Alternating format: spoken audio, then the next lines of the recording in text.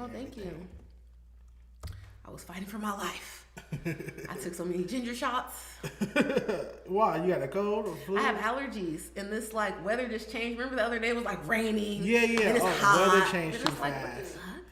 Damn, I'm sorry to hear that. I go through that too. Even if if it's hot outside and I'm walking at Target or something, a store where there's AC, I will get sick. My nose will start running. I will seem sick. Where that AC is blowing down on you. Yeah. After walking out the sun. Yeah, I agree. It's too much.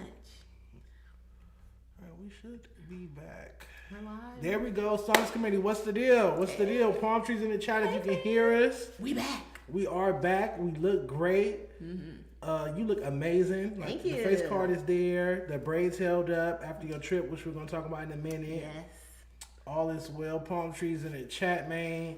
Let's let this chat warm up. Mm-hmm. I want to start with I want to try a peach bellini. I'm glad that you're embracing these drinks. Yes. Because I don't want to interrupt you, but the other day when we were out, a young man, he approached us and he offered to buy me a drink, and then I was with you, so he was like, oh, let me buy your friend a drink. And Dejon's drink, he was so mad as soon as he said it and he walked away. He was like, why would I say that? Gay-ass drink.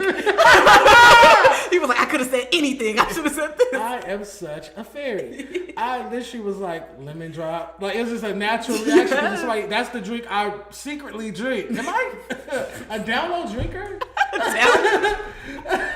Am I in the closet drinker? Yes, like, because you want to look so tough. You want to give trade. Yeah, I was supposed to be like, oh yeah, bro, give me like a Cadillac margarita, something nasty, old fashioned or something. You feel me? Sidecar, Henny sidecar or something.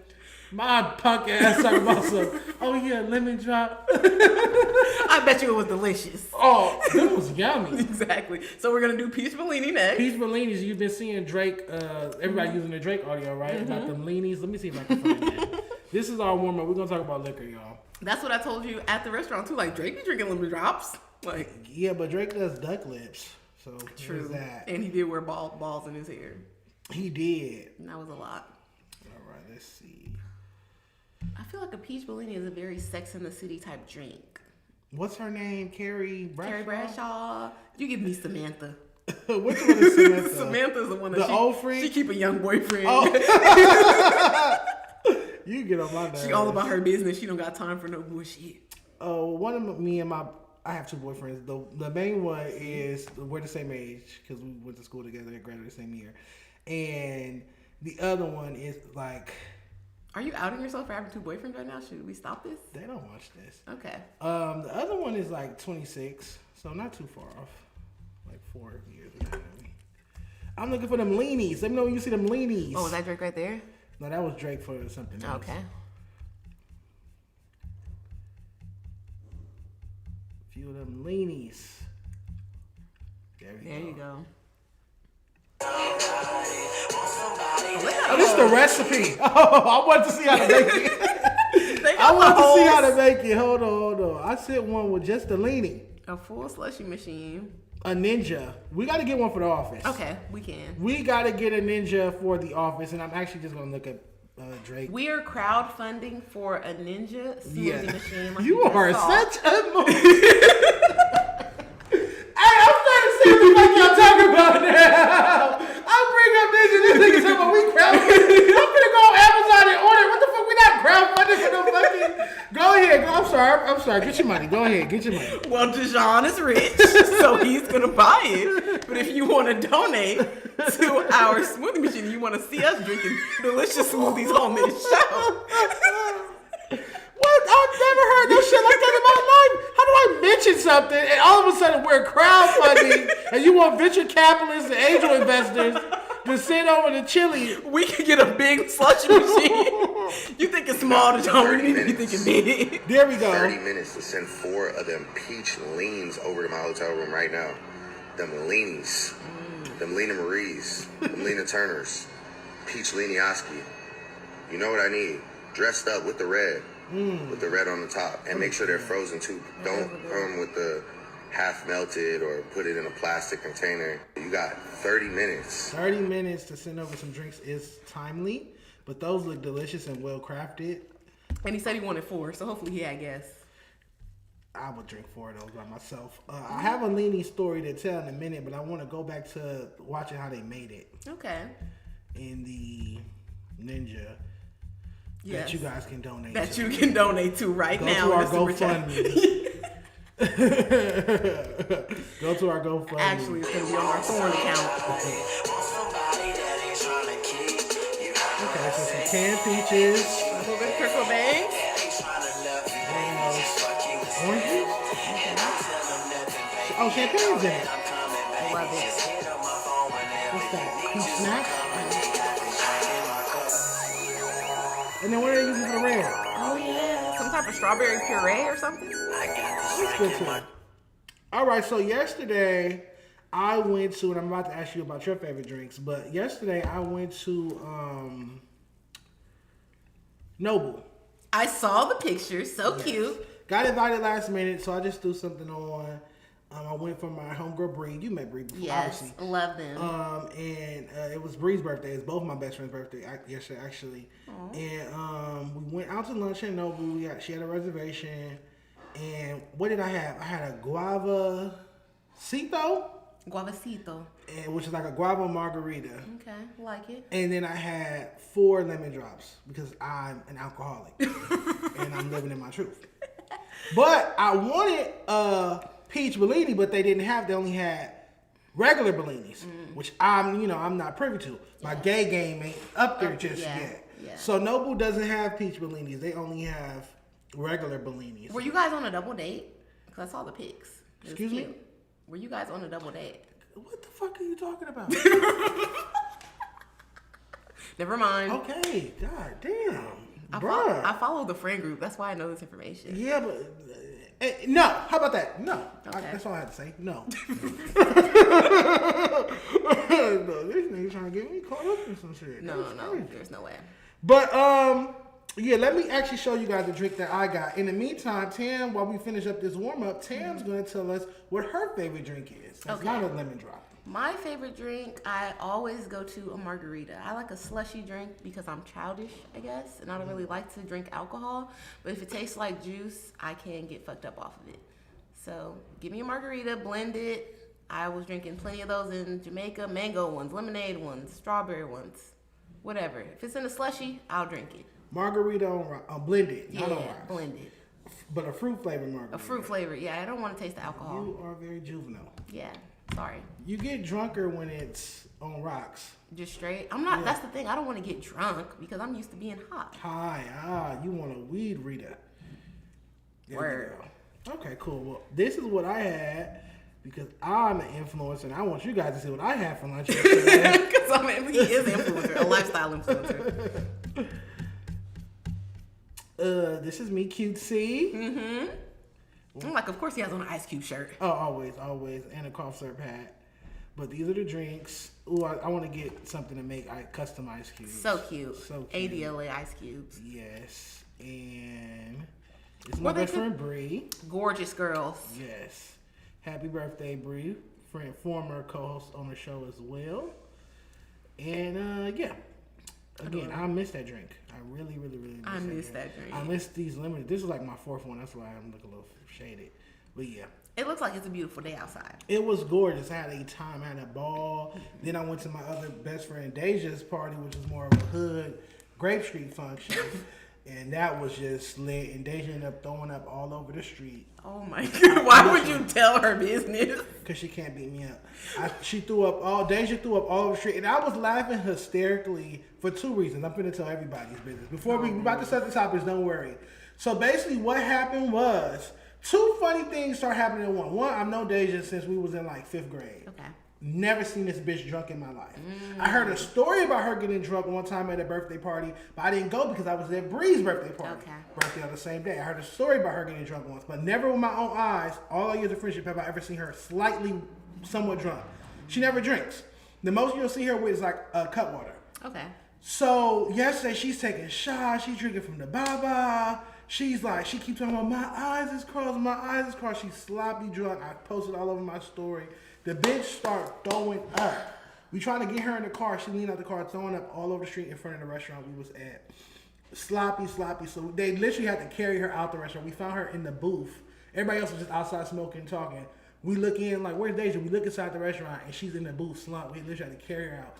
All of that's going on. Mind you, I had a chicken quesadilla because I already had no food. Okay. So I ate my chicken quesadilla. Mm-hmm. I got my, you know Zari. Yes. I got Zari some tacos. So she was taking her food to go. So her food's in the bag. This other girl comes and sets her food, forgot her name, starts with an S. She brought me a shot though. She set her food on the table in a bag. Chanel, I'm snitching.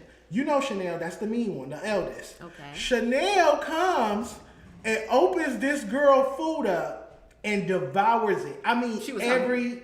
Yes, but she had already ate some of my food. I'm snitching. She ate every bite of this girl's food. Her fries, her tacos, everything. I'm telling her the whole time, I was like, Chanel, you don't know who food that is. Yeah, shut up. I don't give a fuck. They ain't gonna do nothing to do. She eats her whole plate. The girl walks over there like, okay, let me get my food. Where's my food? Where's my food? She opened her bag because Chanel didn't throw it away. She just tied the bag back. That's mean. Nasty. She opens, the girl opens the bag like, who the fuck ate my food? Chanel gets up like, all right, y'all, had a good time. I'll see you later. And she crosses the street to her car. I'm screaming, Nell, you ain't right. Chanel, you ain't right. So I'm dying laughing at two things. I'm laughing at this bitch eating another bitch food and playing in her face, damn near helping her look for it before leaving. And Deja throwing up. It was just a perfect hood function. I loved it. Everybody was outside. They brought, because the party was in Inglewood, they brought Watts to Inglewood. Okay. It was just a vibe. Chanel, I hate that he told your business just now, but I think it's so mean that you tied that bag back up instead of simply throwing it in the trash. Because that was the step. That was the I don't give a fuck step. I'd have shot her. That was me. I'd have shot her. That was me. With somebody else's gun. Oh my goodness. You gonna eat my food, then put everything back, tie it up how it was, make it look presentable. So I think I'm gonna pick my plate up and go, and it's light. Oh, hilarious, a classic. My friends are the best. All right, let's get to one last thing, one last warm up, you guys. I have a meme or two that I. Hey, Scarto. Hey, Jeff. Let's see where we at. Shout out to Scar Soul. Who's Jeff? Jeff is in here. He also is in my chat sometimes. Oh, okay. Jeff what? Let's talk Jeff. Okay. With Scar Soul, he's the slider. That's the name of my gang. Oh, Slider Gang. All right, 12-hour car ride. You can only listen to 4. Who are you picking? Why do they got? Who's the first person? Is that Jello? No, that's not. That's Les. Oh, I don't know who that is. Okay, 12-hour car ride, and I can only listen to 4. Yes. So we're definitely going to go with Spitta because I'm a Jet. Okay. We're going to go with Freddie Gibbs because I like a lot of the Freddie Gibbs songs.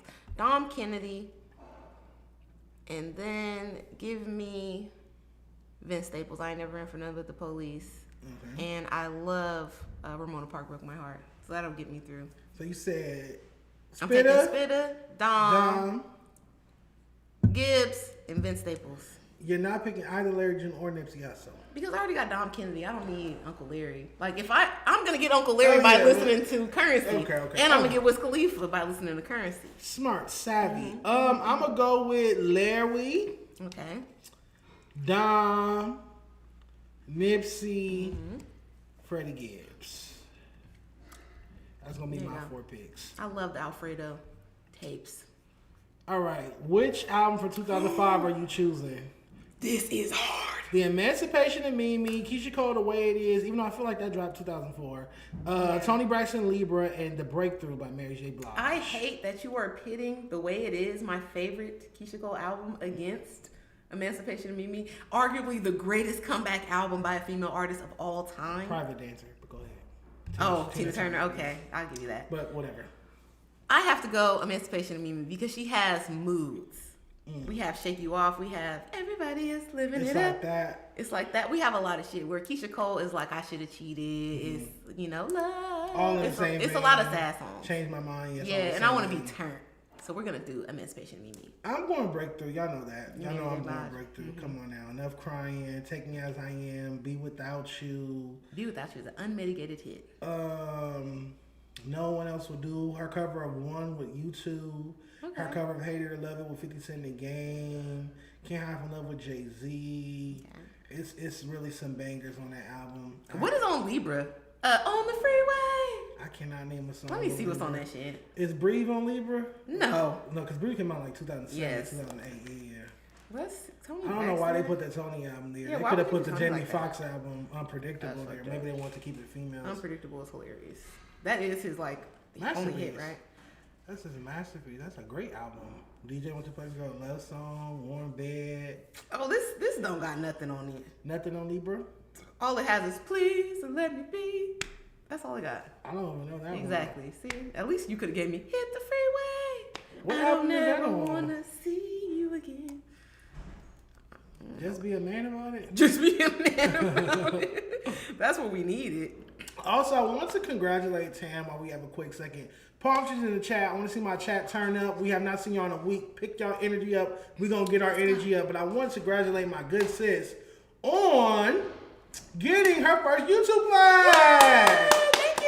You should have brought it. I want to see it. Okay, Albert. I didn't want to show it off. No, I'm a happy person for other people. Not a hater. So congratulations on that. How does it feel to have a plaque? It feels so good because I've been on the internet since I feel the internet came out to the public. I was on AOL when we had dial-up. I used to have to be on the internet in my grandma's room under her watch. So I feel like this is like an award for all my pointless pop culture knowledge that my parents would tell me to read a book and stop watching TV.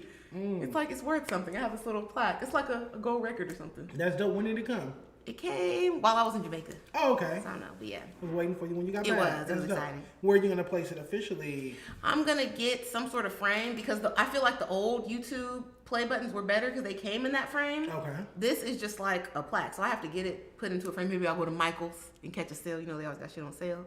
And I'll let them put it in a frame for me and I'll hang it up. My first plaque. I do want to get like a gold record or a platinum record or something. Okay. By either being an advertiser for the project, creative director, or writer on the song. Oh, like Cardi B said Charlamagne the plaque and stuff Yes. like that. Okay, I got what you're saying. Yes. I would like a platinum plaque or a gold plaque. I to go love that. on I my love YouTube. that. Shout out to everybody in the chat. Palm trees in the chat. Congratulations to Tam Burger, man. Speaking of Tam, we have not seen you because I call it a Danley spring break. We both went somewhere. Okay, cute. You went to Jamaica. Yes. What was that like? In fact, I'm going to head over to your Instagram while you tell us about it. Thank you. So I went to Jamaica because it was my college roommate and my good friend Asha, aka Osh in the City on Instagram. I went with her on her birthday. Our birthdays are super close. Mine is March 2nd. Hers is April 4th. So I didn't really figure nothing out to do for my birthday. And when she asked me to go with her, I'm like, of course I'll come. Duh. I'm there. So we went to Jamaica. We had fun. On this day is the day where I fucked up my pedicure because we I thought that was going different. we climbed a waterfall and it was beautiful, but it was treacherous. And you see here, I care deeply about my outfits. This is a Ghana soccer jersey because, you know, Marcus Garvey is from Jamaica, Black Star line. This your friend? This is my friend Asha. Okay. This is when we were climbing the waterfall. Very cutesy. I had some Jamaican money. It's easy to ball in a third world How country. much money is that? That's probably like $40. Wait. In Jamaica? 10, 20, 30. Yeah, that's probably like $60. That's crazy. I'm thinking Yeah. you got racks. Okay, thigh action. I got a little something. We on a boat. I did the zip You line. zip line. I didn't see this. I was horrified, but I did it. That is a big fear of mine, but it's something I know I would want to do. That would just have to add like 4 extra ropes. 4 extra rows. Yeah. No. I'm going to take my grandma, so maybe we can go at the same time. You gonna take your grandma to Jamaica? She gonna No, zip line? she just wants the zip line, so I'll just figure out a place to take her to zip line. Okay, so this is when y'all went to the waterfall and you fucked up your foot. Yep, and then we got on the boat, the little Were you catamaran bleeding? thing. No, I just messed up my whole toenail polish. Oh, okay. Sliding on the rocks. All right, what else we got? What else we Which got? This one, lifeguard? Yeah, lifeguard. This was my day at the beach. I bribed a Jamaican lifeguard to let me in his hut and take these pictures. It's crazy. I gave him $5. I don't know what this lifeguard booth is called. This bathing suit. Oh, a little nip slip. You people are sick. I love it. I love it. Dior Kaleidoscope sunglasses. Okay. If you watch my channel, you know I be deep in the eBay streets. I like this wrap. Thank you. What is this? Oh, this is like a bamboo boat thing. You know how girls go to Jamaica and they get rubbed down with the mud? This is where they're doing that at. And you didn't get that done? I got it done to my legs. I may show you a picture of it. It might be in here. Oh, this is where we're at. Him. This is Asha again. They touched some ass. No, they did not. You can't I don't want to disparage these people because they were nice. But you know, I feel like Okay, linen. Yes, my dad told me I look like I freed the slaves. He said it was antebellum. You are adorable. Thank you. And you putting out thirst traps, and you try to be all humble, like these not thirst traps. These are thirst traps. But they're a certain level of thirst trap. They're Like still thirst we're not traps. on Fig. No, you're in Jamaica, Yeah. and you are trying to get a man's attention with these pictures. I'm holding you accountable. Job done. I heard that. I want to see the mud rubbing. The mud. Okay, I'll send the picture to Thank you. Being stingy. the chat. Being stingy. Breakfast. Breakfast. Patio. Yeah, we had a very cute hotel. It was across the street from the beach. Okay. We went outside. These Rasta men were trying to overcharge us to get in those jet skis, so we didn't do it. I'm about to say, why is the cars in the water? Yeah, there were some little jet skis. Yes, Tam definitely was vying for Male attention. yes. I can tell by the poses We got it. and the candor. The candor. It's funny as hell. We were smoking. This is where Tammy threatened to beat that girl up and stole her purse that one time. You remember that when she got on that? What was that girl's name? Tammy on vacation. You remember when Tammy went on vacation and she took that girl Ashley's purse? Oh my God. In them huts? That's where that happened. You sitting just like her. Man, you know Tammy smoking me a cigarette. And drink a beer. These are the slushy drinks that I was drinking These over all day. Yeah, they were $6. You can In have Jamaican dollars or no, in American dollars. Oh, okay. You can have whatever you like for real. Okay, and I have sent Dejon a photo of. Real quick, what is this? Oh, Pork chicken? this is a place called Pork Pit. I ate at this place 3 to 4 times. It was delicious. Pork. No, this is chicken. Oh. But they had all the barbecue that they had, the other meat, like ribs, this and that. It was pork. And it was so good. Just a big ass box of chicken. A big box of chicken. And then I got some plantain on the side. I got a festival. I had a ting. I love a festival bread. Mm-hmm. My DMs. We're gonna see Go to Tam your get DM. rubbed down. Okay, and then That ain't no. Oh, that's not mud, is it? yeah, it's that's like nair. it's lime. It's limestone Oh, type of stuff. did it feel good? It felt great. Like it's like exfoliating. Mm. And yeah, they dug it from the ground. They're rubbing these 2 rocks together, and they're like making this paste, and they're just rubbing it on your leg. So I couldn't believe that you ladies are letting them feel up your whole body, because that feels like something that you should pay me for, not vice versa. I like your disposition, I'm sorry. but I definitely think it's a service on their end too. Oh, it's especially definitely a service. if it's stimulating you. So, there's that. There were a lot of, I don't know if I could say this on the stream, but like there were people that were offering sex tourism. Hoes? There was 304s in Jamaica? They were guys though. So what do you call a guy 304? Is he a 305? I like that, 305. So there was big dick Jamaican dudes walking around. Offering it. Did they have it out? Like, No, they didn't have it out, but they're like kind of just letting you know, like, you know, you could tell. we could do a little cultural exchange, one of them called it. You would need to wear 2 condoms with them type of niggas. Sick. I don't even want you to take it out. Oh, you don't even want to peek. I don't know. I don't want to see it. You could do that pencil paper trick I be doing. Draw it. All right. Funny. Anything else? Give us a funny story from Jamaica. Something funny had to happen. Funny in Jamaica. Okay. Lots of funny things. I saw a man on stilts on my way out. Oh, one night we're going to the club, right? And our hotel is like on a main street, because my friend, she is like a certain type of black girl. She's like, I don't want to be with the people in the resort. I want to be around the locals. I want to get a real experience, authentic experience. That's my friend. Eccentric. Yes. So we're staying in the area, and it's by all these restaurants, all these clubs. So we can literally walk outside of our hotel and walk down to the clubs. Margaritaville, everything. So we're walking, and we have our club outfits on, obviously. We're trying to take pictures upstairs. A man follows us and watching us take pictures, trying to give us advice. We're like, go away. I had to give him our number, or my number, to like fake book a tour the next day. I'm like, yeah, leave us. We're walking down to the club. This man blocks the street, or blocks the sidewalk, and is like, oh, hey, ladies, oh, you're so beautiful, this and that, let me take you. And we're like, no, thank you. And he's like, if you take out your phone right now and get on social media, you won't believe the man you're passing up right now. I see you. Sound like Russell from Living Single. He looked crazy. He had on like a red bandana. Just, you could tell that he was like, I don't know, some type of Jamaican influencer, roadman. Road man. Yeah, but he was trying to convince me that I could just look on his Instagram and I would be willing to fuck with him immediately. Yeah, it was crazy. I was supposed to bring my Fat Tuesday Stanley Cup from Vegas. I was gonna ask you how did your Vegas trip go? Because it was tumultuous getting there.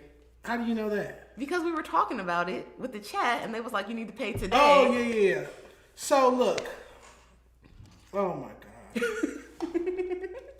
I'm not even gonna disparage these people. We went to a baby shower and just no shit went left. Police showed up and yeah, it was a lot. That's what you get for going to a baby shower in Vegas. But a baby shower. Yes, it was like a 2 birds, 1 stone. We went out there for Deja's birthday, but then we also have a cousin out there who her baby was having a baby. Okay. So we stopped by the baby shower.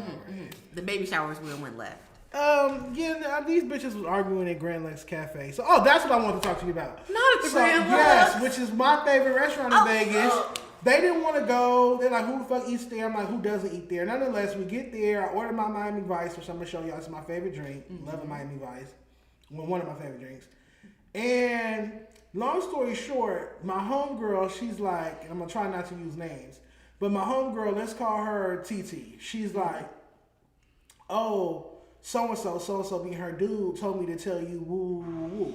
And her dude and I like always go back and forth like Pam and Martin, like we cracking jokes with each other when we see each other. He always got a fat joke for me, and I always have like a biracial joke for him. And so she told me like whatever joke he said, and I was like, oh, is that why he watching my story? Like he the first person to watch my story ever since you got out here. And then so another girl, let's call her Cece. She goes, why does he follow you? Why is her nigga following you? She like, TT, you let your nigga follow a gay nigga? That's weird. Woo, woo. And everybody at the table was like, but we all friends. We all know each other for years. We all hang out on the block every damn day, every weekend and whatnot. Why not? Everybody's not homophobic. What did I call that bitch? Cece. And then from there, they just started arguing because she like, bitch, what is it to you? It's not your man. If I'm comfortable with my man following Dejon, why do you have a problem with it, bitch? You don't even have a man. And it just started going up in the grand. Like, she's like, bitch, you don't want it with me. You don't want to try it with me. You don't want to start with me. Woo, woo, woo. So these bitches got... Are these ladies intoxicated already? Intoxicated is a strong word. We have been drinking all day. Okay. But I wouldn't use the word intoxicated. I want to give them a little bit of leeway for this behavior. Nah, I just think it was a bitch being fed up with a bitch being messy. Because mind you, Cece had food. I'm being so messy. Cece had food, but she didn't touch it. Like, she didn't touch her food. She spent the entire dinner being messy, picking with people. I watched it. She sat across from me. We ordered the same thing. And when we got home, I watched her heat it up and fuck up the whole plate. So the food was good. She just was in a spirit where she wanted to bother other people. Damn. For whatever reason. Okay. So there was drama, of course. But I had a good time, too. I had a great time. When we got to the Airbnb, I was the only one with my own room. All them bitches had to share rooms because I told them, y'all can't beat me up. I kind of pulled that card on them a lot. Oh, because you're the guy. Yeah. Obviously. Yeah. I kind of challenged them to fights a lot. But it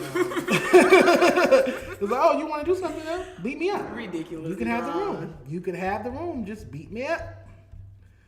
All right, so this is me in the Airbnb. Okay, cute. Cough syrup. Yes. They had a golf course in the back. Your miniature golf course.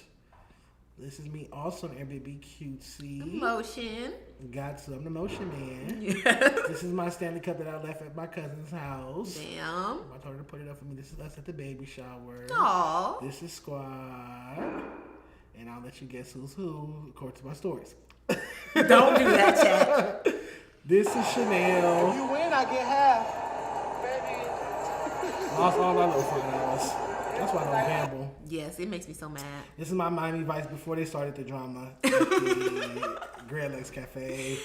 I love the Grand Lex Cafe. I'll go there for brunch. I'll go there for It's dinner so time. good. And they hated it. Did they close the one at the Beverly Center? Yes. It's Yeah. And this is what I got before we hit the road. So. A refill. That's a lot classier than those long cups that they used to give. Yeah, I hate that's trashy. Yeah. I wanted to stand there. I really wanted to bring it back, but I'm forgetful. We stopped at our cousin's house before we hit the road, and I left it in her kitchen. So there's that. But all right, so spring break, a Danley spring break. successful. Yes, we both went out of town and did our thing, had a good time. Hopefully we're back recharged because we have so much going on. Yes, we have a lot to talk about today. Speaking of which, we can give them a mild update on the A Day in the Live event. Also want to spit my gum out as to not be rude. A Day in the Live is coming at you. We're having a live podcast. We're having performances. Yes, Saturday, June 20th from 2 to 9 p.m. we will be having A Day in the Live. And we have an update because we've added Compton AV to the lineup. Mr. Yaya himself. So we got 310 Baby, Compton AV, Jay Reddy, Mark Lux, Roy, Asia, Siete, Village Babies, Lil Go D3, C4, Maury White who won the competition, Ash Bastard Rapper, and I added BZ2 Janky as you guys recommended, and more people will hit the stage. We also picked up a new sponsor. Awful lot of cough search. Shout out to Desto Dub and his brand manager Deja for making this happen. So basically, Dub is going to come out. We're going to interview him during the live podcast. He's going to throw merch out into the crowd. But there's also going to be a whole installation done by Cough Syrup. They're going to bring the big trailer out. Yes. They're going to bring some rap vehicles out. They're going to flex on us. Yes, they're going to sell some merch, bring some celebrities through, do some meet and greets. It's going to be a whole vibe. So it'll be a whole section dedicated to Cough Syrup. So make sure you guys pull up. We'll have the ticket links out soon. But yeah, how are you feeling about the event so far? I'm super excited about it. As we talked about, I wanted this to happen, so I'm so excited to be a part of it. I love that we have some big names and that it's dedicated to LA. I'm sure we're gonna bring the young people out. I also like that we're giving some people that have been on the report card the opportunity to perform in their city that maybe necessarily haven't been on this big of a stage, because our event is gonna be super cute. Yes, it's gonna be like a little Baby Rolling Loud. That's the goal. They're intended like a controlled Rolling Loud. Yes, LA Rolling Loud. And I would like to request, because I think we should have special guests, because you're cool, I'm cool. People should come out and wow the crowd for us. Maybe do 1 song, 2 songs, at TDE Christmas. People just pull up, get on the stage. I feel like we should have that. And the first person I want to ask is Long Beach's own Huey Briss. I saw Huey Briss, I believe, at the Roxy. Okay. And he brought out Buddy, and they did a favorite song of mine of theirs. She's a hell of a dancer. So I think they should come out and they should perform that for a day in LA. Huey Briss fan. Huey Briss. He's having a show too on April 28th at the Rocket Lounge. If you want to get tickets, but I think they should pop up on us. Him and Buddy do their dancey song. I'm with that. I know Huey Briss. I met him at a photo shoot. I guess he had offended me online. I don't remember. Damn. But he hit me up and apologized for it. I was like, I don't even know what you're talking about. Love but it. Shout out to Huey Briss, and I'd be down for that. Who else would you like to see pop out? I don't know if I was gonna ask you who else is a little bit bubbling but not too famous where they're gonna break our pocket. I wanted Big Sad. I reached out to Big Sad. He said he would do it, but he has a show that night. So that's somebody I really, really, really wanted. I could always call in a favor to RJ. Okay. Ask him to pop out. Pop out for us, RJ. I have that favor card with him. People like that. G Perico. Yeah, G's another family friend, actually, I can reach out to. People really don't tell me no anyway. When I ask people for stuff, they rarely tell me no. What about, even though Ralphie has been on the Wreck-It Ralphie tour, make sure y'all go to the LA show May 15th, I believe. Would you like to have Ralphie pop out and throw some ones in the crowd? I would love to have Ralphie to plug there. If Evil would permit it, I would love to have Ralphie pop out. Okay, Evil, me and Evil, we cool. Okay, if he would permit it. So, Evil. Cuzzo's have a show. It's a conflict. Cuzzo's were on the lineup originally, but they got booked for something else, so they won't be able to make it. Tapri Grams, I reached out to Tapri Grams. He didn't respond. He didn't say no, but he didn't respond. Slumlord Chill, no thank you. Slumlord Chill, no thank you is funny. Yeah. Vince Staples, what are you doing, friend? Are you busy? Vince follows me. I went to his, that's what's up. I went to his last tour, which was Americana, and he was on the stage with the American flag blowing. It was very scenic. It was beautiful. Come out, do Ramona Park Broke My Heart. I don't think I ever seen Vince live. Do a little one too. They said Lush Uno. Oh, Lush will for sure come out. What song do y'all want to hear by Lush? I don't want to see Lush perform a song. Lush could pop out during our live podcast portion. Okay, Lush. Lush could podcast with us, come on stage and, hype up the crowd and stuff. But I don't want to see Lush perform Nail song at my event. Don't do the homie like that. I just went to my first ever rap battle because Lush was hosting, and Jessica West was hosting the twerk competition. Oh. It was a crazy mashup of crowds. Yeah, like battle rap guys and bitches that twerk. And twerkers. It was wild. I saw Queen of Compton there. Okay. She popped up. Spody Face was there. Young Camel Toe was there. But it was Who's wild. that Camel Toe? Young Camel Toe, he's on No Jumper sometimes. Yeah. Young Camel Toe. I'm sorry. I'm thinking it's like a escort or something. But escort? That's an escort name. Young Camel. Why is he called that? That's his name. He wears it on his t-shirts, on his clothes. Does he have... I assume like he's like the king of it. How are you the king of camel toes? I don't know. I'm trying to make it make sense. Okay, me too. Yeah, shout out to Ethica. We're gonna be throwing out plenty of Ethica products into the crowd. Yes. Tam is working on the merch, and she brought me something, and we low key have a fade. So let me go get it. I'm scared. I didn't There's mean an it. issue that's going on. And you know what? That's what I get for rushing because I was thirsty to get some Red Bull, and I did not rip the tag off. But I brought Dejon this beautiful Tams merch. The shirt is beautiful, but who the fuck is supposed to wear this? Look how big this is on me. This is huge. Tam, I wear a medium. She brought me a 3X t-shirt, you guys. Sorry. I don't wear that. I don't wear that. This is gonna drown me. I'm sorry, Dejon. This is like two of me. Literally, Yes. twice. I have smaller shirts in the I car. disappear. Go get a medium. I'm disappearing. They can't see nothing but legs. It's like a dress. It's like a muumuu. It is giving you up in Mo White tee. Oh my God. Like, look at... I'm sorry. Look how sleek that is. Let's sleek this. And then there's... Oh. The body is tea. Oh no, thank you for this shirt. I can't wait to wear Yes. it. I cannot wait to wear it. Get your Tams merch today at welcometotams.com. I've been looking for a shirt to wear with my blue 12, my fresh blue 12s. Okay. And I think I can pull this off. 12s? Because you know Dejon. Yeah. Only on the left side. This shirt is not my... You get on my fucking nerves.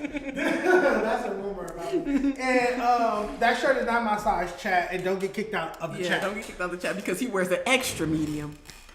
Medium. All right, where can I get the Tam shirts in the interim before the event? Welcome to Tams.com. Welcome to Tams.com. Get your shirt. Show up to the event with it. If you don't get one at the event, stop by that Dan Lake merch booth and get you a Tams t-shirt. Yes. And then, like I said, Cough Syrup is going to be there. Ethica's going to be there. Yes. Who else are we going to have there? For vendors, are we going to like give any preferential treatment to the vendors that sponsor our show? Like your hat? My hat? Your hat is from one of the vendors. Oh, right? Valley Side 818. Yeah, are we going to give like them a little preference? Like maybe they can share a booth with somebody? What is sharing a booth? How do you share a booth? Like you have your stuff on this side and they have their stuff on this I side? don't want anybody sharing booths at this event. This is not, we're not doing shared booths at a Day Lay Live. I do not want to walk up to one booth and there's two vendors. Yeah. This side, that side. What is it, soul playing? Like, hell no. You got hats and he's got shirts.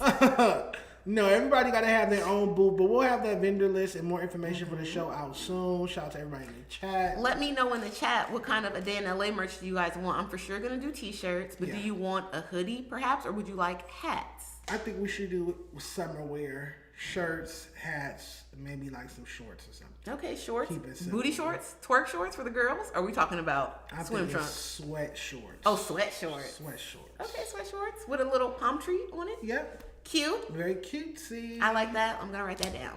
All right, we're gonna get all that together for you. But in conclusion, what other podcast out here is having a live show, their own live show? Nobody. Especially with this type of lineup. So like I said, shout out to 310 Baby, Compton AV, Roy, Jay Brady, Mark Blessing, everybody pulling up to perform. Shout out to Cough Syrup, Ethica. We'll keep you updated on that. So, did you see my music review stream with the Atlantic A&R? Yes, I watched all of the clips. I thought it was so cute. You look so official in there. Yes, I had on my custom jacket made by Tam with the report cards on the sleeve. A day in LA. It's getting clipped up. Let's react to one of the clips about Westside Boogie and Kendrick Lamar. Let's see where we at. about Westside Boogie. He was another person I could have mentioned to pull up, but he hasn't put out music in a minute. Hasn't released music since 2022. And I love that album. In a Fade with My Brain. Yeah. In a Fight with My Mind. More Black Superheroes. I love that album. It was tight. But he just disappeared like a lot of our great artists in LA do. But you know what? He did that the first time too when he had that soul swap meet thing, and it went viral. Even Rihanna liked the post, and he disappeared. Yeah, he's very inconsistent. I don't like that about Westside Boogie. Westside Boogie didn't even come to the studio, friend. Well, he is an elite lyricist. He writes for other artists. So he's getting that bag elsewhere. Yeah, and obviously signed to Eminem, Shady / Interscope, and so basically I forgot exactly how this ended up happening, but during the music review screen with Dallas Martin from Atlantic, I said something about Westside. So that's gonna happen when you put Boogie on your song. That's why we don't have a Boogie Kendrick record yet. Hold on, no, hey! Hold on, what? Did you just go? What did you just say? That's why we don't have a Boogie Kendrick record yet. Because Boogie gon' You think he gonna what? He gonna what? Boogie might outdo him, or Boogie might apply some pressure. You think Westside Boogie is a better rapper than Kendrick? I think if you put Boogie on the track with Kendrick, I think he's gonna outsnap him. Otherwise, why don't they have a record? Both been on the Interscope for years, both from the same section, both from the same. That take a lot of pride to say that from LA. Hey man, it is what it is. Shout out to Punch though. But yeah. Whoa. Back to the record. So that's gonna happen when you put Boogie on your song. What's your take? I don't disagree with that, and I'm telling you, when that swap meet thing went viral, like when he was standing on the little museum things, y'all know what I'm talking about if y'all fuck with Boogie. Even at that time, I was like, why isn't he on TDE? And then I was like, oh, because he's too similar to Kendrick. They don't need that. Yeah. Boom, then they went and they got a girl. Like, but still, I don't disagree with that take at all, because Kendrick is super duper lyrical. We all know that, but he's more like of a woke rapper, and he has to get outside of himself to do like the dancey stuff. Okay. Where I think Boogie very easily does Then both. that Ratchet quickly, Boog. Yeah, she'll have to sneeze. Thought I had to Because what? And the way he talks on the song, like he can go narrative for narrative with Kendrick. He can do world building like Kendrick. He can do all of those things. I It's think just they could go bar for bar. maybe the motivation or something is going on over there with Boogie where he's not valuing his rap as much. Like he's nonchalant about it. I just think by now that we should have had a Westside Boogie Kendrick collab. Like That's why all wasn't I'm he saying. on GNX? That's true. He wrote on Mr. Morale and the Big Steppers, the song That with makes Summer sense. Walker. That makes sense. He wrote on that record. He has a writing credit on that record. So it's like, you'll let him be a part of your creative process. So why don't we have that song? And I feel it's because of that MC's pride, where Kendrick has never been on a song with someone and they've out-rapped him. I think if he did a song with Westside Boogie, they're gonna out-rap him. Kendrick doing a song with Lefty Gunplay, AZ Yeah, that's easy. Peso, Hit Take 3, they can't out-rap him. So it's like he's still... And none of them are in his genre. Like Westside Boogie does that sad, introspective nigga, I'm here in my room and I'm writing this and I'm telling y'all my business rap. Like Kendrick. Yeah. I think that... Now, I'm not taking away from Kendrick. Kendrick is a fucking alien. Kendrick is like a Wayne. Kendrick can come up with amazing lyrics, metaphors, punchlines, all of that, but I feel like Boogie is that too. So that's why I feel like it's close. It's too close. That's why there's not a record. I'm not saying that... Because even when he asked again, I rephrased myself. I'm not saying that Westside Boogie's a better rapper than Kendrick. That's not what I said. No, it's in just that comparable. clip. I'm saying that's why it's too close. So that's why we're not going to get a record from both of them, because it's too close. And there's a chance that he might out-rap him on that record. And that'd be a crazy day if Westside Boogie out-raps Kendrick Lamar. And see, you talk about it in an out-rapping way, but I'm always thinking about money, hence my crowdfunding for our slushy machine. Correct. And I think about it in terms of, okay, if I'm Kendrick, and yeah, I put all these other LA niggas on, like, okay, that's cool, we have to pop out, that's cute. But am I going to introduce my fan base to another person that's like me, but like more in the struggle, so they could be more relatable to them right now than I can? Yeah. Am I going to do that? Hell no, nigga. Hell no. Yeah. I just got these chains. I just got my new beach house. I'm living with my family in New York. I'm not giving this nigga no eat off my plate like that.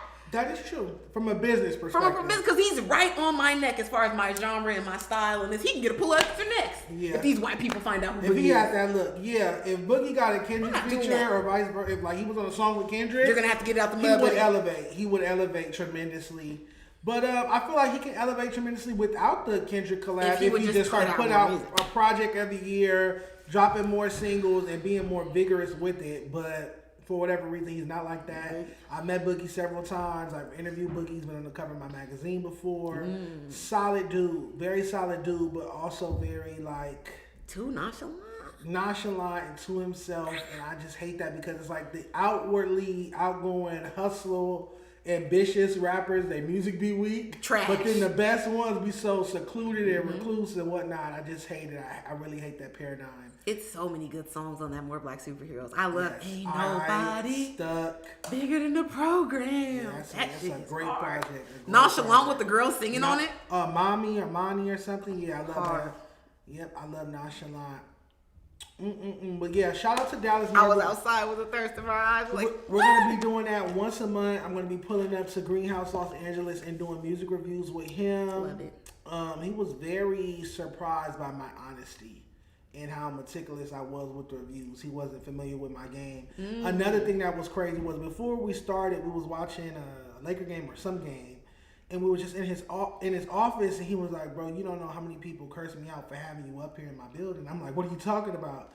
And like celebrities or like other music people? gang members, other podcasters, different people. So Haters. he started reading me like the messages, and I started telling him who said it without him telling me the names. And he was like, "How you know that? I know people's tonality when it comes to me." And it was just grown ass men writing literally paragraphs to him for having me on his stream talking about some, why would you work with him?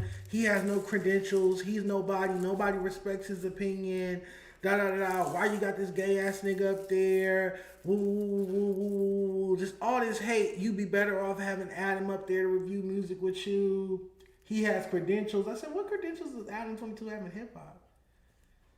Because I've written 6 articles for Complex. Niggas love that master slave. Because what the fuck do you want Adam, who be listening to Taylor Swift all day, all night with his family, to review your music for your hip hop music?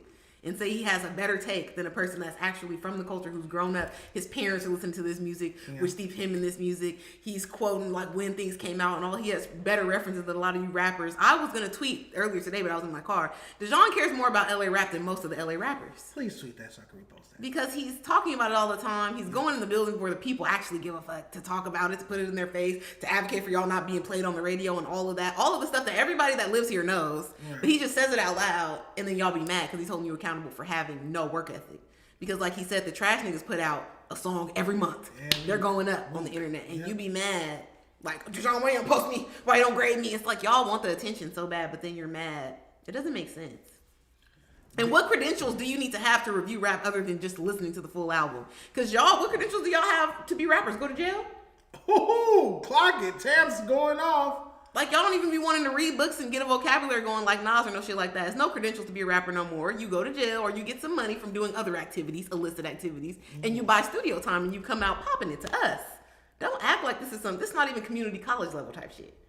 Stop acting like that. Like this is some high art form. That's why the whites can come in and get rich off of it. Because y'all made it so cheap and so lame. What'd your shirt say? Huey Briss, better in person. Okay, shout out to Huey Briss. LBC. It's a cute font. Thank you. It's giving like... I went to his tour. He had his La daughter Bella out Mafia. there. La Bella Mafia. It's so cute. Yeah, y'all just be talking shit. Y'all be mad, yelling and screaming like y'all mamas. And it was so very emotional like you guys' moms. And it was just hilarious because like I said, he would read the message and I'd be like, oh, so-and-so said that. He would just start dying laughing. He would be like, how you know? And then one nigga had hit him up with a long paragraph. He was like, I'll be making sure you good in the city and you gonna have my op up there, that weirdo, da da da da da. And I was just like, bro, me coming up here to review music has nothing to do with you. Stop hating. LA is so filled with haters, and so anyway, I'll be back up there. So make sure you guys submit your music on the dates that I'm up there, or anytime in that regard. And why do y'all go out of your way to try to involve the streets in the music shit? Like Pooh Shiesty. Y'all want it to be some type of ghetto competition, some type of hood nigga competition so bad, like only other gang members can be official in the music business, all this. Suge Knight got y'all gas. It's regular college people in these offices. There's regular business people in these offices. It's not, you don't have to get put on to work at Interscope or Sony. It's only in this ecosystem where you guys think being a gang member is required to be in the music business, because to you guys, the music business is these Crips and Bloods interviewing each other on these YouTube platforms, and that's not the music business. It's not recognized as the music business. That's why I can't make No no Jumper isn't recognized as part of the music business. Seriously, respectfully, it's not. That's why most labels don't want to take their artists up there. But speaking of No Jumper, I don't even have a clip for this. We just have to have a candid conversation about this. Okay.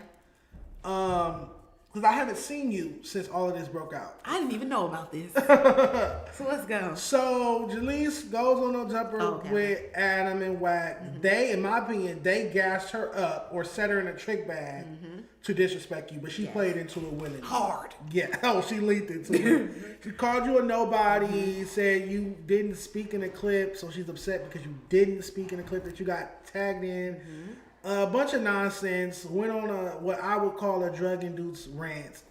And then you return to work and you clap back at her very gracefully. You just seem unbothered and unfazed. So, how did that come about? Because I knew they weren't going to let me just ignore it because it's no jumper. They love a humiliation ritual. That's why they got her in that bag that they got her in. Okay. Because it's all just clicks and views and whatever. So they weren't going to let me go over it. But at the same time, I do realize that you were set up to say those things, but then you let it fly. You let the chopper sing. Yeah. So it's like, okay, now we know how you feel. Let's keep it that way. Because technically, you crashed the show. Yeah, she wasn't supposed to be there. Yeah, and I'm just a regular person that is on the show. Booked to be on the show. Yeah, so it's like, we don't have no beef. I don't have no issue with you. Every time I've seen you, I've been nice. Every time you've seen me, you've been nice. So these were the feelings that you were harboring on your own. Like a dojo. And that's cool. But like now you got to stand on it and we got to keep it like that because we can't, I can't unhear.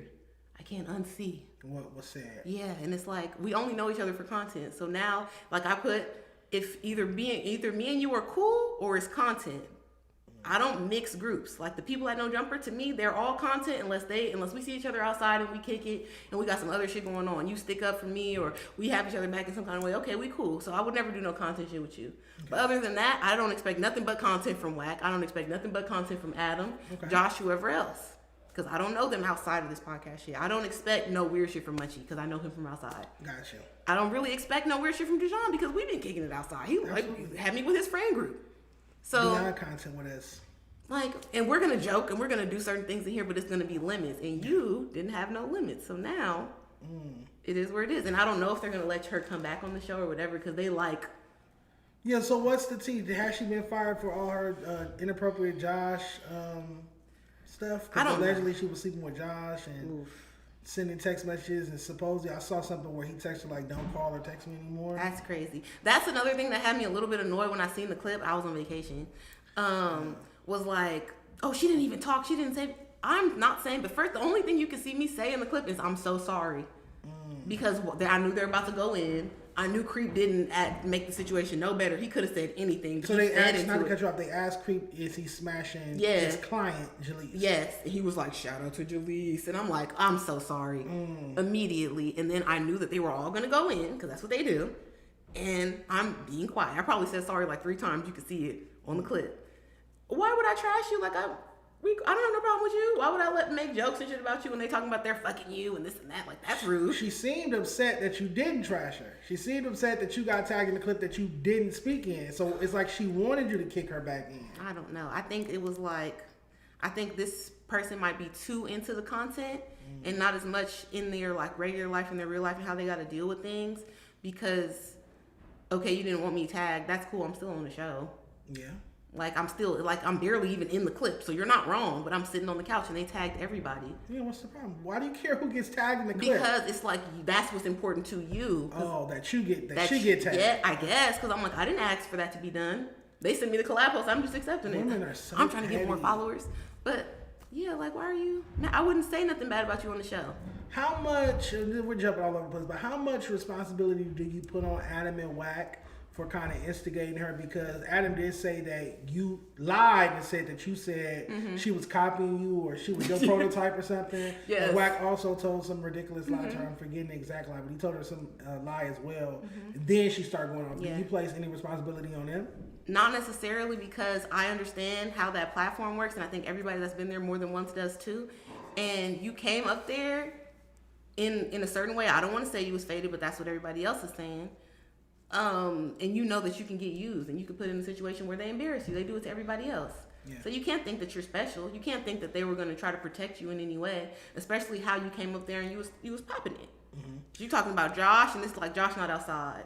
Like all these people not cool. Josh and Adam are always gonna ride for each other because of their family bond. Yeah. So trying to put them two against each other is just futile. It's stupid. Yeah. But you know when you come in there that they're gonna say certain things and they're gonna do certain shit to try to get you a clip Well, she said herself that she's up there because you got tagged in the post. So I can't really blame it on Adam White because she went up there and got on camera to address you being tagged in the clip. So her problem with you was predates whatever they said, which is crazy.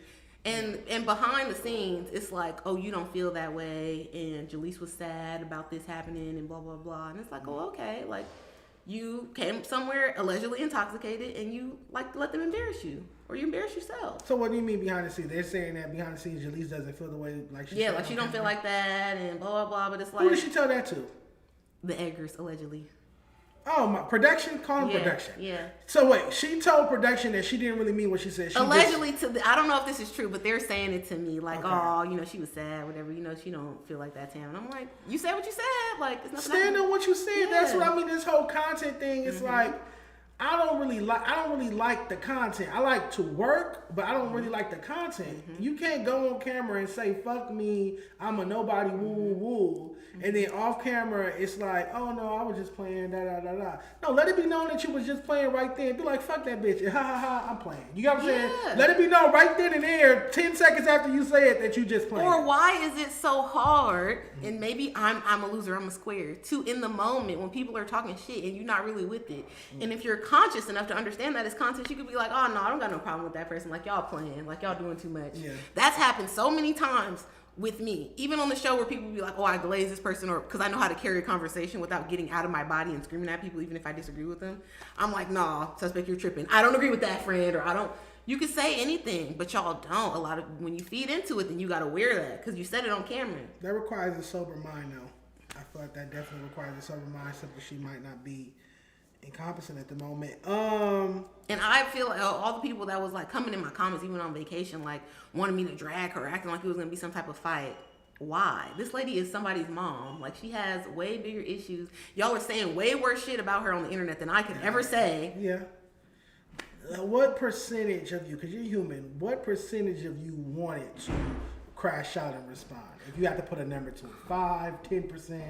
Obviously not the majority.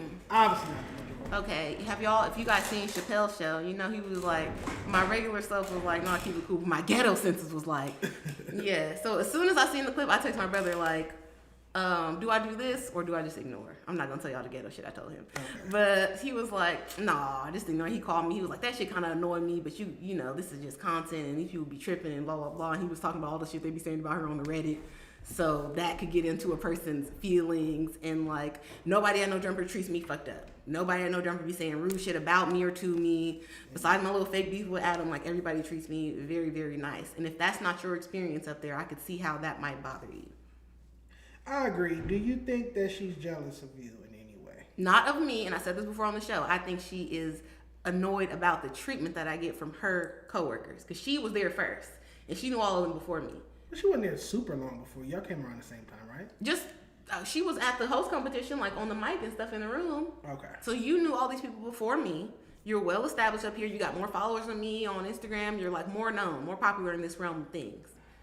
And then I just show up and everybody's treating me super nice. I think that would irritate anybody. Let me see. Where else can I go with this? Dark Rainbow! No, I just want to get the gist of it. How did you feel when she went on 607 Unc's platform with Flakko, and she lied and said that she accused her children of stealing the mango candy? The fact that we still talking about the candy. Oh, yeah.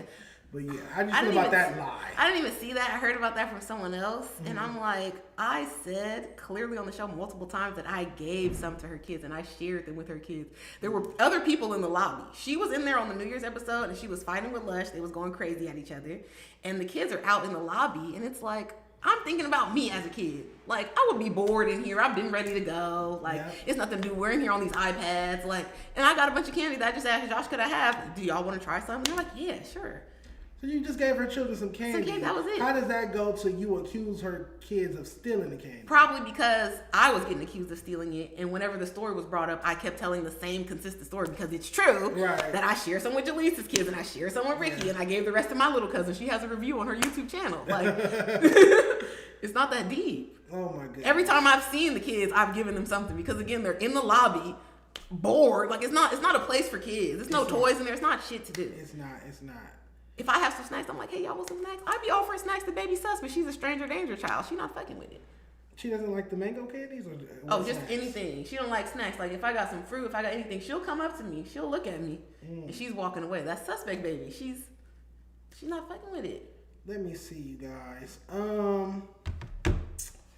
Hey, y'all help me out, chat. What other pertinent questions do we have regarding this? How do you feel about Jaleec constantly going back and forth with men like Munchie B? I think it's crazy, and I think that's why she's not getting the treatment that she would probably like to have. And I've said that on the show before too. Like, the only difference between her and I on the platform is that you be arguing with the men. And I don't do that. Even if I disagree with them, I'll disagree with them respectfully. But I'm not going to yell at them. I'm not going to get into their hood politics because I didn't get put on. I'm never going to the park. So I don't want to be involved in it. I don't even like when we be talking about jail shit because I don't want to go. I feel like it's bad luck. I agree with that. So didn't you tell her that though during the New Year's episode or something? Didn't you say that before? I feel like, I've said it multiple times. I feel like you said that in front of her before. And yeah, I want to echo Suspect's sentiment when you guys had this conversation last week on No Jumper, where he was like, it's the way you carry yourself that demands respect. And I feel like certain women or females weren't taught that. It's how you carry yourself garners how men treat you. If you carry yourself trashy and slutty and just like ghetto and just trashy, men are going to treat you like that. Most men. Again, there are outliers who disrespect women regardless, but those guys are weirdos and should be dealt with. But most men, if you see a woman carrying herself with respect, you're going to respect her. If she carries herself classy, she stays in a woman's place, she carries herself with feminine energy, you treat her like that. If you see a bitch carrying herself with masculine energy, you treat her like a bitch. You see a woman carrying herself with feminine energy, you treat her like a woman. It's just that maybe it's unfortunate, but that's just the way of the world. And it's like, this isn't y'all, Venus. Y'all don't like that, but that's what it is. Like, you cannot, and I know so many girls like this. I'm friends with girls like this who try to politic on, we're not doing stuff for the male gaze and we don't care about male approval and all of this. That's cool, but then don't be in a room full of them and be mad that they're treating you like shit, or be in a room full of them and be mad that they feel a certain way about you because of how you're acting. If you want to get by in a group with all men, just like if you want to get by in a group with all another race of people, you're going to have to acclimate to some of the things that they like, some of the things of how they do it. Correct. If I'm going to Saudi Arabia, I'm not going to take my booty shorts. I'm going to wear the long outfit because that's how they carry it over here. That's true. It's very simple, but y'all don't like that. And y'all be like, oh, it's pandering, or it's glazing, or you're being a pick-me. I'm not trying to get chose by nobody in No Jumper. I want to come in, do the pod, and leave respectfully. You know? Like, some people come, they want to do plug talk. You could get away with other shit. Why did you look at me? I did not look at you, Dejon. You did cut your eyes at me. She cut her eyes at me. I do not want to do fucking plug talk as a rumor. Go ahead. That is a rumor. It's a nasty rumor. Man, you guys are just, y'all live to see a fight. It's never going to happen. No, I don't think you guys are going to fight. Now, let's say she gets rehired. No, that's the next question. Okay, do you think that she could possibly sue Josh for, like, not sexual harassment, but something to that effect? Because, and I would tell Josh this myself, I feel like if there is any truth to him dealing with her on any level, that's wrong because she's his employee. Isn't it like a power dynamic? Isn't that unethical or wrong? Like, we shouldn't even be having this conversation. If this was a regular office, like an office job, I would say yeah. But in this place, we're all at-will contractors, right? You're pulling up and you're invoicing.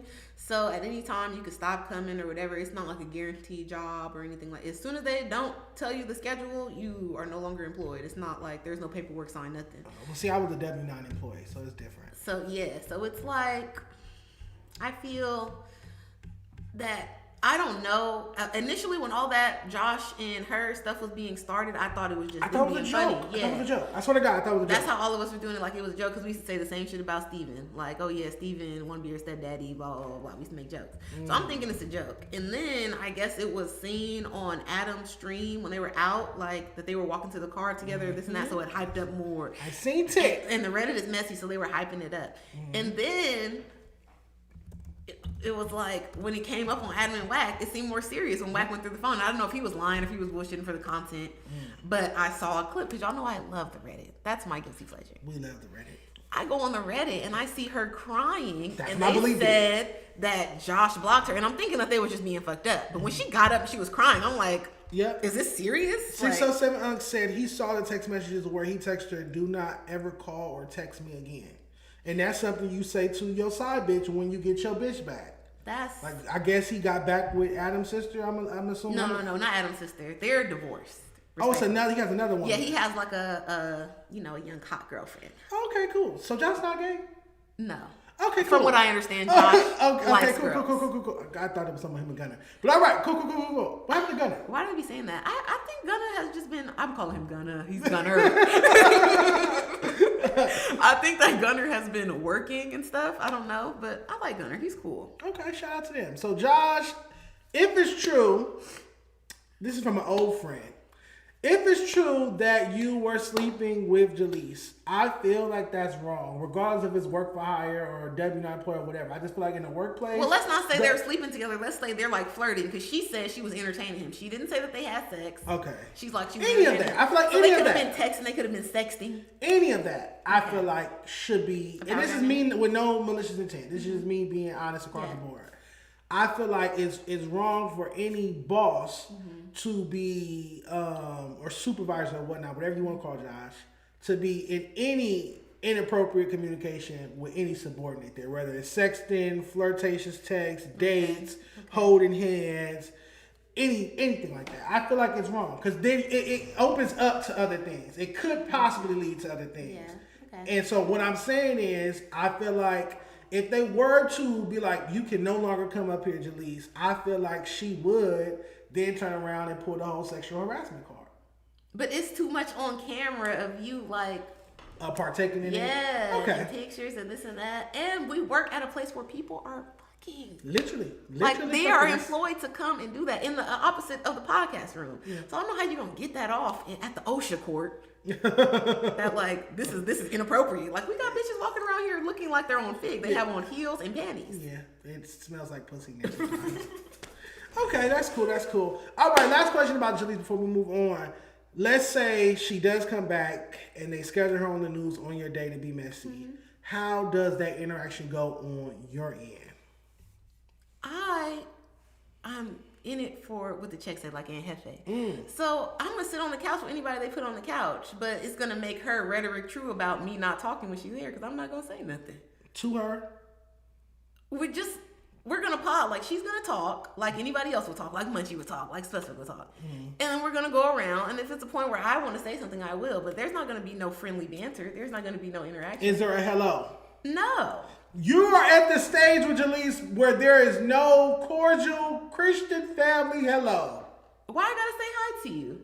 We not cool. You We don't not cool. like Yeah, me. you're We nobody, not cool. apparently. Yeah, I'm nobody. I'm invisible. I'm irrelevant. There Like goes let that petty me sister. Yeah, it's let gonna me come stay out. right here. I'm not gonna do that. We with got her. Because then if I'm cordial with you, oh, it's Tam is fake and this and that. And it's not that. No, so you gonna give her no energy, nothing. Got you. You're dead to me. Yeah. We got it. We got it, I'm not y'all. doing that. We got down to the bottom of it, man. Just because I'm nice doesn't mean I'm not from the hood like y'all. Okay. You have boundaries. Yeah. Tam has boundaries. They're not to be crossed. And she's cutting off Jaleec entirely. Yeah. No, you do not get another chance to disrespect her because she's done nothing to you. I've been telling Tam behind the scenes that bitch don't like her for forever. Everybody be in my comments. We told you, Tam. We tried to warn you. I told her, I was like, that bitch don't like. I knew for a fact in my heart she didn't like you. When she walked into the newsroom, this is before she even made up the whole lie about your ex-husband DMing her. She didn't hug you when she walked into the room. I pay attention to women. Y'all the only two women there. If a woman walks in the room and you the only other woman there, it's supposed to be some sort of contact. You get what I'm saying? Just like if a black man walk in a room where it's only one of the black men there. You got to dap or something. Okay. Because she didn't embrace you and she just sat down and got to talking, and then the next thing she do is bring up your ex-husband. I knew that day. I said, that bitch does not like Tam. Okay. So. It'd be like that.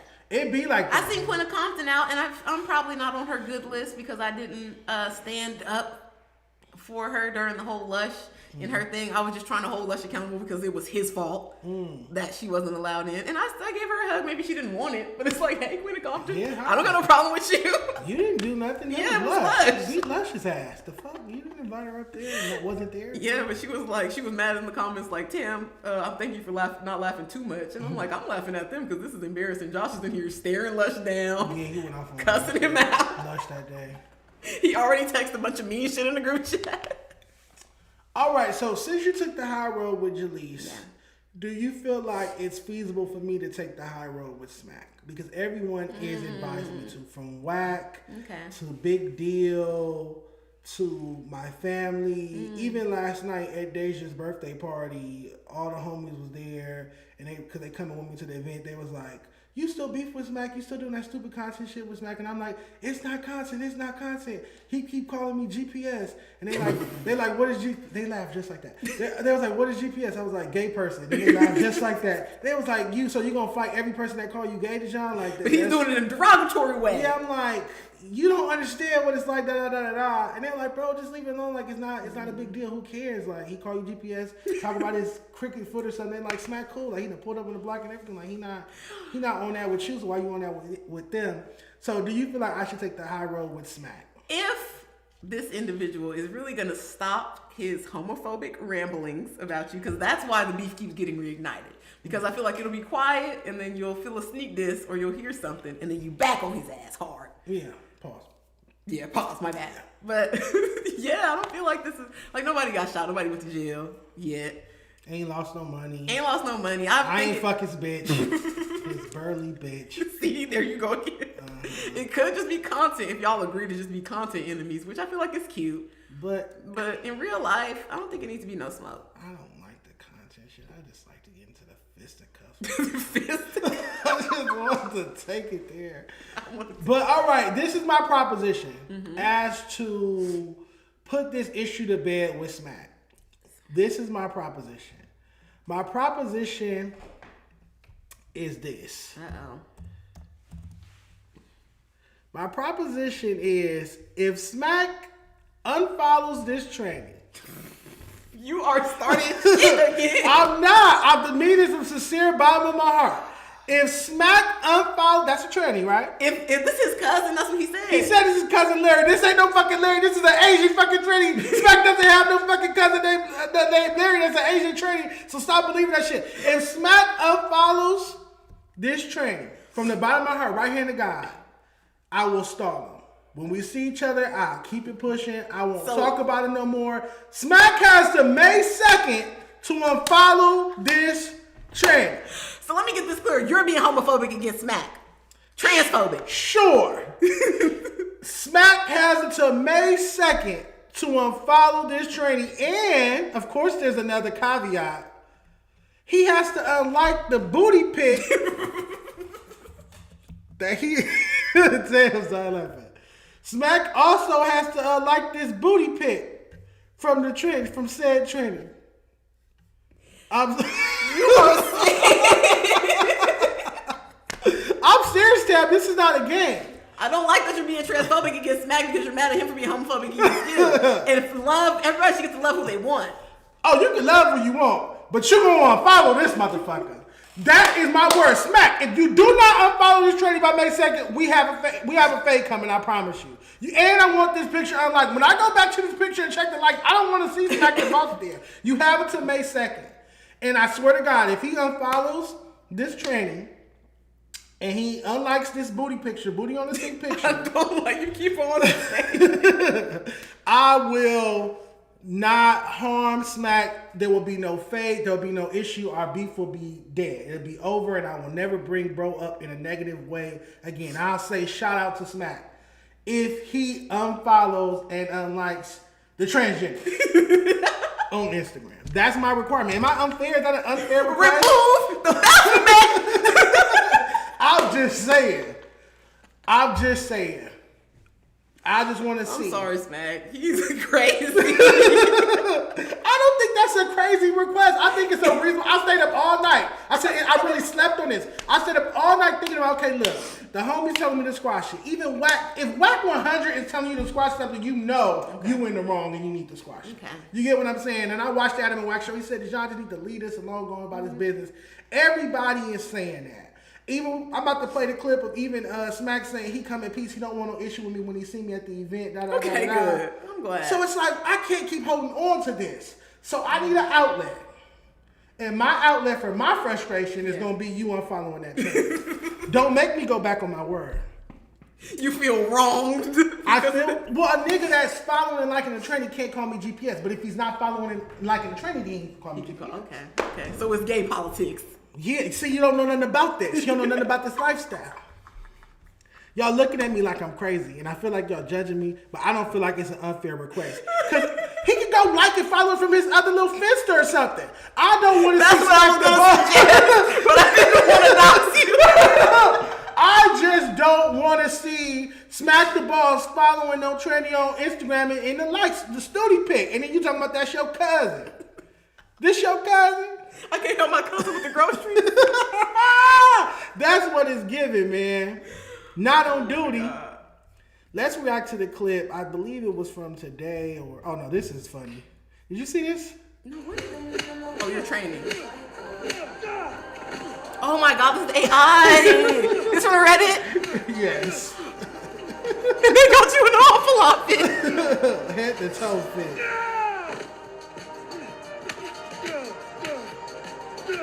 They left that boot off his foot. That's funny. This is oh my God.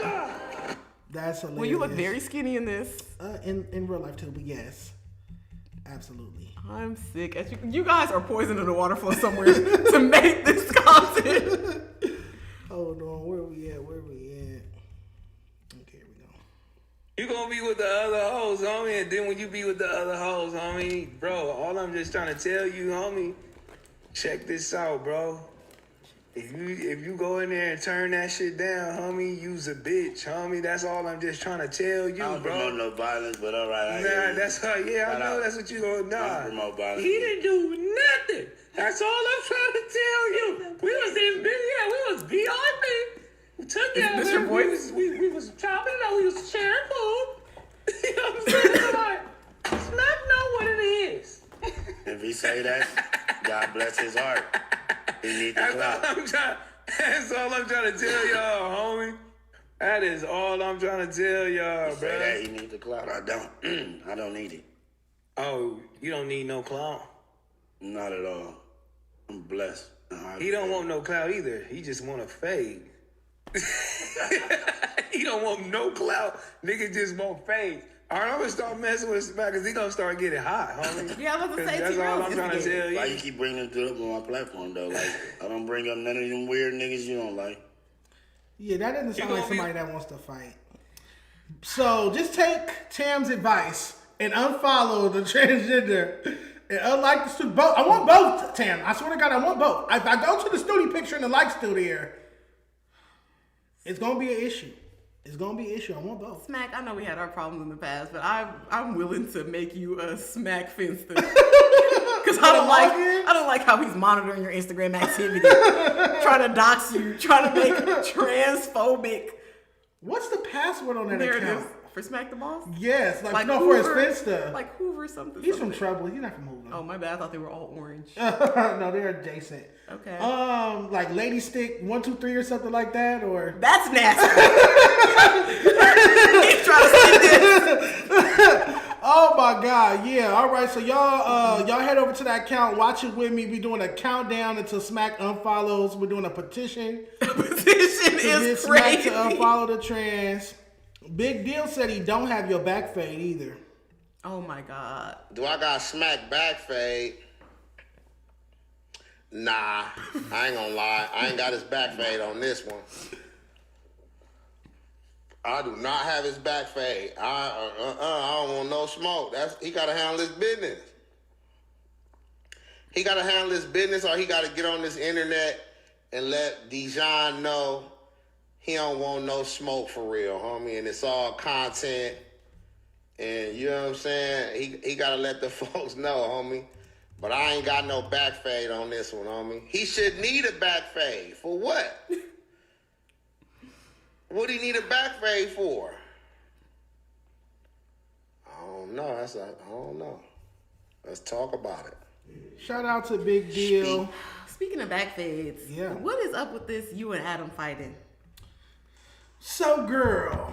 Yes, let's get into it. Somebody, this nigga hit me up this morning talking about they talked about you for 20 minutes on No Jumper last night, wondering who you gonna fight for 20,000, and then I get on YouTube and I'm the first clip where it says Spody Face thinks Dejon Paul can beat up Adam22. So let's react to that. Okay, yeah. Because I was recently with Spody, as I said, at Luscious Rap Battle. Okay. And he said you would be a fade that he would turn down.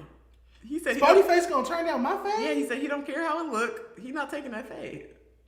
Well, one, I don't want to fight Spody Face. I simply want Spody Face to have a conversation, not even with me. I said Munchie could ask him, and Hefe, Adam, anybody else, since he don't have with me because I'm gay.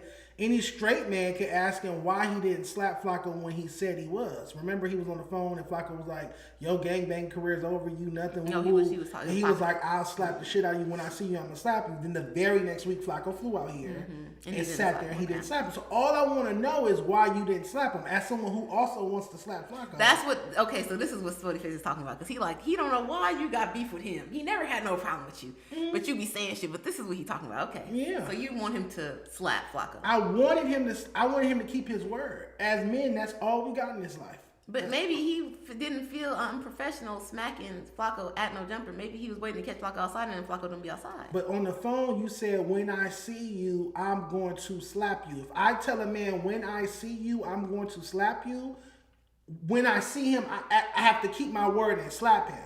Now, if Flakko apologized to him behind the scenes and he changed his mind, that's cool. Okay, I'm not saying black men can't squash beef and make up or whatnot. But he disrespected you on camera. So you want Flakko to do a public apology to Spody? Because, and then look at how it trickled down.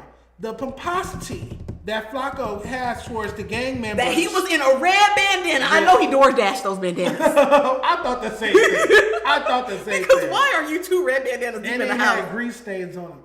But nonetheless, it trickled down to the pomposity that Flakko has exuded with the Draco video, murder video, and all this anti-gangbang rhetoric he's pushing as of late, because he disrespected a gang member on camera, and then he sat in his face the next week. He didn't do nothing about it, so he felt like he got away with it. So he was testing his gangster. Yep, and he got away with it. So imagine if Spody had either slapped him, or if Spody had checked him and made him apologize. If we have footage of Flakko apologizing to Spody Face in his face, he couldn't pull off the Draco video with the red bandanas and shit like that. Flakko street content career will be over if Spody Face A slapped him or B checked him and made him apologize. Because every time Flakko talk shit, we would just pull up the video and then, I'm sorry.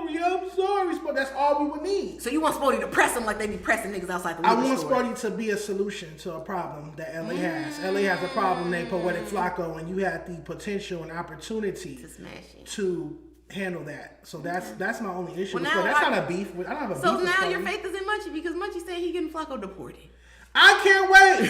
Send that bitch Stutter and Wildebeest back to Liberia or wherever the fuck he's from, New Guinea. I don't know. New Guinea. I don't fucking know, but let's react to the clips from the Tuesday show. I heard it wasn't members only. Yeah, the people have been very upset about that. So congratulations to us people without $5 to watch it. Yeah. I think it was maybe earlier. Yeah, it was before the other post. Okay. We got a lot of topics to talk about. We missed last week's episode. Yeah, it's going to be exciting. Where we at? You got to go keep on that. Oh, yeah, I did send it before. Bam. All right, let's go. You really wanted to get deep, but... It was fun. Yeah. I didn't know the nigga was from Inglewood after this. Ooh, Dejon? Yeah. That's why we were just talking about him like your little homie. Inglewood? He said Inglewood. Bang. That'd be funny though. You gotta stand on business for Dejon. Nah, I ain't stand on shit. That's your property. No. I didn't know. I thought he was That's crazy. Guess what?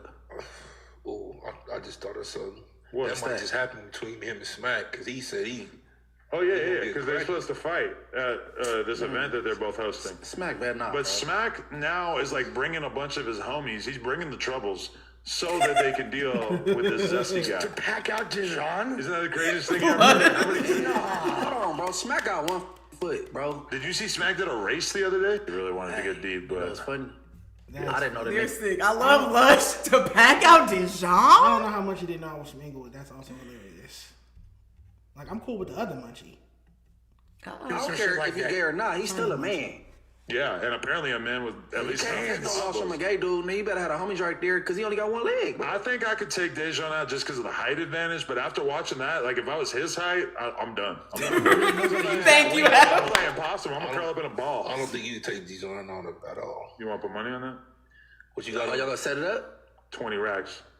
Man, why you want to do that? Money. Y'all be, That's easy money right there. You beating up. How I seen you fight, not throw 1 punch, and I seen that. Yeah, I got You him. think there's like a little bit of a difference between Dejon Paul and Jason Love? No, and I think it's gonna No. be That's why I like this. Similar body type. hey, Spotty, but it's the confidence Swimmers thing. He build. didn't have no confidence with Jason Love. He got the confidence to whoop on Dejon. and I don't know why. Because he tried to sue me, and because he's a 5 foot tall gay guy. Roly poly. With hands. With hands. With hands. With a squabble. He said, roll- With a mean squabble. I ain't getting sued. Yo, I feel like he's a dude who would I feel like he's a dude who would come through with some kind of like fancy like jujitsu move that he practiced. Like he practiced like 1,000 times and he would just get my ass. I wouldn't fight too hard, Adam. I wouldn't even get into it. Nobody He gonna gay. fight. I don't care if you're gay or not. He's still a man. Yeah, and apparently a man with at least I'm a proud East Sider, and I know you be over there hanging out. Sure. And you know what the East Side rules are. You get Adam on the ground and you stomp him out. Always. Foot to face. We don't got no time to be fighting no to big face. ass nigga like Adam. Either you gotta bring out the pistol, or you're gonna have to kick him in the kneecap and stomp him out. I done fought niggas way bigger than Adam. I done fucked niggas way bigger than Adam. Wow, your mom watches the show. Pull that part on me. You yelled at me for talking about panties, and you better talk about your sexual proclivity. I'm just saying that, well, normally for me the two end up being the same. But I'm just saying that I've tussled with dudes way bigger than Adam, and I know how to chop down a tree. You get what I'm saying? And I would love nothing more but the opportunity than to beat Adam22's ass. For $20,000. For $20,000 plus travel if we going to Miami. Okay, I like that. I think we should set this up. I don't think we should ponder too much on this. Yeah. I think we should get to it, send over the paperwork, send over the official offer.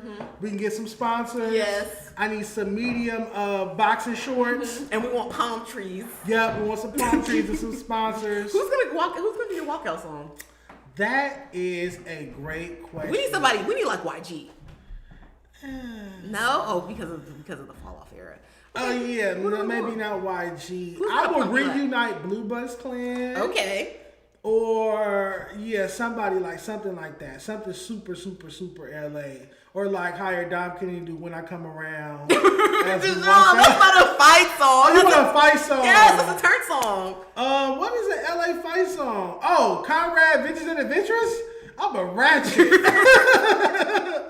Yeah, I don't know. What is Something like LA's that. Knuck If You Buck? I mean, Chef Boy with Gang Gang, but Let's do play. That's Jamie Foxx song now. oh yeah, that is Jamie Foxx song. Now that's a great question. What is Dejon's walkout song? We need y'all to let us know in the chat or in the comments of the video. What should I walk out to? That is good. That is a good We're question. gonna get somebody popping. Cause who's Adam gonna get? Lil Pump.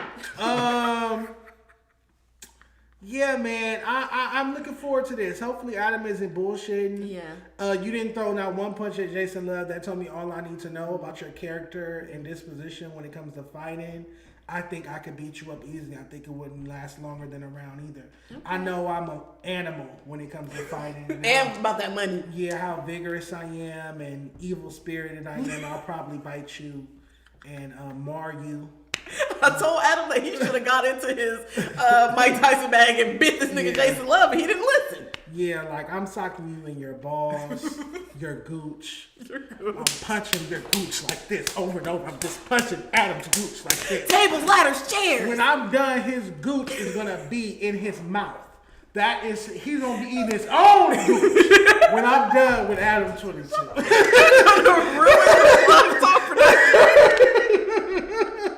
Now you're taking money out of Leo's I'm pocket. going to beat Adam22's gooch the fuck up. Dude. Just all day long. Up his gooch. The whole time. They say rear naked choke in the chat. Rear naked choke. Let me Google that. You guys are sick. Oh, y'all want submission. Oh, y'all didn't say that. Y'all know I got my submission bag too. I do got that. They used to call me Kurt Angle. I got a submission bag. Grapple. I know how to grapple. Suplex. I'm falling back with it. Suplex. Just let me know. So yeah, man, send that offer over brand wrist, whatever y'all want to do. I'm hosting after parties. Yes, I was gonna say, what are the accommodations? Are we going Fountain Blue? Ooh, I would love that. And I need a section or table in Prime 112. Yes. What's the new lit. club? Is it 11? Something on Collins. We need a section. I'm on Collins. Yes. We need to be out on South Beach. Even though Dejon is gay, we want big booty girls. Yes, preferably big booty girls. We want the minimal stretch marks. We need the baddest bitches on the floor. All kind of flavors. Tam's my manager. Hit up Tam and set up the deal. Lock this deal in, Tam. We got money on the floor. We got money. We got money on the floor. And I'm gonna take my promo pic shirtless. I'll throw that in there. Yeah, I'm gonna take my promo pics shirtless. I'm gonna train it, Ethica. Okay, love it. Yes, yep, I'm training it, Ethica. It's all locked in. Adam, all you gotta do is sign the paperwork. Let's get to it. Don't duck my fade like Smack been doing. But what's next? What's next? We have 4 extra followers of training. Why are you the tranny police or the tranny detector? This is in the fucking Reddit, Tam. I didn't come up with this narrative. You hadn't checked Reddit today. You slacking. Look, it's right here in the Reddit. I ain't making this They're up. trying to expose all of our brothers with this narrative of these trans. And I think they're using trans.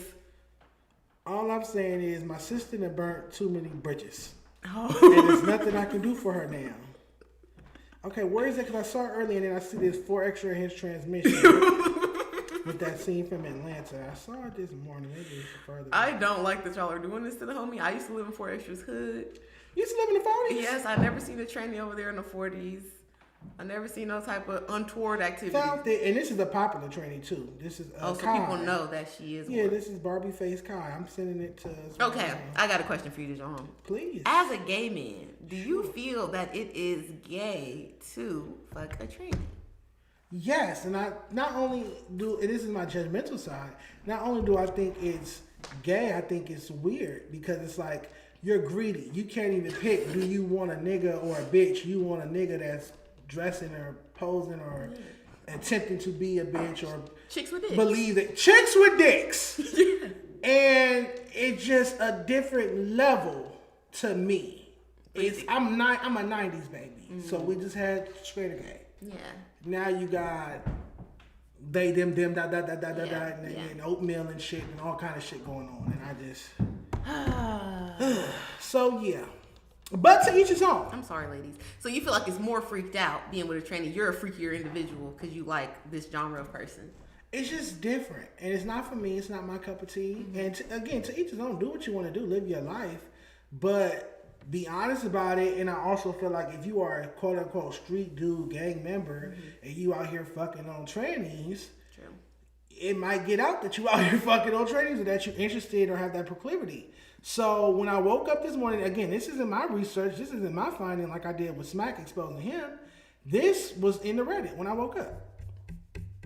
I'm sorry for extras that this is true. That this is in the Reddit. So followed by 4 Extra the General. This is Barbie Face Kai. We're gonna go to her. I'm respectful. We're gonna go to her profile because I went to her profile earlier and saw quite a few LA rappers in her likes and so let's have some fun.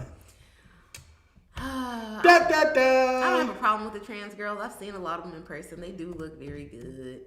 So I understand it. But it's like, she's like the most perfect version of a girl. She's a brand new girl.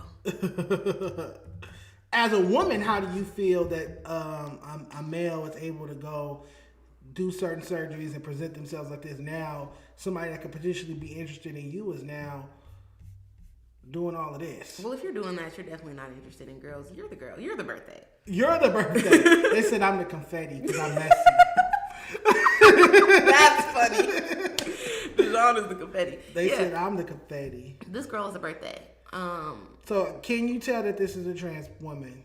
I feel that I can. Just because, as I said, she's a brand new girl. Like, everything on her is new. Boobs, They face. said that's his cousin. Scarso said this is 4X's cousin named Larry. Exactly. Oh, this is funny.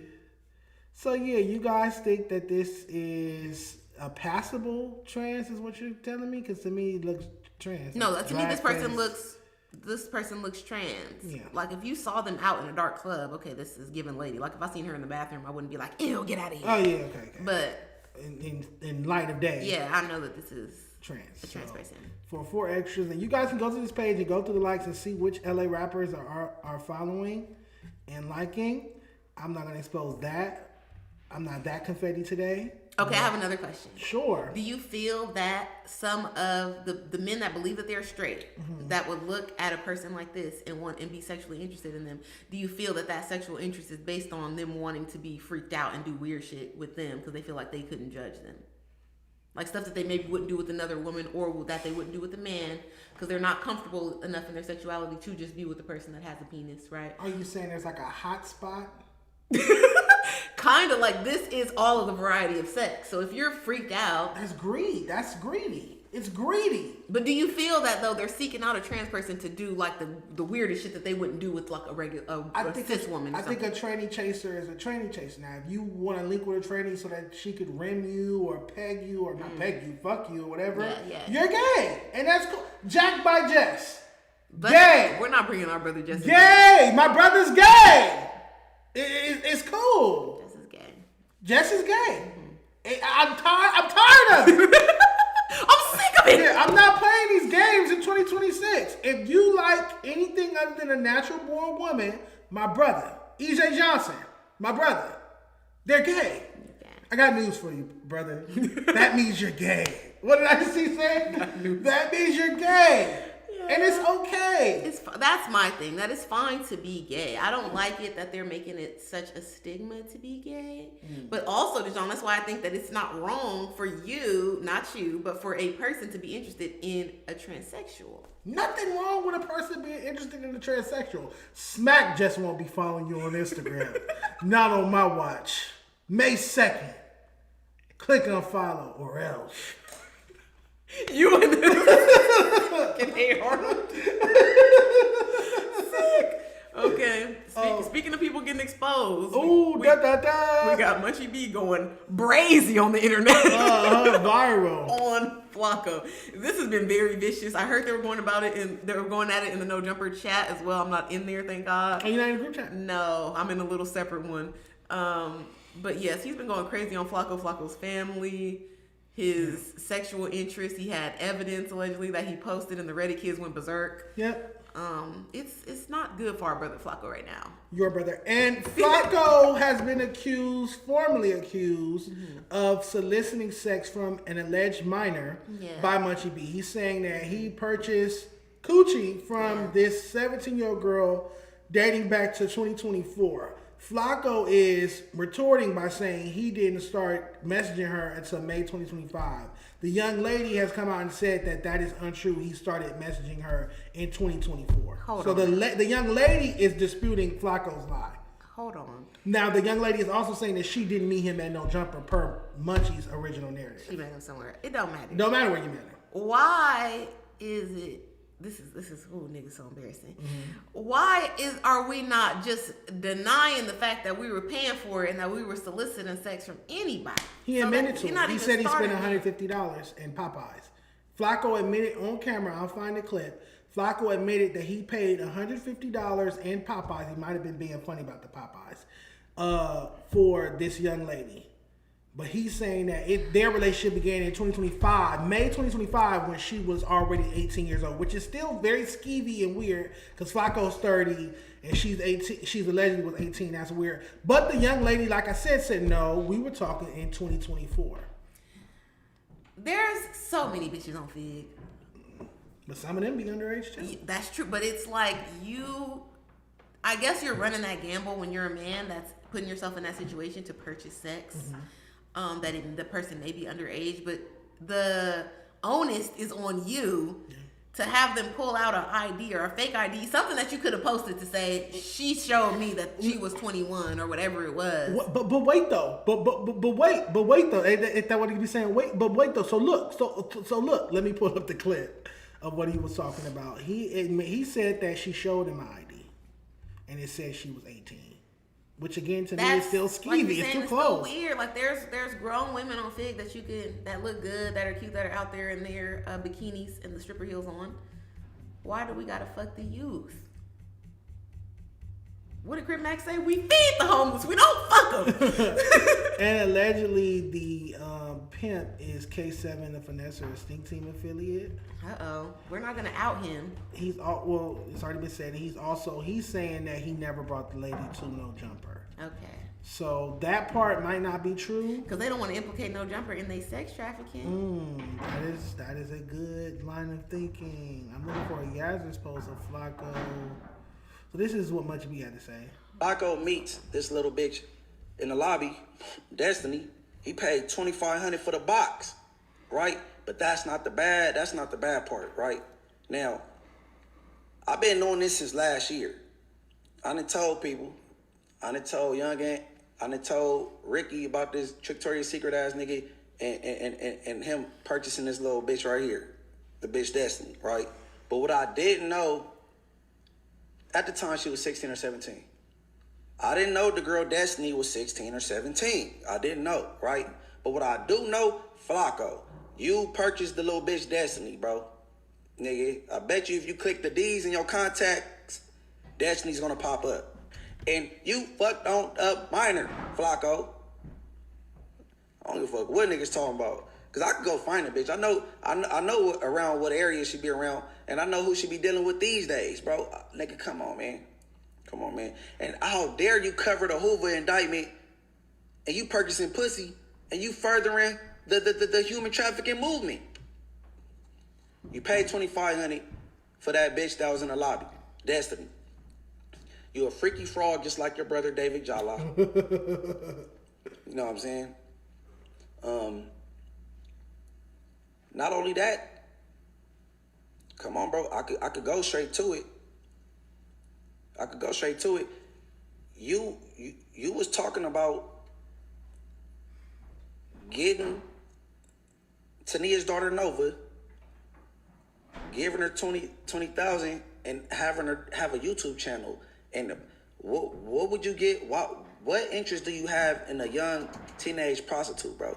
Flakko meets this little bitch in the lobby. What's your take on this allegation from Munchie B? You know Munchie for a long time. I hate this, and I have it on good authority that Munchie knows the pimps and the hoes.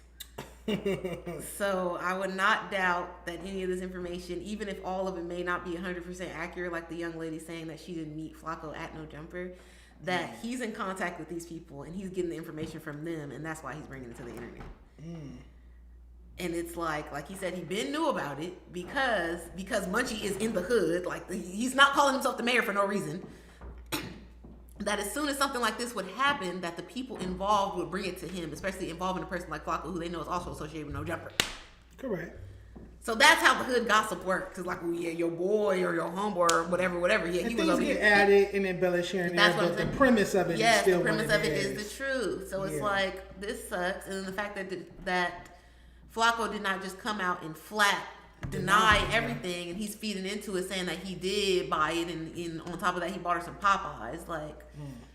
Let's react to those clips. So I have a bunch of clips from Flakko admitting to knowing this lady and dealing with her, but swearing that she was 18 at the time and not 17, which doesn't make it much better, but whatever. Let's go. Again, he's very specific. He says she came with K7 to the interview in January of 2024. That was just a flat out lie, but he lied about that intentionally because he wanted to place her with me in January of 2024. This was premeditated. And this was a lie that was premeditated. And right? And like I'm saying, listen, you can't just lie about like that, right? You can't just put pedophile narratives on niggas when it's false. And you know you're lying too, right? Again, if he made a mistake about the timeline, but when you intentionally say I met this chick January of 2024 when I interviewed K7 and she was at No Jumper, and you know that she has never been at No Jumper, and I met this chick May of 2025, that's defamation and you lied on purpose and it's over with for. But I asked, was she a minor in 2024? Yes, but I didn't know her in 2024. I met her, again, I DM'd her first initially May of 2025. She was 18. So when did you link up with her? Like June or July of 2025. So she was 18 years old. Yeah. But you didn't know that though. You didn't know her age. Fam, listen, bro. I have the actual DMs of me asking, what's your age, right? I seen her ID when we linked up, right? But though, in the DMs though, right, was like my second question, how old are you? And she told me. And then, right, so bro, again, I did my due diligence. She showed me her ID at the link up, right? But if I did what I had to do and I can prove that she was 18 when we linked up, why is he now making up stories about when I met this chick to fit a pedophile narrative? My thing is this. This went out of his way to say I met this chick in 2024 because he knew this chick was actually 18 in 2025 when we met up. He knew this, but he made up the 2024 story even though he knew this chick has never been to No Jumper. I never met her in 2024. He just made it up clearly.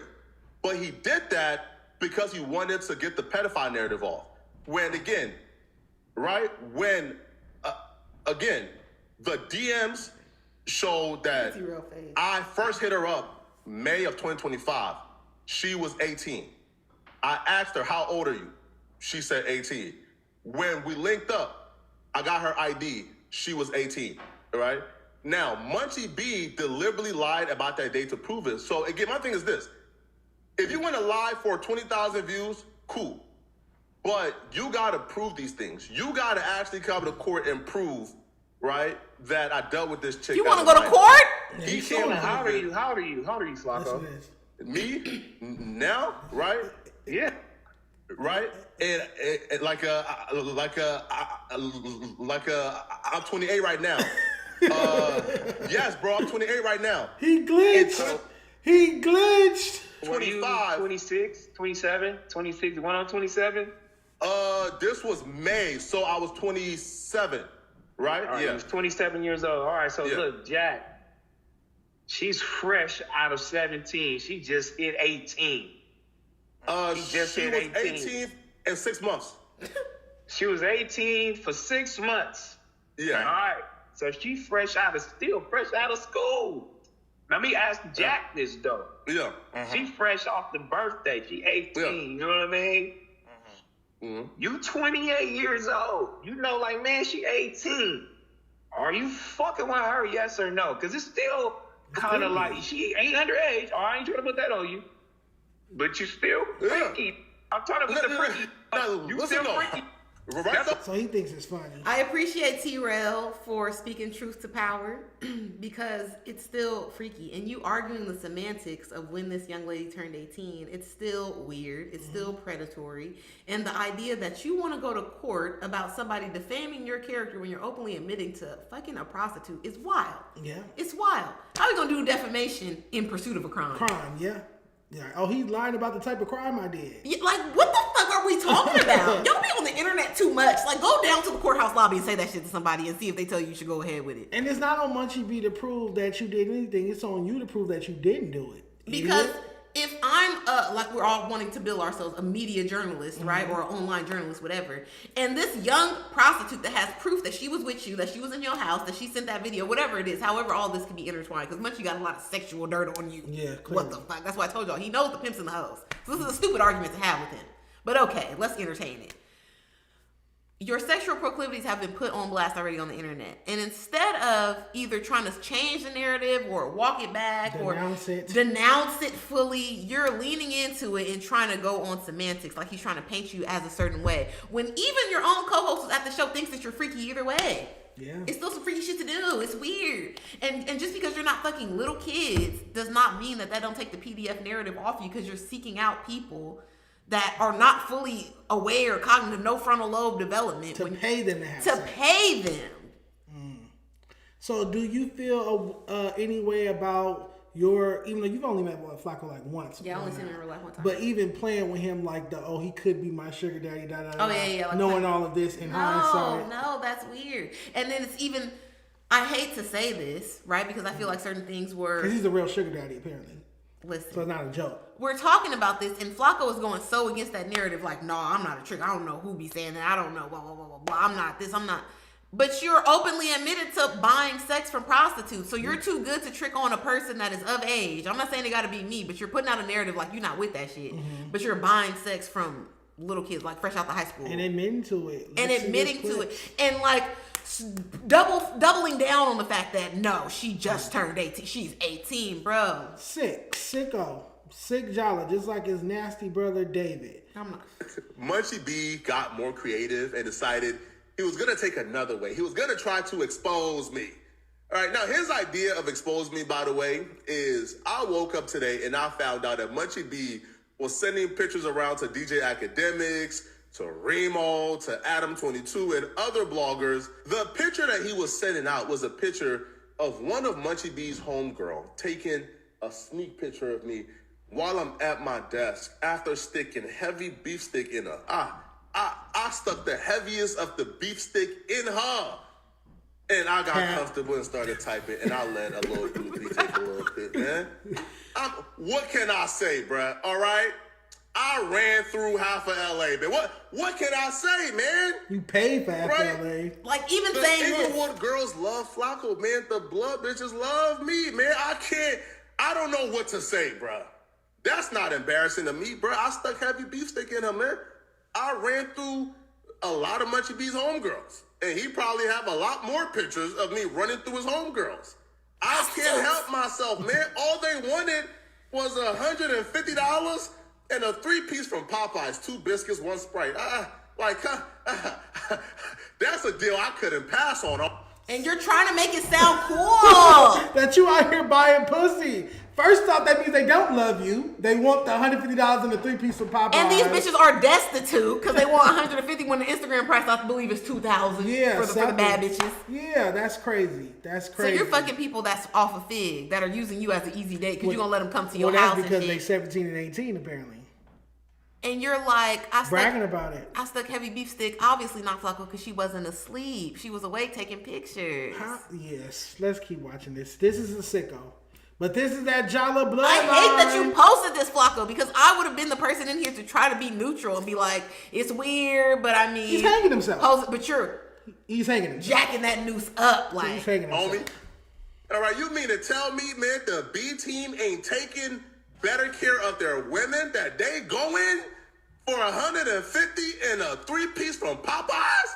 Now, I had to drive, all right, to the Popeyes near Hoover Street at USC, okay? So it was a little dangerous, but still. Munchie B has been sending me texts threatening me that he has more pictures and that these women who, again, I'm assuming, all right, after they got their beef stick, they 3-piece Popeyes at $150, apparently that was not enough, right? They wanted to be seen with me, so they was taking pictures. It's called extortion, Flakko. You're not famous like that. Sticking beef stick into blood bitches, man. But this was like, I can't even tell you how long.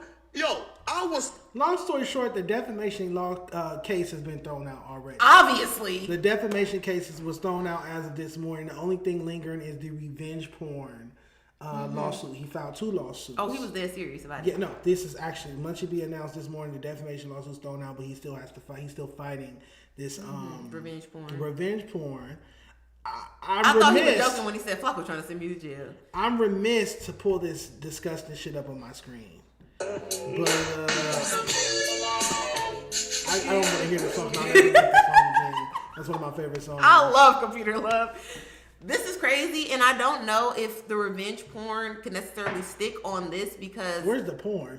There's no porn. No one would find this attractive. Nobody would identify Flakko if he didn't identify himself. That's true. It could just be hearsay, right? He doesn't have any tattoos, this and that. We can't see that it's him posting on his YouTube account. We know the nasty build, but yeah, sure. Conjecture. Conjecture and speculative. Speculation. Exactly. But you came out and self-identified, and then you also went the extra mile because they were saying he was getting it taken down off the platform. So again, you're self-identified. You took off Reddit. You could have just left it up and been like, that's not me. We already seen it. How do you sit a fat, funky, nasty dat in a bare chair? It's the bare chair for me. But like I said on No Jumper, it's his chair. He can do what he wants. No, you can't. There has to be a law against this. He lives in Texas, right? I'm gonna look that up. Oh my! I don't think you can just sit bare ass. What I don't understand is how he's popping it so hard, like he's the most player nigga, and you're not even taking these bitches' phones. I already said this on No Jumper, but you're fucking prostitutes, and you understand that. You know that because you're paying them. You're bragging about it, so you're aware. It's not like your homeboy is setting you up saying he got bad bitches for it, and he's taking care of it on the back end. You're paying. You're cash apping. You're zelling. You're the customer. You're the customer. Direct customer. John, yeah. Why are you letting them have their phones around you? You're running a very loose ship. Well, he's bragging about it, so he doesn't care. He wants everybody to know that he pays for young, particularly young pussy. And I guess that's supposed to be respectable. But it's the way he's trying to make it sound, and then he keeps trying to make it like derogatory against Munchie or just the Bloods in general in their hood. Gangbang girls, some of them, that's their job in the gang. What the fuck do you think is going on? Like, you don't have Google? You never seen Boston Up? You don't watch Soft White Underbelly? He knows about these things. He has a cavalier disregard for the codes and ethics of the street and just morals in general. He's not morally sound. Is that safe to say about Flakko? Definitely. But you're trying to make it seem like it's something disparaging on the hood when that's these people's job in the hood. Why would Munchie or any of the Bloods get in the way of this girl getting her money? Yeah. If anything, that's why they know your business, because it's their job to come fuck you up if you do something to her. If you do something to her outside of the transaction. That's true. I think Flakko's a sicko. Always had a weird vibe about him. When I was working in No Jumper, family members always told me not to trust Flakko. Family members? I swear to God, they always just tell me, don't trust him. It's something about, they would watch him, because I would sit here, and he would sit at that desk behind me, and they would catch him staring at me like evil eye. Oh, okay. A certain way. So they always told me not to trust Flakko, which is why I never really had personal conversations with him too much, or hung out with him outside of work. Not that he hangs out with people or goes anywhere. This is sick. This is really, really, really sick. Shame on Flakko. Shame on the Jala family. I'm with Munchie B. Let's deport the entire family back to whatever third world country they came from. Flakko looks down on us Black Americans, excuse me, but yet you're out here purchasing pussy. Supporting Black business. Right. Purchasing pussy from 18-year-old Black Africans. Per your own verbiage, per your own mouth. You say that you brought pussy from an 18-year-old Black American prostitute. So how do you look down on us? And when you're partaking in illegal activity, you're the criminal. You need the RICO case, Flakko. Because sex work has been decriminalized in California. It's the Johns that go to jail. And You're the traffickers criminal. that go to jail. So, and I heard he got fired from No Jumper. I heard he's officially kicked out the group chat. He's no longer on payroll. They aren't using his topics. So I heard he got fired from No Jumper. He's no longer there. Good for them. Good for them. He wasn't contributing anything as of late anyway. I don't understand this, Flakko. It's very, very, like, not even disheartening. It's, like, embarrassing that you're doing this and you're talking about it so, like you said, cavalier. It's just, it's gross. I don't understand. At least if y'all are going to deport him, which I don't advocate for deporting people. Y'all know I love the Mexicans. But if y'all going to deport him, make sure you take that money from the Draco videos and give it to Ralphie immediately. I agree. Seize the YouTube accounts. Seize it. That he's been buying views for. Let's seize the accounts or whatever money's in here. Because I see give to Ralphie, Draco's family, and all the young poor Black women that and children that he abused, and that his brother abuses. His brother is on paperwork for sexually abusing children as well. So let's give the money to the Jala victims. There needs to be a Jala family RICO, and we need to get the Jala victims all the money from the YouTube account. All that $1 million he makes and all that, that needs to be Because to me, I seen Ralphie's response, because I follow Stink Teen Clips. Shout out to Stink Teen Clips. He was very clear in his response. Like, you know what I care about? I care about getting money, taking care of kids, blah, blah, blah. So, because I wouldn't have carried it like that. Again, the East Side coming out. We need to pat those pockets. No, I agree. I think that that Flakko definitely owes Ralph for whatever money he made from that video. Cause what the fuck? Well, yeah, you gonna talk about that shit like you don't know me? Like I don't know you in real life? No, like we don't suppose we work at the same platform. Not anymore. Do you have a take on Flakko versus Moose Man, all their back and forth? Okay, I'm Team Moose Man in this because I have never seen, and again, I don't have no problem with Flakko. He told me to start Welcome to Tam. Shout out to him. But Moose Man, I never. Out a pedophile. My bad. Okay. Well, we listen to R. Kelly. So Step in the name of love. Yep.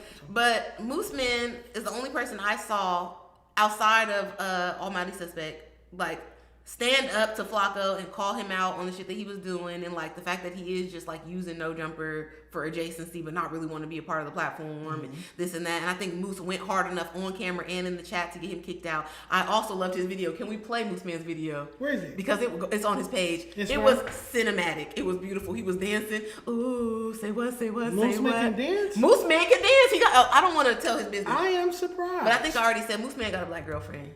I didn't know that. You're not gonna. So he got a little rhythm. Moose Man, he has definitely been to several cookouts out there in the Bay Area in Sac. Moose Man. There you go.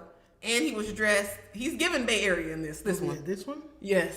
Flakko got kicked from the No Jumper group chat. Hey, Moose! Hey! Oh! He does better than you, Tel. He does. Hey. And you know what I mean. Okay, Moose. You know that about it. Ooh, girl, you know what's up. That last move was for you. You lost me, Moose. Moose, you almost fucking had me, man. That last move.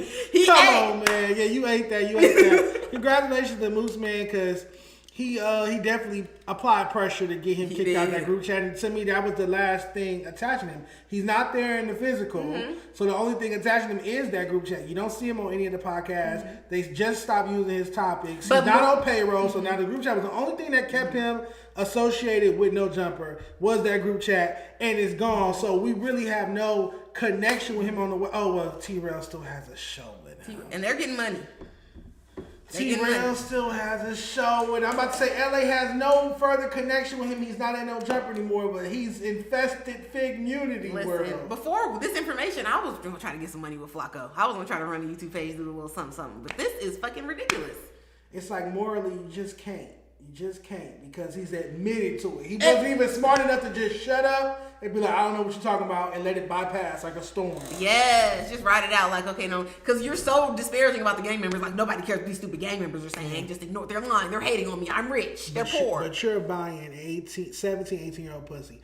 Disgusting. Now, I do want to react to some clips of him on Rap Playlist Daily with T-Rail, their new podcast.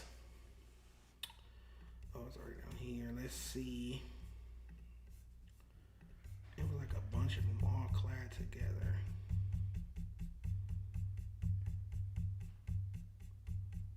I'm so hungry. Same. Play all day, puff on the loud. That's one of Left Eye's best verses to me. That might be her best feature. And I'm a big Donald Jones fan. Love Donald Jones, even though.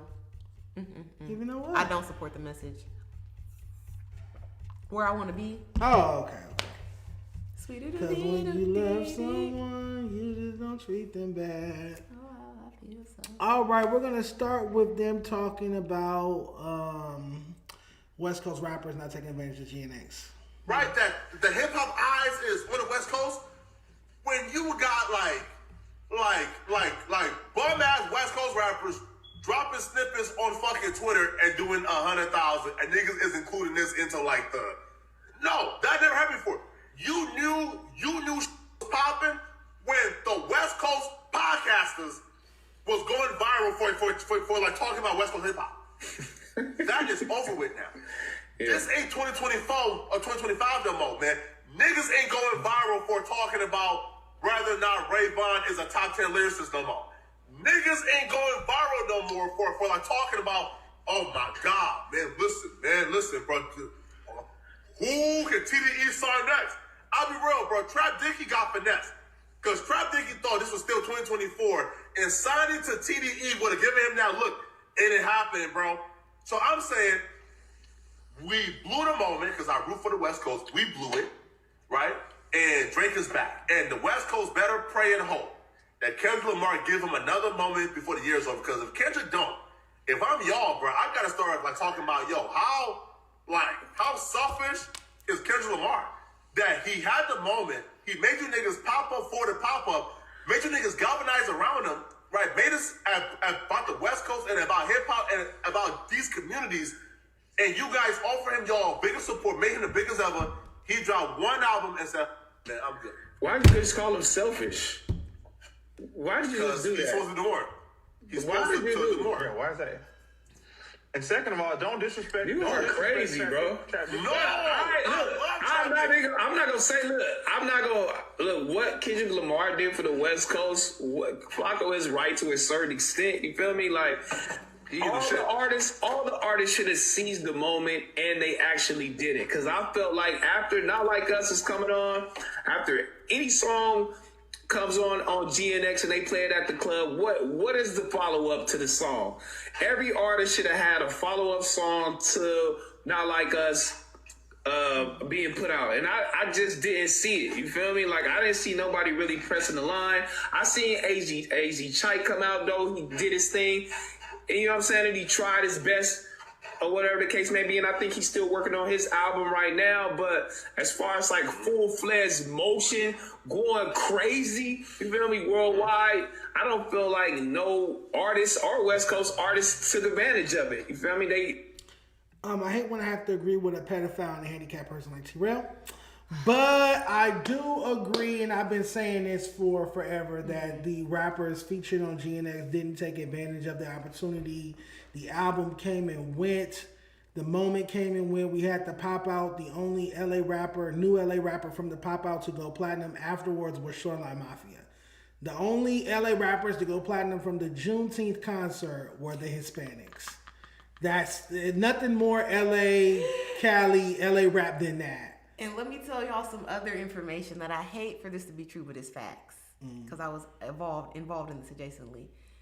A certain promoter tried to have an event for a popular LA artist, Gang, Chef Boy.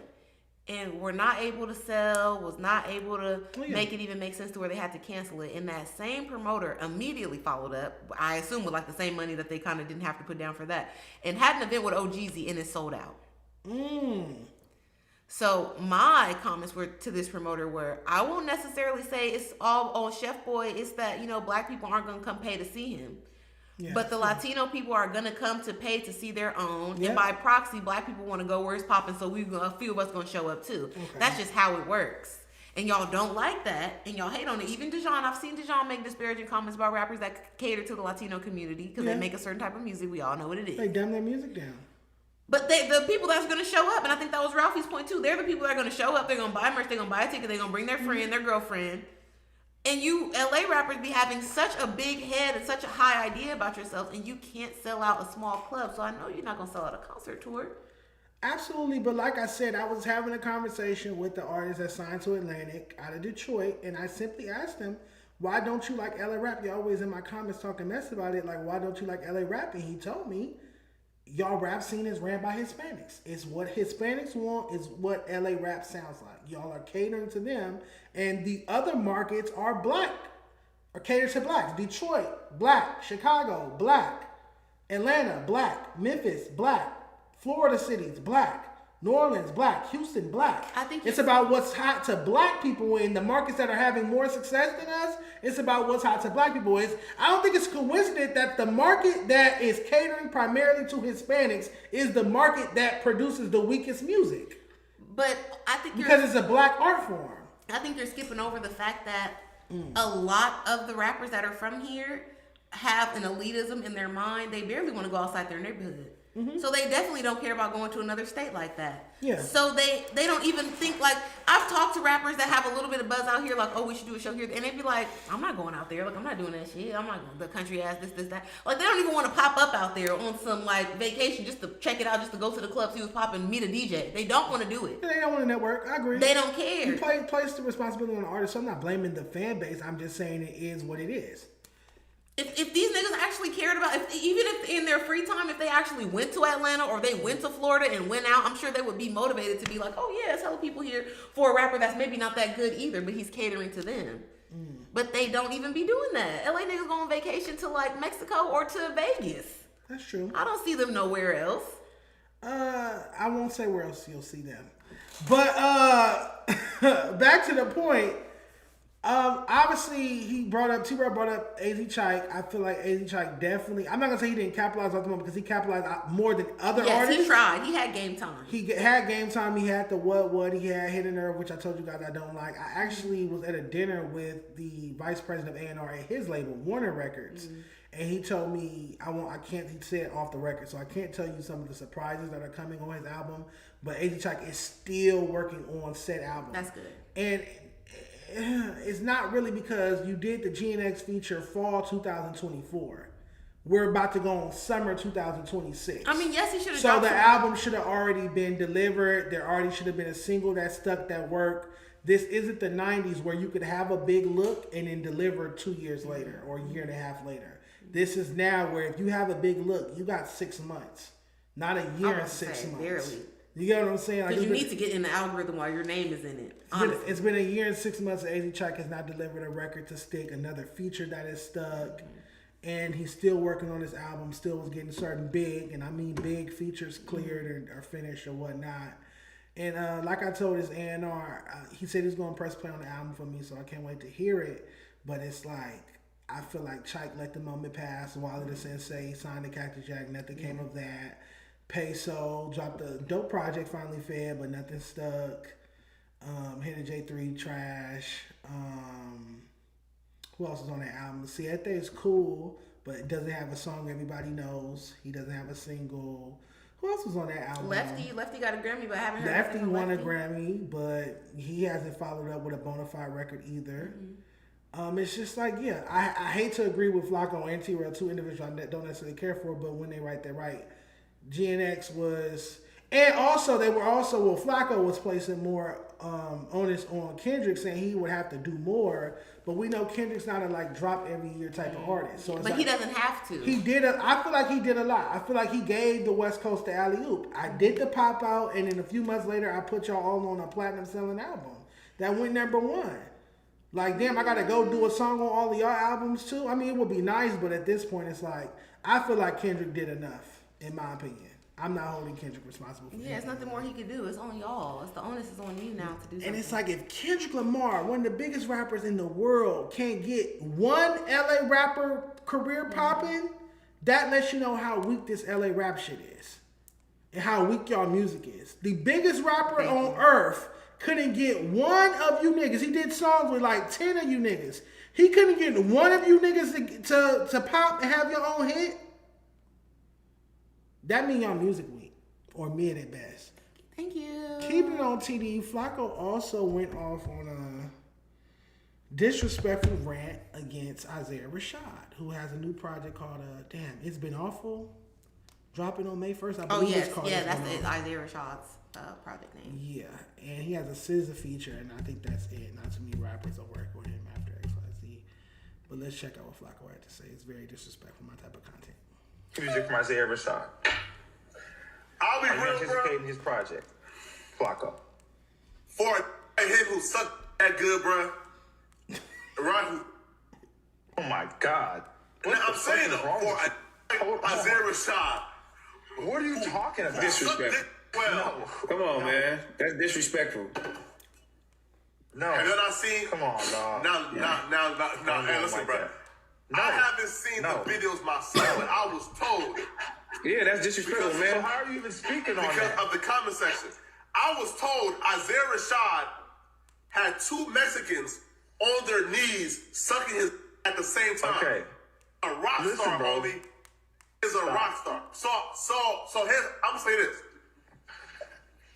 Isaiah Rashad understands that for him to make people forget about sucking that well and having those 2 Mexican dudes on their knees sucking your at the same time, to make us forget about that, you have to rap at levels we've never seen before. Do I think Isaiah Rashad would meet those expectations?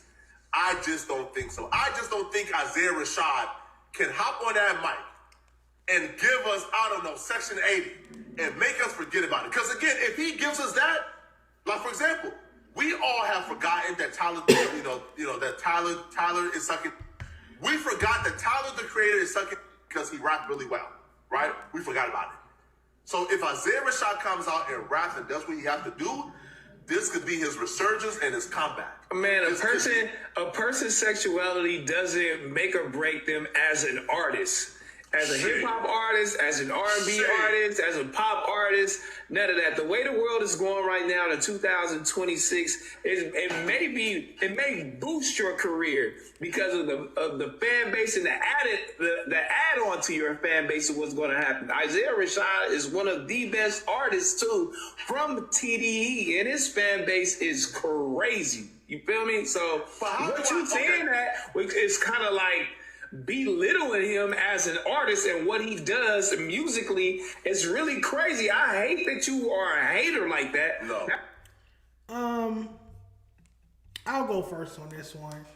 I think it's rich coming from T-Rail to say that Flakko shouldn't judge or belittle Isaiah Rashad for his sexuality and look at him only as a talent, given that wasn't my experience when I was at his organization. Mm-hmm. When I was at Fig Community World, no one said, oh, well, Dejon's one of the best hip-hop writers on the West Coast or hip-hop critics on the West Coast, so we can disregard his sexuality. No, my sexuality was the topic every time I was on camera, even if I wasn't on camera, even if I wasn't in the room. I was called the F word repeatedly when I was at Fig Community World. I was called a mook. I was accused of wanting to sleep with T-Rail. I wanted to sleep with Pun, of wearing dresses. Gay ass nigga this, gay ass nigga that. Big gender, referred to as a dyke.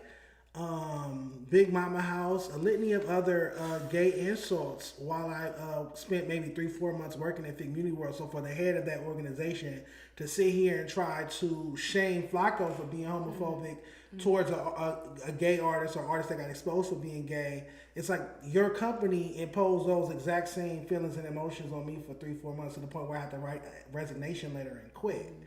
I'm happy to see not just Flakko, but the timeline has been disrespecting Isaiah Rashad for his sexuality, and I'm extremely happy to see that because he's a TDE artist, and as you know, employees of TDE, Macwap and Keem, since October 2024, have been calling me gay slurs like the F word and mook. Mm-hmm. So if TDE employees can perpetuate homophobic rhetoric towards me, despite me being a hip-hop media person, I don't see why they can't. I don't see why the timeline or Flakko or anybody can't be homophobic towards their artist, Isaiah Rashad. I think, and we all know that this is the truth, so this shouldn't be news, that the timeline is that's public opinion. Nobody's gonna win in the court of public opinion, you know? But for T-Rail, and I don't know his association with TDE, but I seen Smack on stage at the pop out. Smack has TDE tatted on his head. Mac Wap is Schoolboy Q's DJ. Keem is Schoolboy Q's personal assistant. T-Rail used to manage Schoolboy Q or work with Schoolboy Q in a capacity until they fell out. Okay, so them being in the camp and some of that being the way that they earn like whatever income stream, they're not going to disparage a person that's a part of that just for the sake of that. Now there may be a gay person out in any other realm, and even maybe in quiet quarters with each other, they will say certain things about Isaiah Rashad, but they're not going to say that in public due to their relationship with TDE and the benefits that they may receive from that. So basically, it's only okay to be gay and suck dick if you sign your likeness and rights over to Top Dog Entertainment. If you have not signed your likeness and rights and masters over to Top Dog Entertainment, Fig Community World / TDE employees can disparage you for being gay on the internet. TDE expects for the world to respect their now openly gay, because he wasn't openly gay, he was down low in the closet, got 2 kids and a baby mama, and embarrassed them and mortified them and ruined their life by sucking dick on camera and XYZ. That's okay. And TDE wants the world to respect him and just celebrate his music or listen to his music and not disparage him for his homosexuality. But TDE's employees will sit on camera and disrespect people for being gay. That's how you know what everybody's real feeling is. That's hypocrisy, and it's wrong. Yeah, it is. It's the textbook version of hypocrisy. But even Isaiah Rashad, who, great music. I've met him in person at Dochi's album release party. He was nice. Cool. don't probably have no problem with these people, and even himself probably has made homophobic jokes or whatever, and has kiki with these people about certain things, but they're not going to hold him accountable because of their association. They're not going to say anything. Yeah. Okay. But even he knows this is how they feel about you because they're saying it about other people. So you know that doesn't change when it applies to you. They're just not going to say it because you're signed. Because they're making money off of you. It's convenient. Okay, I like that sentiment stands. That it's okay. It's only okay to be gay if you sign a TDE. So I need a TDE contract. So if I get a TDE contract, then I won't have Smack and MacWop and Keem and T-Rail saying homophobic stuff to me. So maybe, did you watch the show last week where I showed that Punch, the president of TDE, followed me and DM me? I sent him some videos of his employees saying homophobic things to me. He just told me not to let it get to me and to keep doing my thing. Yeah. And you said Punch? Yes, the president. Okay, yeah, Punch. He follows me on Twitter. Oh, he already been following me on Twitter, but he just followed me on Instagram last week. Shout out to Punch. I seen him at the Grove. I didn't yell out that he was famous. That's we seen each other, and I was like, oh. That's what's up. What I want to see Isaiah Rashad bashed for being gay over and over and over. I want to see people not support his music because he's gay. I want to see all the homophobia perpetuated on me by TDE employees MacWop and Keem. I want to see that perpetuated towards Isaiah Rashad until TDE releases an official apology clarifying that they do not approve of the homophobia that their employees MacWop and Keem have performed on camera. What's going on? Scar Soul said in the chat that Apollo had Isaiah Rashad on recently and muted anyone making gay jokes. They did have him on. I didn't watch the episode, but I saw that they had him on. So, again, I gave a very balanced take about this, about why certain things are being done. So that goes to show that it could have been done for Dejon when he was working with these people. They could have gone out of their way to give the same courtesy to mute certain things, to not say certain things in his presence, because he's strictly there to podcast about music, which he's very knowledgeable about. But you guys couldn't keep in your sexual immaturity to make these jokes and make that his personality when Dejon don't even give it up like that. I know gay niggas that make it their whole personality than being gay. Yeah. He does not give that at all. He was mad he ordered a lemon drop. So you guys are intentionally trying to bully him. Yeah. Only to find out that some of y'all are following trains and whatnot. But I'm so happy to see the timeline bashing Isaiah Rashad for being gay. Continue to do so. I hope his children get teased in school for their father sucking dick on camera. I hope his baby mama's family outcasts her and talk shit about her behind her back within ears grasped within listening range so that she can catch some of that. I'm very happy about that because I haven't seen Isaiah Rashad or any individual at TDE come forward and say, hey, why is MacWop, why is Keem sitting on the Apollo for 2 years, since October 2024, saying homophobic stuff to a gay man? I have not seen it. So I just want the same energy that the Apollo and TDE employees have for me on camera. I want the world to have for Isaiah Rashad. I'm all about retribution, even kill. Okay. Love it. Love it. All right. Also, I want to know, how do you feel about Lush? I shouldn't have screen recorded, but basically on the news this morning, did you see that Lush said that he has his own show, Ain't No Jumper in the Works, and that he feels like he brings too much to the channel to be on the news, so he probably won't be on the news anymore. He'll be on the Tuesday show and whatever his own show will be. They called it like On a Sicker One or something to that effect. On a sick one? A sicker one, like a Even spin-off. sicker. Yeah. Okay. What's your feelings towards that? I agree that Lush does bring a lot to the platform. Whenever we were out in public, he was like the only person that was getting people coming up to him like, oh my God, that's Lush. Like, hey, Lush, whatever. So I could get how he feels like he's, bigger than the program that Josh is trying to put him under. I also think that he's been there for a minute, even despite like the firing and coming back. Yep. So I don't see why he couldn't have his own show to just let him talk about, I guess, whatever. Who's going to be the programmer for that and to organize it? Is there going to be topics? Is he just going to interview people, whatever? Because I saw his post saying that, like, who would be his host? And I commented, like, me, because why not? I would watch that. Self-promotion. Yeah. But, yeah, what would his show be? Would he be, like, his own? Because sometimes he sits in on the interviews with Adam. Would it be, like, his own interview show? But I think it will be, not to take a job away from you, I think it should be Lush and Germ. if it was the best show. Oh, okay, that's cute. I think that's very meth Ike and Tina type. Don't do Germ like that. No, not Germ. Do yeah, Lush. Lush is the meth. I'm just saying. Lush is the meth. That's Drug Ike and Tina. But what are they gonna tell their personal business? Are they gonna talk about their personal life? I get tired of that storyline sometimes. I want to see. That's what I'm saying. They are both to me very intelligent, and they could just have abstract conversations about any random thing, from paint to steel to cars to anything. So somebody needs to pick the topics, and then we have Lush and Germ just have a conversation about it. Yeah, I think Lush and Germ sitting across from each other once a week on No Jumper is something I would tune in for. And there aren't any other couples in this space that podcast together. Since Heather and Terrell, Heather stopped showing up the back on Fig. I mean, Adam and Lena, but they be getting naked. That's not potting. That's fucking. Also, Lush finally hit me back about doing our show over the weekend. He finally thumbs up. Okay. Because I hit him, I said, we can't let Terrell and Flakko outdo us. Like, True. We know they have a show called Rap Playlist Daily where they barely talk about rap. I'm like, Lush, when you and I sat here for 3 hours like a month or so ago, the views were great. Mm-hmm. The engagement grade was like 300 people in the chat. Mm-hmm. Like the super chats was going off, and we didn't talk about not one drama, one gossip topic. Yeah. We stayed on hip hop the entire 3 hours. So, and then we talked about doing a show, but then he did hit me back after that. I haven't seen him or heard from him after that, but he finally hit me up while I was at Nordstrom's the other day, and he sent me something homophobic, but after that he replied to the What did he send you? Because he sent me something. He said you should send this to Dejon. I'm like, I'm not playing with you. Homosexual friend thing? Yeah. That's your fucking asshole. That's why I called you Meth Ike and Tina Turner, because you're a fucking asshole.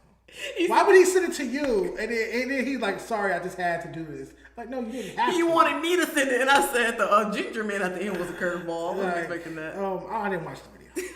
I saw the title and continued shopping at Nordstrom's.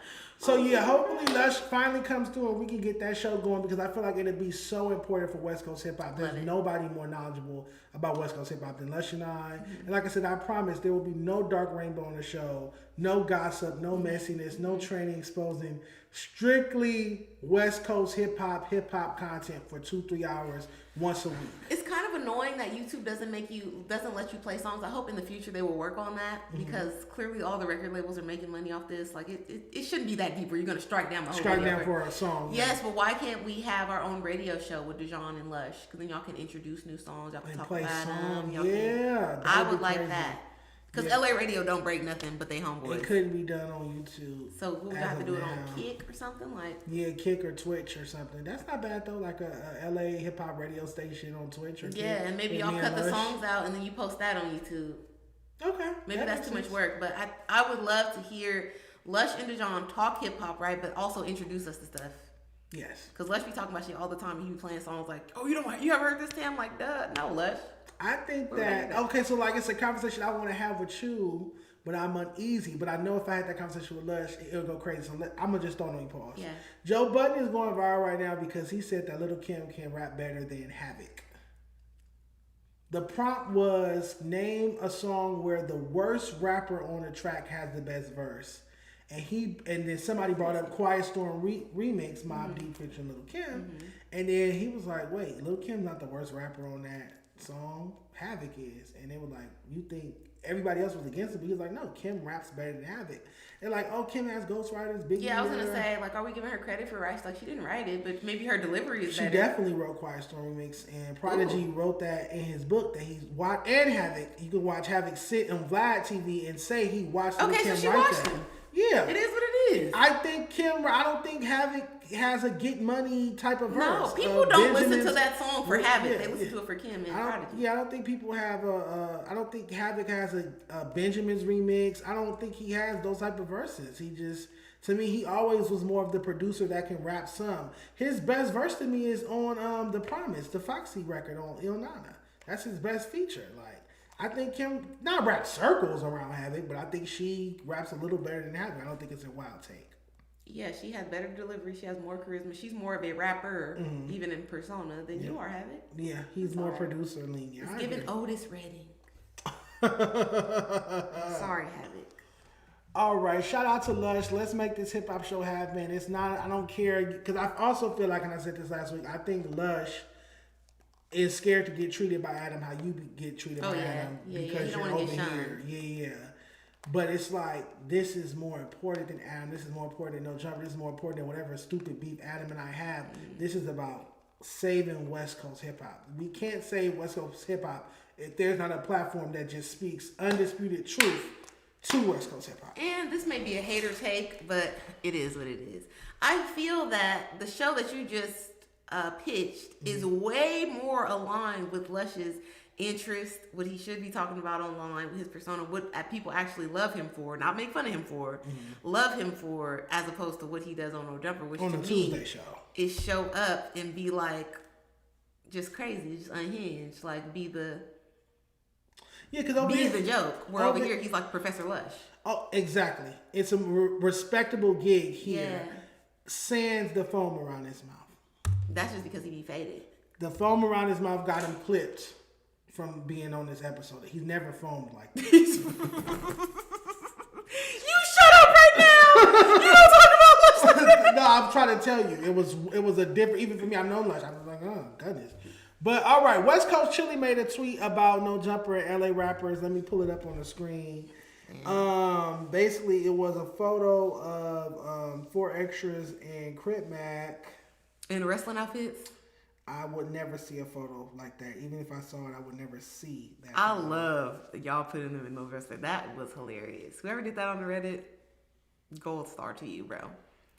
Let me see. It had to be from the other day because... Excuse me for looking this up. Here it is. Oh, this video. I've seen so many clips of this video. They said Crip Mac don't want to be here.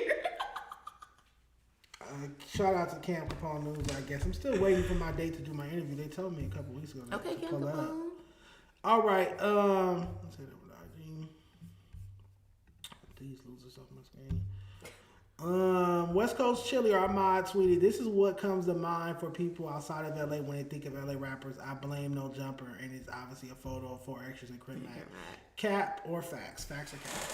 Oh, I hate it because I was not in the No Jumper algorithm prior to like the past 6 to 8 months.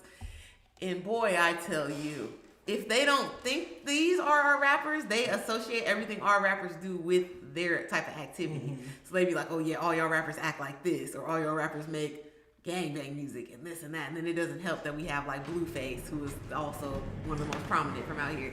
It just, all of our narratives are no longer like the cool ones. It's like that we're, that we're banged out, crash out music. That's what it is. Speaking of crash outs, why is R32 dropping his address in the chat? Telling people to fight. To pull up. That's ghetto. But yeah, I feel like not everybody, but I do think there are a lot of people outside of LA, outside of California, that think that LA rap is Blueface, Crip Mac, 4 extras, Munchie B, and the people that they see on No Jumper all the time. ATM, Richie, those people. I think that they look at that as LA rap. They see LA rap as podcast adjacent now. But also, is that their fault that they're the most popular because they're getting the most camera time and they're self-promoting as much as other people? Like Dom Kennedy don't self-promote as much as these people do, and he has music that, like, I was out and I don't know if I was in Texas or Arizona, I forgot, but I'm at this party. I think it's called Face to Face. It's like a popular black event. They go state to state. Okay. They're playing When I Come Around by Dom Kennedy. The people don't know the song. That's a classic. Exactly. I'm in there knowing the song and people are looking at me. Even the cameraman came by and was like, trying to give me, I'm like, and the girl were with, she's like, this your song? I'm like, this is Dom Kennedy. You don't know Dom Kennedy? You never been to a party and this was on? The vinyl for From the West Side Would Love 2 drops April 17th. Exciting. OPM. We'll be waking up early to order as long as it costs less than $100. Okay, yeah. OPM.US or something like that. Yep. But yeah, these other people, they promote themselves way more. Blueface is on the internet every single day. And thanks to DDG, he's a streamer now too. Like, he's unstoppable. Sure. And then when Dom dropped his last project, Class 95, in 2024, he didn't do not one interview for it. He eventually did one interview with Justin Credible like 3 months later. I was like, was it bootleg cave or something? Because I remember seeing it. And I'm like, this is late, Dom. Yeah, very late. So, and that's just that's a theme amongst our rappers. They don't promote themselves. But then, like I said, the talented ones, and I use that term loosely, don't promote, aren't consistent, aren't active, are recluse, are weird, and then the ones whose music is trash, you can't keep them from being in front of a camera. You can't keep them from being outside promoting themselves on social media. It's like we don't never have the perfect package. Artists that's talented and promote themselves. Like La Russell. La Russell is so business savvy and such a dope marketer and aggressive when it comes to marketing and promotions, but his music is trash. But also, the people that we do have that are great, they end up surpassing and going into pop culture, which 9 times out of 10 be white adjacent fan. Mm-hmm. So then people from LA act like they don't want to claim them no more. Tyler, Doja. I would even put Vince in there, and Kendrick. It's like, oh, they made it, so it's like they're not LA no more. They make music for the white people, and it's like, sweetheart, how else are we going to pay our bills? Right, we don't have an Nipsey Hussle. We don't have the happy medium. No. Somebody that the world knows, but the streets champion. Yeah. No, we don't have. We don't have a Nipsey. We don't have the Draco. Greedo fell off after prison. RJ Plateau never really reached the height he was supposed to reach. YG fell off. Joe Moses' career never really went nowhere commercially. Dom Kennedy's too recluse. His career never really went nowhere commercially. Who was left? Bino and Blast. They fell off. Bino is very recluse. Which I hate. Yeah. Because I saw Bino at Rolling Loud, and he had like a little cult following that came to his stage early that was in the front. Yes, it was like 20, 30 girls. They knew every song. Bino has fans. Why would you let them down? He doesn't have like his attitude is just very like here nigga damn. Like, y'all too nonchalant. That's the perfect word. Very nonchalant. That's why people, and I meet the transplants. I don't like it, but I meet them. And they're out, and even they say about it, like, oh, LA niggas don't have no hustle, blah, blah, blah. They just be too chill. They don't give a fuck. Smoke weed, gangbang, fuck bitches. This is Hollywood, baby. Like, then the New York niggas come up here and turn up. The Southern niggas come here and turn up. It's embarrassing. All right. I don't know why Wildebeest keeps coming up in the topics, but he's back. Flakko's racist Mexicans ruin no jumper narrative. Did you see this clip? I didn't see this clip, but I heard about this. And I was like, let's see what he got to say, because I might not disagree with this.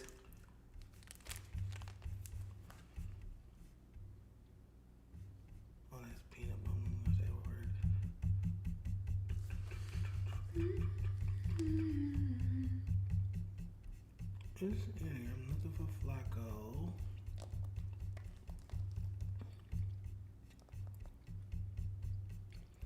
Oh, we had a super chat. Can you read that? A super chat. It was $1.99. So send this morning. Can't be rapping for free. They gotta send me the budget. From 8 ENJ Ocho. Can we get some $5 super chats in here, man? Yeah, send us a 5, send us a 10 piece. Yeah, let's get the super chat. This is our first time back chat week. What's going on? Turn up for us. We got another hour and a half for you guys. Let's get it. Let's turn up. Where we at? But all right, Flakko says no jumper. Racist Mexican fans run Broadway out and pro-black people. Because, Terrell, listen, bro. Back in the day, we used to be able to bring Tariq Nasheed, right? And my brother, man, I forgot his name, man. Oh my God, like the nation of the nation brother, right? What is cuz name? For the Nation of Islam. Man, we was doing a lot of pro-black man over there, man. The audience, listen though, and the audience loved it. Oh, yo, the audience used to watch it well. But what happened was the small minority, the racist Mexicans have, again, not all the Mexicans who watch No Jumper are racist. There's a small percentage who are racist, who have been vocally loud, that have driven off the audience who love that type of content. And now that type of content don't really exist anymore. I remember, bro, when I had my news segment popping, right? I used to bring on me, Viral Way, and others. It was doing 50,000 views, right? And it was doing views. And the loud minority of the racist Mexicans convinced No Jumper that Viral Way and the other people that I would bring who would be smart, articulate, and actually speak on pro-black things, they have convinced them that that's not what they want. We stopped bringing people who can actually speak a dialogue, and now the views for the news have taken like 30, 20,000. Have you ever thought about that the person that owns that platform don't want these guys speaking intelligently about what's going on and speaking up for yourself and articulating yourself in a manner that will hold black people in a great light? Maybe it was him. And here's why that's not true, right? Because look, here's why that's not true. when we have requested to bring on people like that, has Adam ever said no? No, he hasn't. But that doesn't mean. Wait, T-Rail, be fair not. Be fair not, T-Rail. Why did it stop? Why did it stop? Be fair not, T-Rail. When we have requested to bring on pro-black niggas, a Nation of Islam members, a young pharaoh, if Adam was he would have said, no, them niggas not coming on. But he said, oh yeah, let's do it. So we can't say it's Adam's fault. So why did it stop? I don't understand why it stopped. It stopped it. He always give it a try. No, bro. No, listen, bro. It stopped because, first off, the majority of the hosts don't care about those things. So who's gonna bring it, right? Like who's gonna say, yo, I'm gonna reach out to like brother Ben X. I'm gonna reach out to Tariq Nasheed. I'm gonna reach out, right, to to multiple programs. This is bro, right? Because Trell, listen, bro. All right, Tammy Tam. Back in the day.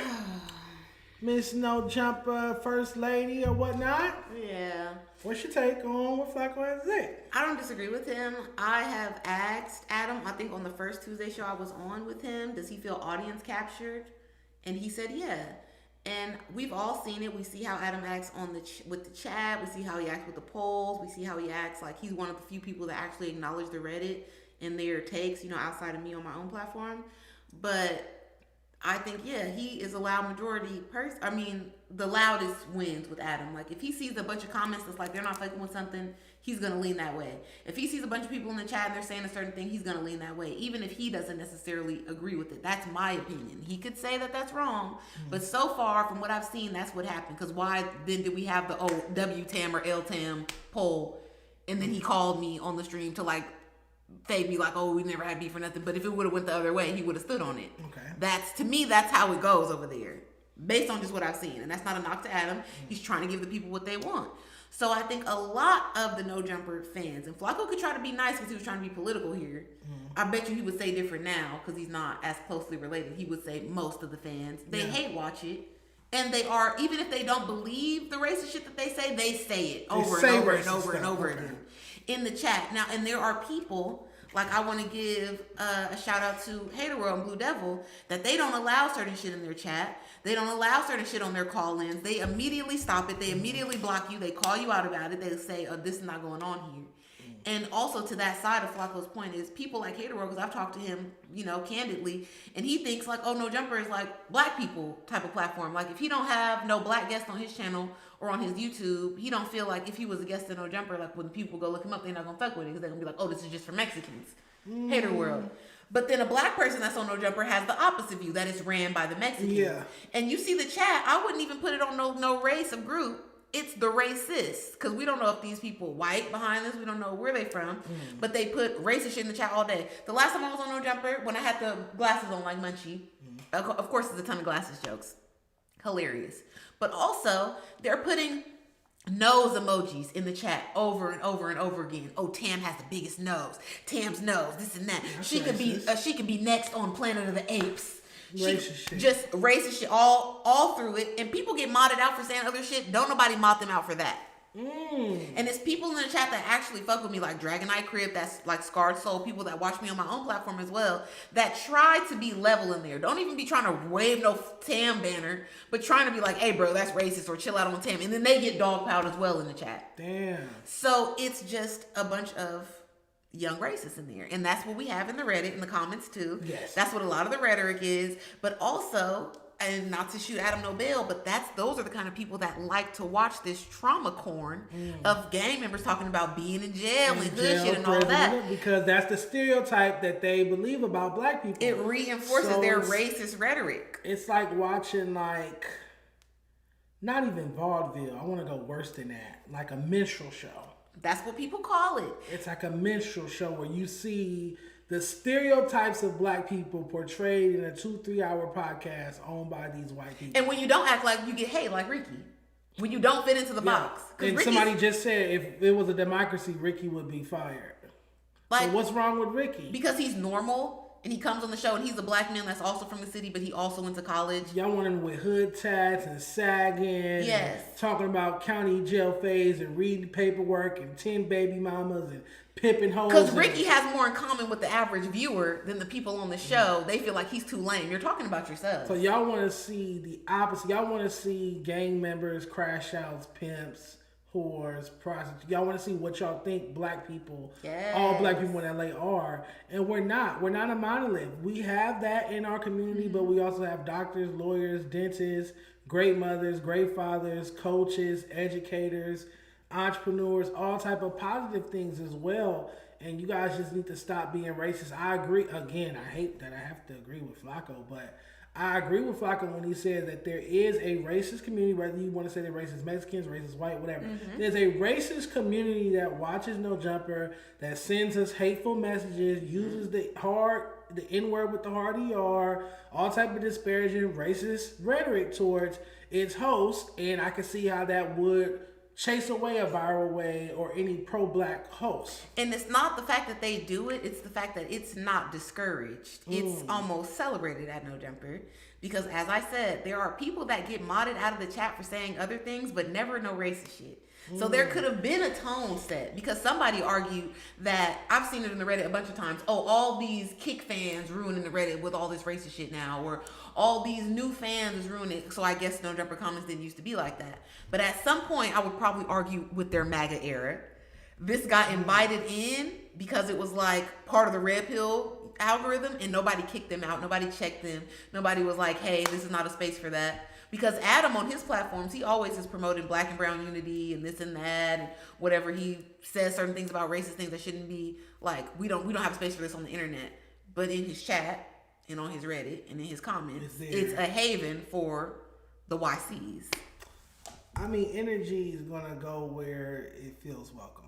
Exactly. So. On my channel, you already know we chop heads. I got a Kingsguard, Scar Soul, and you say anything I don't like, you getting kicked out. That part. Shout out to Scar Soul. Is he modded here too? I think he's. Oh yeah, he's modded as well. Bet. All right, we got a super chat. It's the most hilarious super chat we've ever got. It's from Birdo the Frog. Birdo the Frog. You said, but wait though, wait though. So look, right? Look. So them little seizures that Flakko be having. That was the $5 super chat. Shout out to him. Thank you, Birdo. That was hilarious. All 32 turned down, bro, but the chat turned up. Palm trees in the chat. Y'all got us fucked up. I don't know why we don't have 100 people in here. That's weird. Yeah. Let's turn up. Send the link out to wherever you got to send the link out to. We got some more dope topics. Palm trees in the chat. Burgers in the chat. Sliders in the chat. And somebody saying, why do I work there? I get that question so much because it is an opportunity to sell my merch, to be seen by other people that may want to give me a job. And I like kicking it with the homies. Like, I'm cool with my coworkers. I could say that I don't fuck with the people in the chat, but like some of the coolest people. I met Scar Soul in the No Jumper chat. I met Dex and Effects. I met all 32. I met a lot of people from that. So not all of the people are racist, dirty scumbags. There's some good people over there too, and I'm there to entertain them.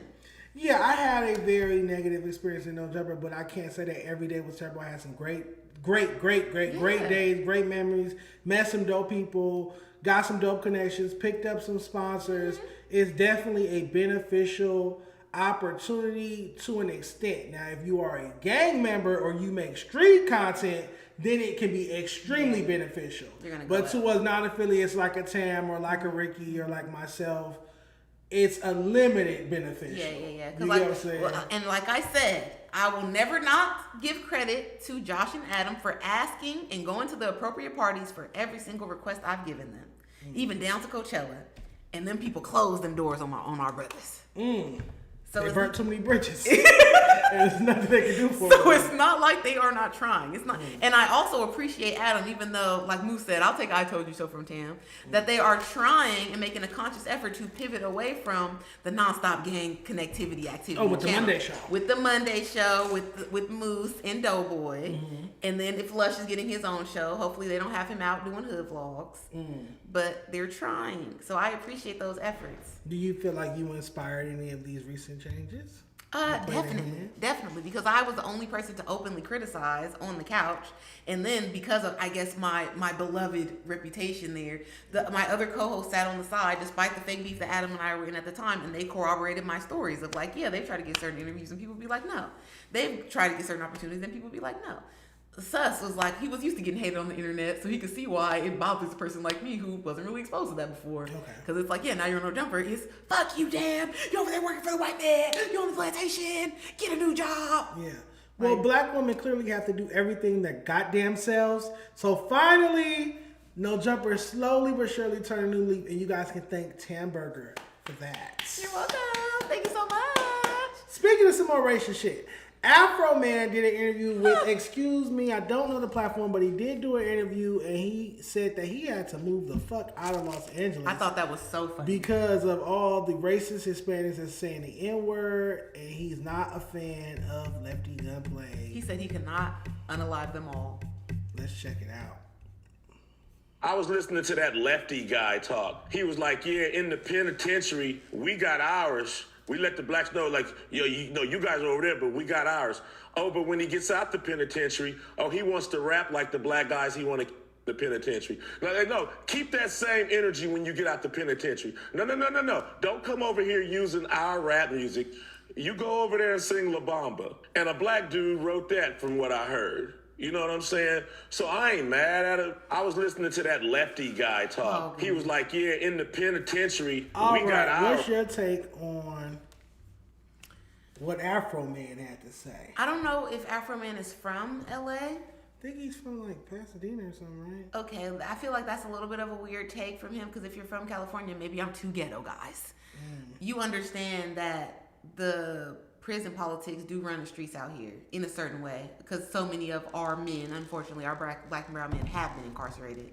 So it's like they go there and they get a little indoctrinated. Now, before that, like I made the point on Hater World, when we're in elementary, when we're in middle school, it seemed like everything is all good. We all people. We can come to your mom's house, get a taco plate, vice versa.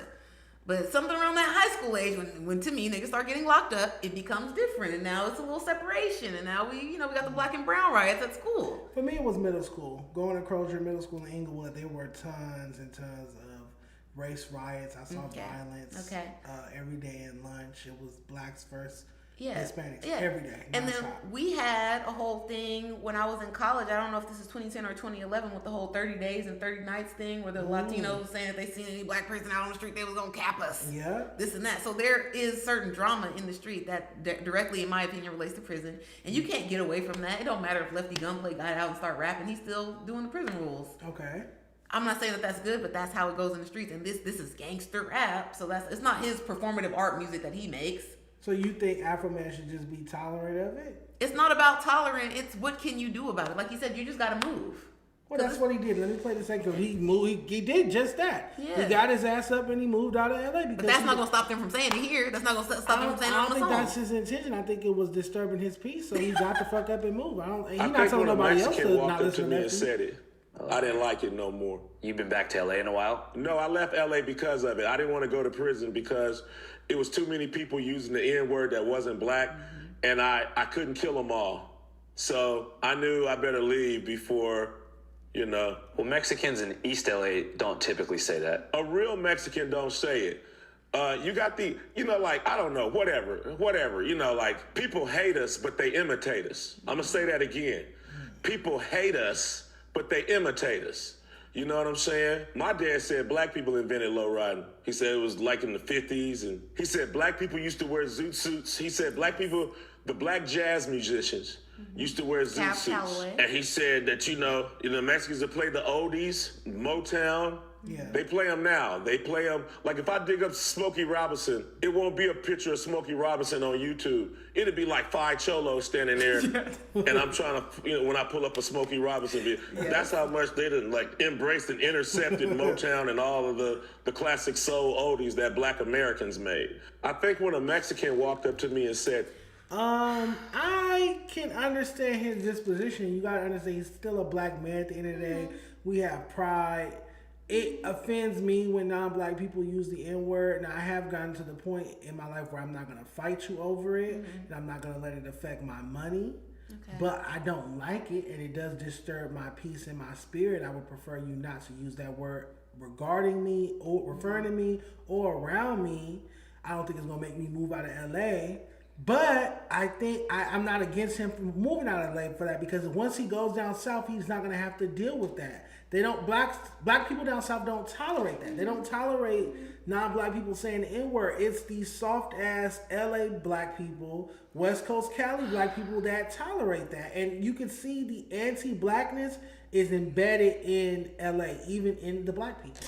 Okay. The home of gangbanging. I don't think it's coincidence that the home of gangbanging is the most anti-black place in this country.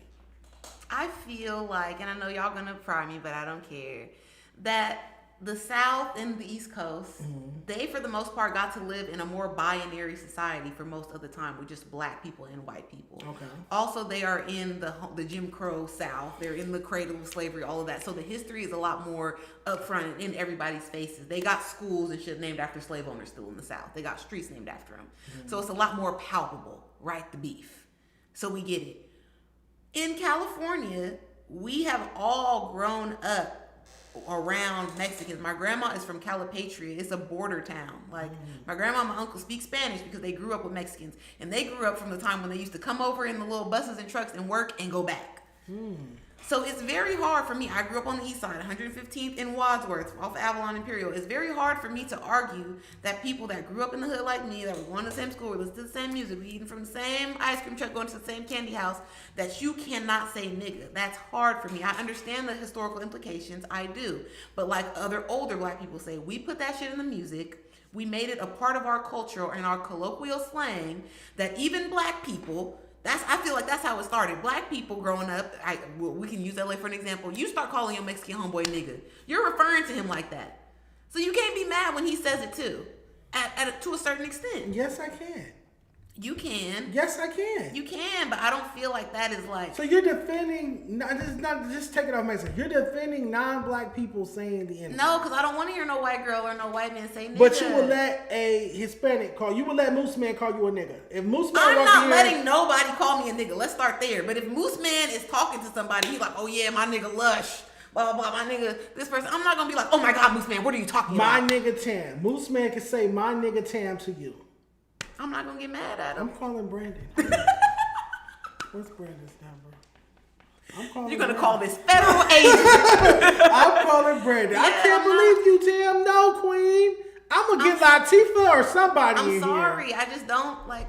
It's too much. We've been through too much. No, we as a people have been through too much. And too many people have been lynched and burnt alive while that word was being yelled at them. I don't disagree. That word used to strike fear in our people. I can feel it in my spirit. So I know it was worse to them. Yeah. Nigga. That means somebody was getting hung tonight. I get it. That means somebody's family getting raped tonight. I get it. Children getting hurt. But if we're going to carry it that, because I'm all about the historical implication. If we're going to carry it like that, then we should start moving more like Earl Sweatshirt.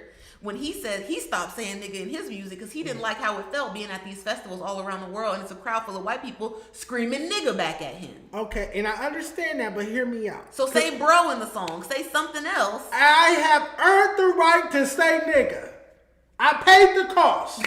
I don't disagree with that either. Every time I walk down the street and a bitch grab her purse and moves to the other side like I'm finna steal something, or I get followed around the store, the police get behind me, my heart start palpitating, and all this different stuff. I paid the cost. That's the one luxury as a black man I have in this life. Okay. It might be our only luxury. That and having big dicks is the fact that I get to say nigga. Okay. So you're not gonna take that from me, Tam. I don't want you to stop saying nigga. I say and nigga. I want it to be exclusive. Profusely. My dad has me stored in his phone as that nigga Tam. I get it. But we cannot be saying it in front of company and expect these wiggers not to try to indulge. Because like he said, they want to be like us so bad. That's why white people be on the verge of tears. Like, why can't I say it? Why I want to say it? I think the LA Hispanics are also on the verge of tears. That's why I respect Moose Man so much, and why we hit it off because he went and did those podcasts where he said they shouldn't say it. That's really why me and Moose Man first clicked. Unfortunately, I didn't know who he was before that. when I saw that, I was like, damn, here we have. I never seen a Hispanic man say anything profound like that towards his own people. Like I never seen a Hispanic man correct his own people publicly. Okay, that's I true. feel like they correct each other privately. Well, that's why Lefty Gunplay got on my radar because he said he don't feel like they should be saying it. They say food. But he still says blacks. Because when I interviewed Lefty Gunplay back in 2024, he came on my show and he kept saying blacks. And I asked him, why do you say that? He said, I don't say the N-word. I say blacks because that's what we say in jail. We are black. I say whites. Shout out to Don Harlem for the $50 super chat. The richest person in the chat, Don Harlem. Harlem, get the money. He said, if the N-word makes king or God, they will stop saying it. Oh, if it means. So let us all discover the etymology of the word. What's etymology? Like the root meaning, like because people will say negus means king, like Negus, okay, etc. These people are not that smart, Don Harlem. I'm sorry. No. You're from the Mecca, so you know the science. He knows the math, the math. Yeah, they don't know the mathematics. I don't know what etymology. These Mexicans are outside saying nigga, and they don't know for negro. Yeah, that's what they're saying for negro. But okay, so how do you feel about this? Because me, for being from the east side, it's like okay, y'all say nigga, but if I hear the M word, I'm not fucking with y'all. Oh, I'm not fucking with either one. Like if you say the N word, if you say my it's wrong if you say nigga. Don't call me that. Don't refer to me as that, and don't say it. And if there's any words that I can avoid to not offend someone of your culture, let me know, and I will do my very best to not say it because I don't want to offend you culturally, and you shouldn't want to offend me culturally. Black people have done ourselves a disservice. Go ahead. Because nobody would have guessed that hip hop would be as huge and as influential as it is. So I understand it. But we continue to do ourselves and our culture a disservice if we really feel like that. If the majority of black people feel that we don't want outside people that don't pass a paperback test to say the N-word, then we have to take the onus. And I know so many public figures in the black community have said this over the years to not put it in the music. Look here, Dolores C. Tucker. I vehemently disagree with you. Do you eat pork? Not really. I eat bacon. That's pork. Okay, I know. Now, that was given us, culturally, we did not eat that. Our people did not eat that. Mm-hmm. That was given to us as slave food, leftover slops. Mm-hmm. What did we do with it? We turned around and turned it into soul food. Hog mugs. Put it in our greens, put it in our vegetables, black eyed peas. Mm-hmm. We turned it into an entire cuisine. Poison, because I don't touch swine. Yeah. Poison, given to us by the slave master, leftover slops, we turned it into an entire cuisine. Mm-hmm.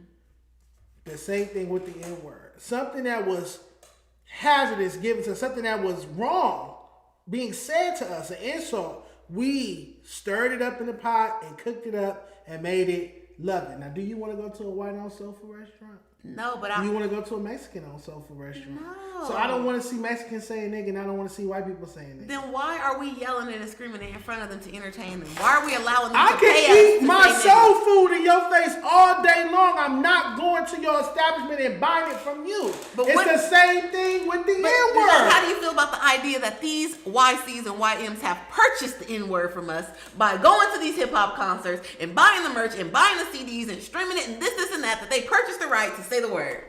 No. Purchase my 40 acres and a mule. That's what the fuck. If you want to purchase something, where the fuck my 40 acres and a mule? Since we talking about purchasing this shit. Indentured servitude and shit. I'll get historical on it. Okay.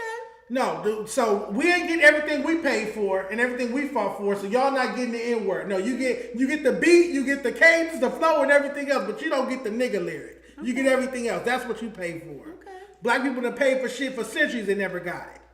So yeah. I'm not with it. And finally, we got to take that Tam and I don't agree on. Yes. This might be the first time where Tam and I don't agree on something. I almost called her out her name, but I didn't. So y'all can't say this is a glaze off anymore. No, because I can't believe her. Yeah. And if you want to see I'm doing an after show, I'm talking shit about this nigga for 2 hours. We're doing a daily after show. I'm going to talk shit about it. It's going to be all over the Reddit. Let's clip this up. We out of here, man. That's crazy. All right. We got a bunch of time to get through. Let's speed through some of these. Snoopy Badass says that Draco was a gang member. Is that true? Was he from a gang? Or because I thought Draco was like a turned on affiliate. A tuna? I wouldn't call him that. That was the original assessment, but as time went on, he did get intertwined with gangs. If you know, you know. Oh my God. Let's see what Snoopy had to say. Let me know when you see a fake, broke, Eazy-E looking person. That makes me sad. Oh, no, that was somebody else. We're not gonna say his name.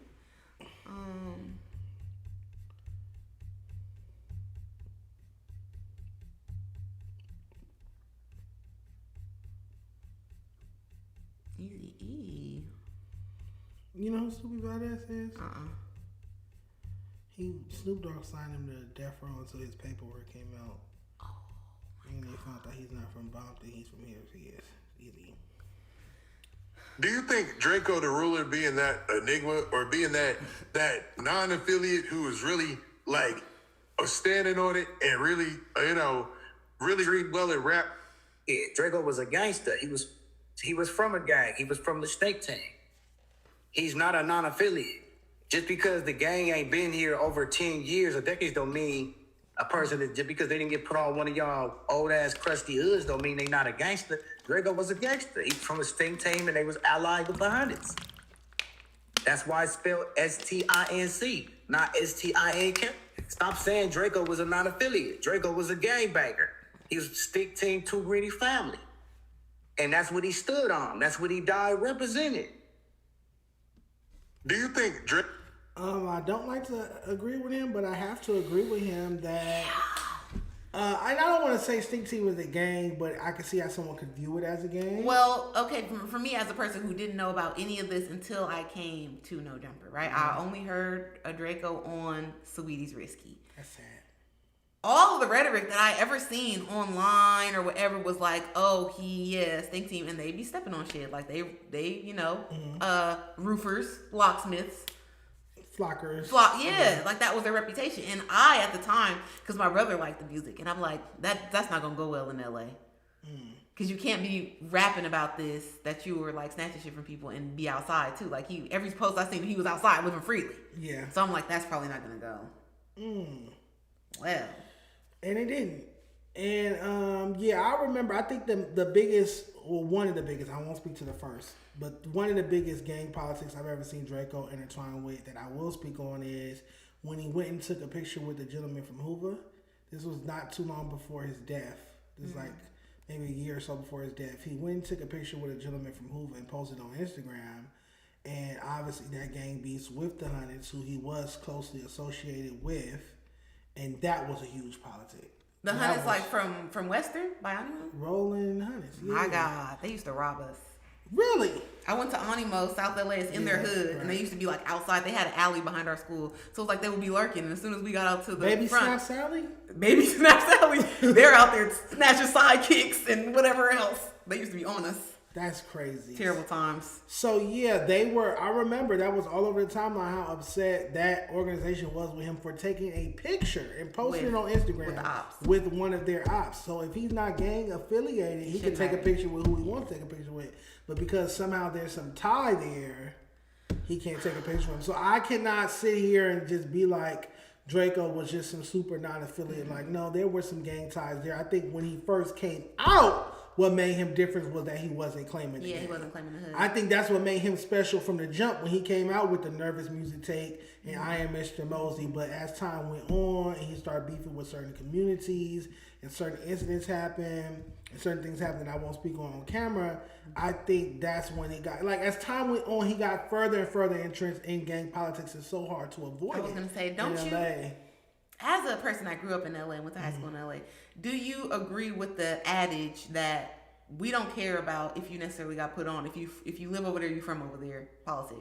No, because I've never been to jail, never will go, so. But still, if you were out. That to me, that's a jail mentality. Like, oh, you grew up over there, so you from there. But isn't that how they treat you, though, on the streets? Like, for a regular guy, if you're coming out of an apartment building or a house in Inglewood, you from Inglewood, it don't matter if you got put onto their hood. The other people that's not from your neighborhood are saying, you from over there. Yeah, and that's unfortunate. And they're going to treat you like that. Because you can have a grandmother who live in this hood, you got uncles that live in this hood, you got brothers and cousins that live in this hood, and you can be closer to them than anybody in Inglewood or whatever part of LA you actually brush your head at. And the craziest part to me about the LA politics always was like, especially as a child, it's like, what if a nigga mom has to move because she found a cheaper apartment in another community? It's like he got a beef and now get killed by or try to kill people he used to live by because his mom found an apartment that's $200 cheaper a month. I didn't say it was smart. It's just animalistic. It's animal behavior. But It's even behavior. on the Grammy, I think winning to Good Kid, Mad City, they say you about to tell me where your grandmama stay or where your mama stay. Yeah. I don't give a fuck. Like they press me. I'm a girl. They don't care. Yeah, like I said, gang culture is just very anti-black. It is. It's nihilistic. It's self-hatred. All right, Draco on Street Dudes being blogger. So this is a clip from Draco's, I believe it might have been his last No Jumper interview, if not his second to last No Jumper interview. And I'm just looking for a clip of Draco. Here it is at No Jumper. That's like, that don't even go like hand in hand with each other. You can't be a thug street nigga and be a blogger. Like, you know, commenting because then, so what, let's just say somebody shoots somebody on camera and you want to get your views up. So you're going to do a reaction or you're going to do a video to that? You're a street dude. Well, you in competition with all these other bloggers because that's what you're trying to do, right? You're trying to get the views and all that. So what you going to do? Try to get to it first? Oh, I got to post this nigga shooting somebody on camera first. That's what they be doing. That's like, that don't even go. It's so crazy because let's say this was 2020, 2021. 4 or 5 years later, all these street dudes are bloggers and street podcasters and street reporters holding cameras and iPhones up to their faces, reporting on who shot who beat up who DP'd who got snitched with, where, what. Telling their hood business, telling the jail business. Yes. Everything. So it's like, that's crazy. Just in that brief amount of time, the 4 or 5 years, you see like a total drastic change. I think the culprit for this, even though he didn't do it to that extent, might be obviously Adam, but even AD, who's in this video. And again, he doesn't cover street content in depth like that, but I think him being such a reputable, not only on the LA rap scene, but in the streets of LA, going up to No Jumper and accepting that job there made it kind of cool for street dudes to be, or it made it aspirational. Like, oh, he doing that, I want to do it. I think that's, I'm saying that's where the changing of the guard happened. I'm trying to think of when did I start seeing LA street dudes sit on camera and talking to mics about the streets. And to me, I'm not even going to say AD. I'm going to say that AD T-Rail era of No Jumper. That era is when I started seeing, like, they was like, oh, they getting money, they do that, even though T-Rail wasn't even getting paid when he was at No Jumper. When I called T-Rail an employee when he was working at No Jumper, he wasn't even getting paid. Technically, he was a volunteer. But they was looking at them like, oh, they getting chilly, they getting money, so let me pick up my phone and start talking about shit. Let me get me a little setup and start talking about street shit, because they up there letting you know what hood they from. And wearing bandanas and stuff. You get what I'm saying? I think people do it to a further extent than them. I've never really seen them go that far in depth about street stuff. But I definitely think that's what sparked the ADT rail era of No Jumper, sparked this off in LA, in my opinion. It's sad because it's very much like deteriorating the culture, and it even is causing unnecessary beefs between people, because it's like, oh no, I see a so-and-so like a non-affiliate vlogger in my hood, I don't like that, I be posting my hood content. Now we want to do something to this person. Also, them trying to hold media personalities to street codes because they just so happen to do the same job. Like, it doesn't, it's crazy. Oh my God, it does not make sense. Like, you guys are, you've lost it. I got one more Draco clip before we move off this topic. I'm looking for Rich Rabbit. Here we go. Music videos, nigga, till it's time to go to jail, nigga. You got 20 fades, nigga. Yeah, all that shit look cool, nigga. All that in the videos, nigga. Until nigga get up on you like, hey, you right? Oh, you was in the video dissing the set, right? Yeah, nigga was gonna beat your ass. And this the part they don't be talking about. Like, you hear all that, and whether it's true or not, we knocked him out butt naked, dead homies. Niggas putting peanut butter in niggas' asses, and niggas getting forced to call and apologize for dissing Damus and all that. That's what's gonna happen. Niggas get treated in that motherfucker. Fuck around, end up with a broom in your ass playing with niggas. Not even, I'm telling you, man, stop. I really like his nose ring. Oh my God. I thought you was anti-nose ring. I'm gay. Oh, okay. I could have it. And I'm being sarcastic. Oh. Yeah, I think that Draco was right about that. All the dissing hoods and stuff like that. One day you might be in a situation where you got to face these people with no gun. So, you know. And to me, he simplified it by just making it in jail. I think one of the best conversations we've had on No Jumper News about this topic has been with Suspect and him saying that from a rapper perspective, from the time period when he first got popping, he said, all the ops know what you look like and you don't know what they look like. Mm-hmm. And you've been on camera, you've been on social media, you might have been popping, people see you getting money now, and you've been doing all this. Yeah. And think people not gonna get up on you just for and people miss the point in LA. They think, oh, everything is about money or everything. Some of this stuff is just about street cred, about clout. They will do some crash out shit just to be able to talk about it because they have nothing to lose. Just to have a name, just to be popular. Because he don't go to jail next week for something anyway, for priors. Because he don't care about doing something to you to make him look cool. Get him some extra noodles. AD does have a nose ring. I also asked to borrow it once, and he said he'll think about it. But all right, let's get to the next typo. Lord have mercy, I'm hungry. Briarway says no more hood vlogs. Sorry, y'all. Palm trees in the chat. Let's turn our energy up. Let's go. Palm trees in the chat. We're gonna run through these next topics so we can get to Tea with Tam. Let's see. Let's go. What's going on? Excuse me. Is this it? Was that it? Was that Briarway? Yeah. Is it time for hood vlogs to end? Hood vlogs. It's time for that shit to end, bro. I'm sorry. It's time for that shit to end. I done been from the streets. I done the stupid shit they done in the hood vlogs, all that shit when I was younger too. But it's time for that shit to end. All it is displaying the ignorance. And it's the same shit every vlog. Mm-hmm. We outside. The ops don't come over here. Where the ops at? They scared. Dead homies. And throwing up the set. That's it. And walking the streets aimlessly. And y'all gonna say, Viral, you a hypocrite. Y'all did a hood vlog. Go watch it. It was none of that. Go watch it. There was none of that in the vlog we did. Our vlog was very educational. Our vlog was showing Long Beach history. Our vlog gave a history of the city. It wasn't even really a gang vlog. We just took them to historical parts of the section. But we didn't I told them no dissing. Oh, the ops don't come. Man, come on, bro. Everybody got dead homies from every hood. That don't even make sense.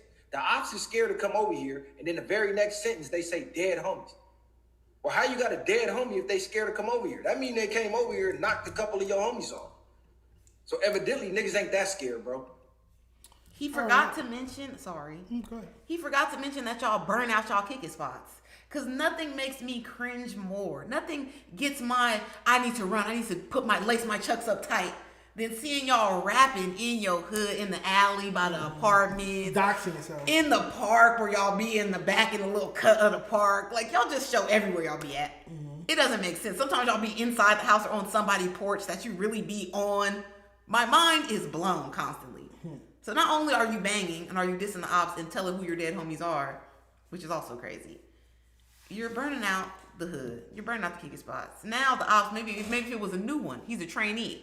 He just got put on. He didn't know about all these secret locations because the big homie in jail. Now he knows exactly where to go find y'all at. Yeah, it's doxing. I've been said that about the hood vlogs. I've tried to sit through some of them. Can't do it. Too much dissing, guns, ignorance. It's minstrel shows. Just mobile minstrel shows. Normally, it's some white dude or Hispanic dude that's doing the camera work and putting it on his channel. And you can tell they're trying to turn up for him. Yeah, obviously we got a DC Baby Draco case. You got a black guy who's doing it. Like he said, because I've done a hood vlog when I went to the Wilmington Arms with Roddy Rich's team and met with all of the artists, signed the Bird Vision. They had the plaques out there. We barbecued. No gun in sight. Not looking at nobody gang tats. No dissing. No talks of any criminal organization. Strictly just seeing what the projects, because they're known to be the most lit projects in Compton. Every 4th of July and New Year's goes up in the Wilmington Arms. That's what was the focus, like the music and the culture of that section, not the actual criminal elements of it. So, Yeah, I feel like if you do it in a constructive way, cool. But at this point, it's like just wrap this subgenre up. But I feel like it gets so many hundreds and hundreds and hundreds of thousands of views and millions of views that I don't think that I think it's going to be more of them. I think we're going to see more white boys and non-blacks flying to LA with cameras, paying these guys $500 or $1,000 to ride around their hood for 4 hours, get the content, upload it. You know who's watching this? The police. Because now, back in my day, in 2008, 2009, when I used to be on Western, the police used to have to pull niggas over and get them to take pictures of the tattoos. Now, they can just go on YouTube and type in y'all hood and see you doing it your fucking self. Crazy. All for clout and attention. It's a crazy time. And then when somebody get caught, they'll be like, oh, y'all the police, y'all the police. You're the police. The grandmama's the baby. Yes. All right, let's get off all these ghetto-ass hood topics. Bye. Let's talk about Coachella week 1. The Exciting. recap. What are some of your highlight moments? Highlight moments obviously are going to be, I know Dejon's not going to like this, but Sexy Red performing at Coachella. I love that for her. Let me look this up. Go up, Sexy. I loved Sabrina Carpenter. You already know how I feel about her. Boo. Her production was incredible. From her house tour set where she had the LA Hollywood Hills on the back in like little mini houses, her walking up the steps, the car extravaganza at the end, a 10 performance. Why do you spell Sexy Red? Sexy with 2 Y's, 1 D. Oh. He wanna hang with a bad bitch. He wanna hang with a bad bitch. Did she perform? Yeah. Sexy. And Coachella. Bow, bow, bow, bow, bow. That's that booty meat. I don't know what's going on. But Sexy Red Coachella, loved it. Okay, who else? I told you Sabrina Carpenter. Sabrina Carpenter. It was a 10. Boo. We also had Carol G, who was another headliner, performing. And she brought out Becky G, who was from Inglewood. I know Becky G. Shout out to Becky G. She looks incredible in a look custom made by Eloka. Then we had Young Thug. I got a clip of that already. Came out with his Tekashi 6ix9ine inspired hair. Mariah the Scientist was out there supporting him. She should have got on the stage. You just passed him. I passed up. There he is. You gotta light up, bro. It don't matter if it was you, your mom, sister, brother, niece, nephew, cat, dog, aunt, uncle, ancestors. It don't matter. It took a lot of shit for somebody to live a lifestyle. I see you. Let's see where we going. Now you want to show love. Keep the lights up. Keep the lights up. You fuck with this? Legendary shit, huh? Say. Coachella, if you had a good time tonight, make some noise right now. 1, 2, 3, sing it with us. Get it like shit just to live this year. Nigga came straight from the bottom to the top. Nigga living the life, the game is tough. I'm on the top of the mountain, puffing on clouds, and niggas still. Me and 5 on a beach, boozy. On the bench, double like some fucking tough. Niggas serving great. Okay, let me see what else we got. What else we got? How do you feel about him performing Lifestyle? All of a sudden. Yeah, I feel like people try to argue that, oh, he wouldn't perform this because he's not cool with this, and that. But Coachella is, again, a pop mainstream audience. And them white people know you because of Lifestyle. You gotta perform your biggest song. You gotta perform your biggest song. It doesn't matter who cool or what. Yeah. We paid you to come do the hits. Lifestyle is one of your hits. One of your hits. Haters yeah, love it. Biggest hits. I agree. I do think it's unfortunate that while Rich Homie Quan was alive, they weren't able to bury the hat shit. I shot Big Homie Quan Daddy Barbershop. Right. It's like, at the end of the day, all that nigga did was actually just stop flirting with him. Like, bro. Stop queer baiting. Yeah, like, if you gay, cool, but if you're not gay, stop pretending to be gay. Stop calling me bae. Stop calling me your lover, because that's just weird. Like, if I have a homie that's not gay, I can't just be sitting up here calling him gay shit like that. But he was trolling. Like, he used to do it in Gunna comments, too. It was like, that's the queer baiting got him popping. It's weird. To me, it's gay. I don't see a straight man doing that. I just don't see a straight man doing that. But it's weird. But I like to play around. And then we have the most lackluster, who I was very disappointed in because y'all know I love UConn. Justin Bieber sat on this stage and searched YouTube and played clips. Did he now? Now, people tried to say that it was a play because he sold his catalog, so he no longer owns the rights to these songs, and in order to perform them at Coachella, he would have had to pay a royalty or the performance fee for these, so he got a loophole by playing them on YouTube, and he was paying homage to his career starting on YouTube. Semantics. This was lazy. And we would never, ever, ever be apart. Or being idle, good to play. We're just friends. What are you saying?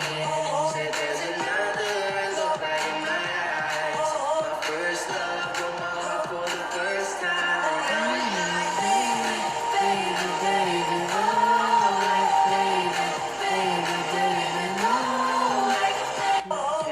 Okay, so you're saying that this is a loophole because he sold his masters. He doesn't have the right to perform his songs without permission or a clearance fee.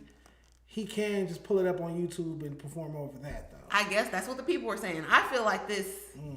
I don't know if that's true, but that's what people were saying. I'm trying to see how is that feasible. What's the difference between having a DJ play it or playing it off YouTube? You're still playing the song you don't own the rights to. And I guess this is more so like a DJ set. Like DJ don't gotta pay. Okay. It was rocket to him. These are cult members. These are believers. And so when he sold his masters, he didn't have a stipulation that let him still perform his songs. I wouldn't sell my masters if I can't. No, you can still perform them, but you have to pay them people. And he didn't want to split this $10 million alleged payday that he got. It was so much so that people were making memes about production budget, like laptop, this, that, net profit, $9,999,000. Like, he played, especially in comparison to all of the women that were also headliners that put on a full production, dancers, this, that, and he had a little desk. Loopholes. I'm not too mad at this if that is the truth. Like, this is his loophole. Cause baby, I did it. That should be me holding your hand. Oh, I know this one.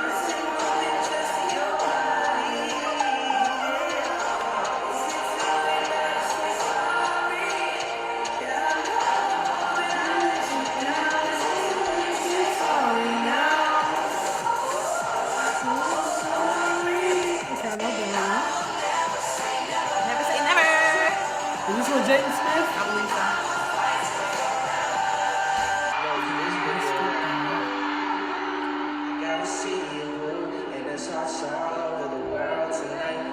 This not him. No, but this is Baby Justin Bieber on YouTube, how he got discovered. Play UConn and get off the stage. Which one is UConn? These nuts. It's a new song. He playing meme videos, like...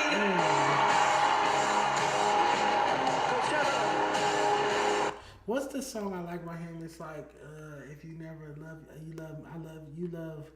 If you like the way you look so much, then baby, you should go and love yourself. I like that one. That's a good one. Hits. That's a good I one. do appreciate that he brought out Tim's and Wizkid to do Essence because he colonized on that song. Okay, that's an Afrobeat song. Yes, nobody needed Justin Bieber on Essence, but he climbed on it.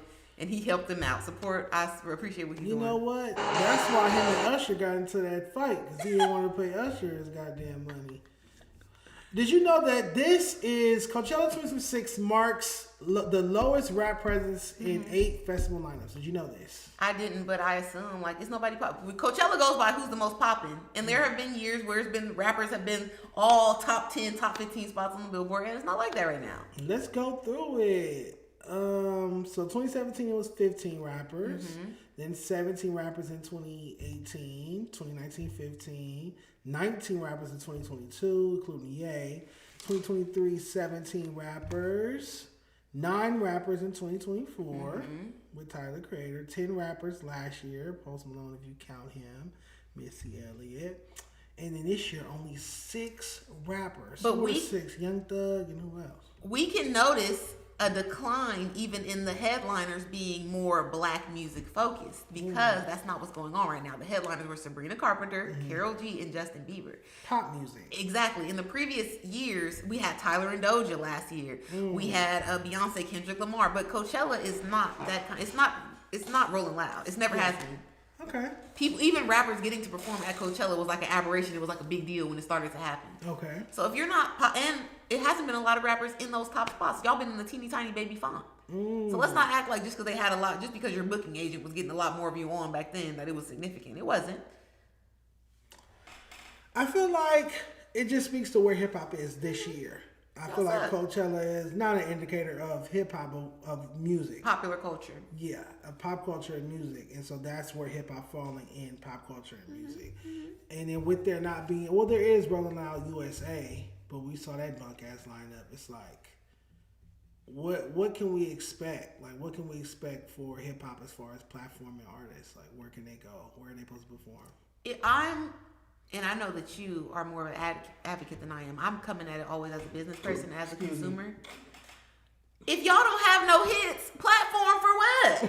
You got a social media platform and niggas not even coming to it. So what am I going to waste time putting you on this platform out here where people are paying to come?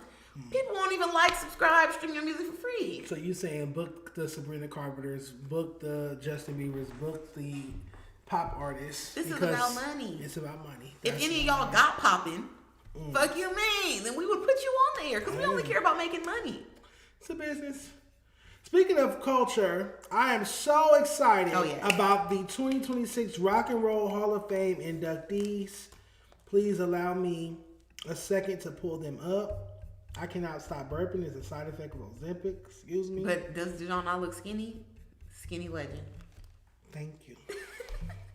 She said, my body T. It was T when he was standing up. He was giving a profile.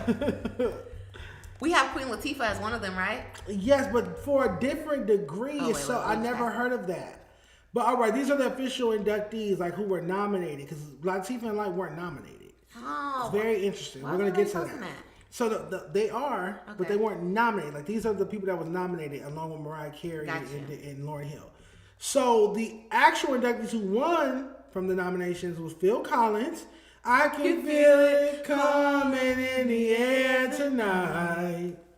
Hold on. Billy Idol, don't know what he's singing, but know that name. Yes. Iron Maiden, that's a band. Rock band. New Order, Joy Division, never heard of them. White people music. Oasis, never really, couldn't name a song. Sade, the band, not just the artist. Sade, I do. Luther Vandross, rest in peace. Long overdue. And Wu-Tang Clan ain't nothing to fuck with. I love that for Wu-Tang Clan. Rest in peace, Power. Great selection. I do feel like they're playing with my good sis Mariah Carey. So let's talk about that. Why has she just been keep on getting nominated but never getting selected? Because the Rock and Roll Hall of Fame inducts you 25 years after your debut album drops. That's when you are first qualified to be nominated. Okay. She's been nominated several times. I remember she was nominated along with Mary, and I was like, they both should get it. But they only gave it to Mary. Now she's nominated again. I definitely feel like Mariah Carey has had more impact on music than Sade. Oh, definitely. Yes. She's been way more consistent. She's the queen of pop. She's been way more consistent than Sade. 19 number one hit records. One of the best selling artists of all time. Male or female. One of the most successful artists of all time. Writes her own music. One of the greatest vocalists of all time. I feel like the Grammys have played in her face because she only has 5. And I feel like the Rock and Roll Hall of Fame is playing in her face. And the only thing I could chalk that up to is Tommy Mottola, her ex-husband. I was about to say, you did something to somebody they not playing with. Tommy Mottola, who still has a lot of power and rank in this industry, was the chairman of Sony for so many years. I feel like he's still making calls like, don't get that bitch shit. She left me. I built her up. I took her from being a waitress to being the biggest female superstar in the world. You mad because she told us you locked her up in a mansion? Yeah, she left because she got tired of getting treated like a prisoner in a castle. Weirdo. Fucking treat her like you were racist. And you got caught saying the N-word by Irv Gotti. Oh, God. So, yeah, I think it's Tommy Mottola. Because there's no other... Her catalog, her career, her talent, her voice, her fan base, everything. She checks every box. There's not one box Mariah Carey don't check.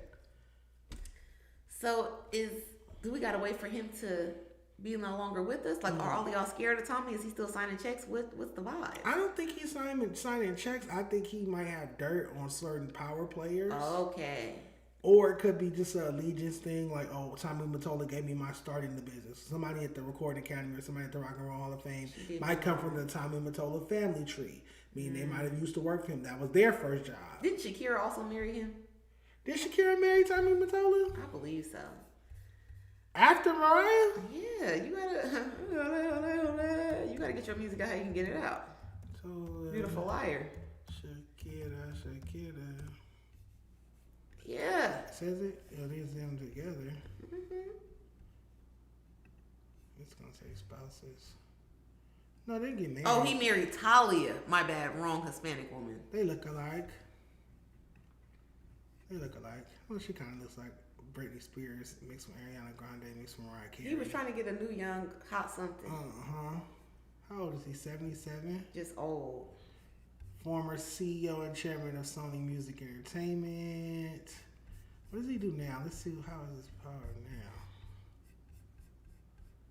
After Sony, 2003 joint venture, Casablanca Records. Oh damn. Okay, they will start writing books and shit, so it's over. Yeah, it's over for him. Tommy, get that hate out your heart. Okay. Our first look deal with E1, fucking bum. 2018, Mottola Media Group. That's a fall from grace.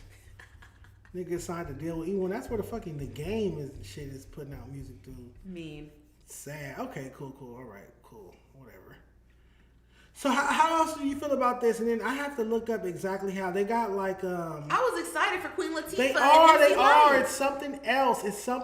I'm trying to tell you. It's their Rock and Roll Hall of Fame. They're playing. I don't like how they're playing with my But girl. they aren't the main inductees. They're getting. It's like a different subcategory. Side bet. Something like that. Oh, because I saw Fela Kuti as well. So what are they doing? Like a black section? He is like the most famous arbiter of Afrobeat music. He made it. Because see, they're here, but they're under like. It's like New Something. It was called New Something or Impact or some bullshit. Musical influence. They're under musical influence. It's a caveat by it. You get what I'm saying? So they're not getting it like Outkast got it. No, they are. They're at a caveat. I've never seen this. And every year I love the inductees to the Rock and Roll Hall of Fame. I've never seen this new caveat, this new category called musical influence. However, we'll take what we can get. There are no artists that are more deserving in our realm than Queen Latifah and MC Lyte for musical influence to be inducted. MC Lyte was the first female rapper to sign a major record label deal, being that she signed to Atlantic Records in 1987. She's also the first female rapper to release an album. Roxanne Shante was slated to release an album, but she decided to go get pregnant by a grown man while she was a minor. Well, I don't want to put it like that. That sounds disgusting. A grown man decided to impregnate her while she was a child. At the height of her fame. Yeah, excuse me for that. Shout out to Roxanne Shante. So she didn't drop her album until like 89 with Cold Chillin'. But she was being, because Shante came out 84. So she was being supposed to have her album out. But personal shit. So MC Lyte has that. Queen Latifah was the first female rapper to win a Grammy. 1993 Best Rap Album, Black Rain. So they are both pioneers in their own rights. Obviously, Queen Latifah the first one to have a TV show, #1 album, Cover Girl. Yeah. So they're both are pioneers. So for them both to be nominated for musical, not nominated, to win an induction for musical influence is prompt. I'll say this: you guys better not stuff Beyonce in this little new category y'all have. You better give her the regular induction, Rock and Roll Hall of Fame. Flat out induction. Because it's coming up, the 25th anniversary of Dangerously in Love, and she's 2028. She's so brilliant, and I would say it's because she has nothing else to do. She's really obsessed with this shit. That she's gonna drop this rock album, Act 3. In the same year that she could be nominated for this and sway that public opinion. Rock and Roll, use that as the marketing rollout. I'm in the Rock and Roll Hall of Fame. To sway the voters, to sway everything. She's methodical. She's in the mansion all day. But, so her debut album came out 2003, so it will be 2028. So that's in 2 years. And she's chair of the Met Gala this year. She hasn't been to the Met Gala in 10 years. Nicki won't be there. Good riddance. She's the chair of the Met Gala. It's the first time she's going to appear in 10 years. She's dropping something. Jay-Z coming out the woodwork with these concerts. They're dropping something. What's the chat talking about? JJ Fad. That was Super 87, 88. Yes, Michael Jackson was going off on Tommy Mottola. Good. We need somebody. Palm trees in the chat. Let's turn up. Let's get back to 100 people in here. And let's get some more palm trees and super chats and sliders. Have you been keeping up with this nigga beef? They've been talking about it at my other job. Cool. All-Star JR, who I'm a fan of. He's a Detroit or Michigan rapper, rather. He's beefing with Jay Prince's son, Jay Prince Jr. Supposedly, Jay Prince Jr. stole his bitch, and from there, it's just been up. Supposedly, some of his affiliates, including the NBA YoungBoy affiliate Ben 10, tried to rob him for his chains. He used self-defense. Bat. Are you interested in doing the Ben 10 challenge for $20,000? My brother said no, because he's an NBA glazer. If you give me $20,000 cash, I will lay on the floor and fuck it. Get alone. I was willing to like do some convulsions. Yeah. Yes, for the 20 minutes, yes, I will do that. But you do believe he was humping the ground? He was air humping the ground in his challenge? Yes. It looked fuckish. From the bottom? He was giving it up from the bottom? Reverse cowgirl. These niggas gonna nig, man. If anything niggas gonna do, niggas gonna nig. This was embarrassing. So this is the baby mama. This is why I think it's stemming. Hey, man, he a cheater, y'all. Oh, shit. That's mob shit. Get up. Oh. Hey, you are. She made it. Trust the process. Hey, man, I'm glad you left her alone. Oh, I'm glad y'all had differences. Because I'm the difference now. It's Look like, what that money make a bitch do. It's just gay. You with this woman and you thinking about another man. Like, ugh. Like, That's why I feel like, do you even like me or you just want to stick it to him? Pause. Yeah, it's like you want to be in the same cavity he used to nut in so bad you can't even, like, you with this beautiful woman. Why Very you can't beautiful. focus on her? Why you talking about the nigga she used to fuck? Like, dang.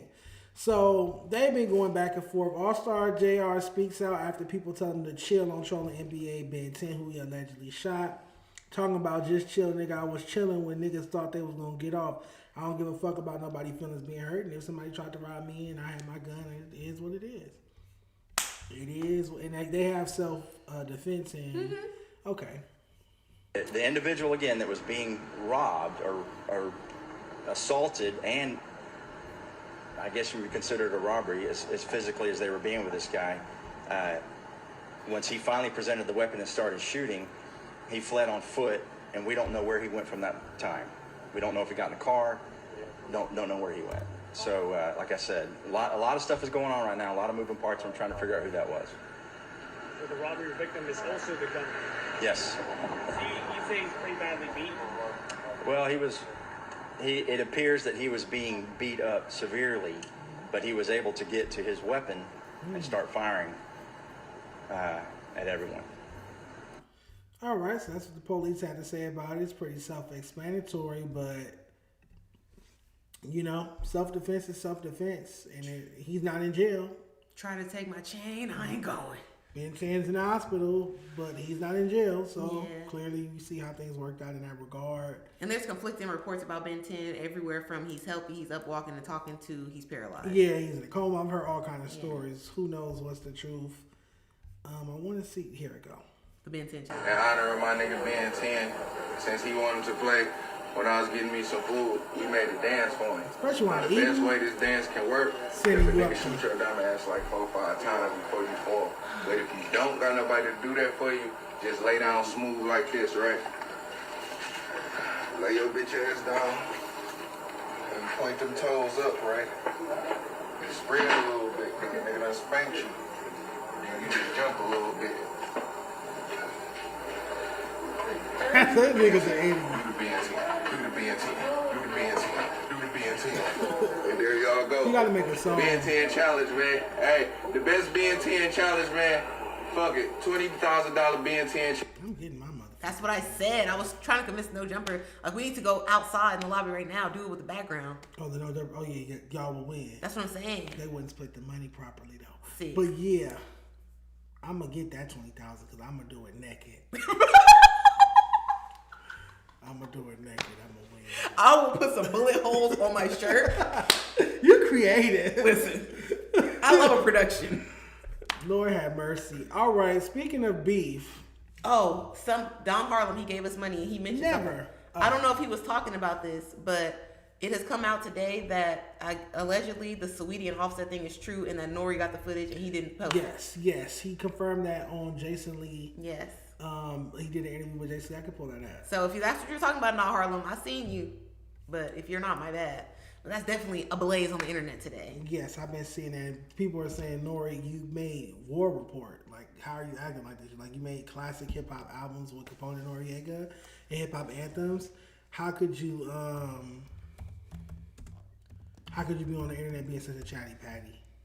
He is a podcaster. That's his job, to ask people questions about their business. Is that even Drink Champs format though? Like, ain't they giving flowers to legends? Isn't that the whole premise of that show? But they be asking them about their little drama too. I've never seen anything salacious like this talked about on that show. Interview with Takeoff and Quavo together. By the way, the Migos, just be very clear, is still probably my favorite hip hop group of this generation because I just love what they had. They legends. But you had and by the way, me, because like we're dipping into a conversation where it seems like me and Offset had beef. Like we didn't have beef. Like what it was he asked me for a certain thing that I actually did. I just didn't do it. You took out the question of whether or not Offset slept with Saweetie. Absolutely. You took that question out. Absolutely. And you still have that footage. Absolutely. And you have the answer. Absolutely. But I respected man code. Okay. And took it out. Absolutely. Would you sell it? No. To me? Nope. To Cardi? Nope. To Saweetie? Well, it depends on y'all. How much y'all offer? We can nah, hell no. Offset, I got But your you back. are the only person right That now would have done that. that has the answer. No, and guess what? You still ain't gonna get the answer.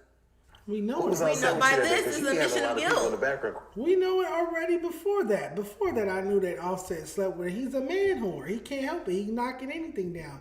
I don't think Offset gonna sleep with his bandmate's bitch. That's what. Otherwise, they would still be together. What else are they beefing about? What else are they beefing about? It's more of a question of Saweetie's morality than what Offset do. We know Offset would do anything. The bitch that sell pussy that don't even want to pay the plug, the pimp. This is what we know about now. We didn't know about this during the Migos time. That bitch went to San Diego State. I knew she sold pussy. So go ahead. Oh my God. I don't like this because, as I've said, and people thought that I was like anti-Sweetie when I'm not. I actually was always pro-Sweetie because she was the only girl from the West Coast that we had that was like rapping outside of Kamaya.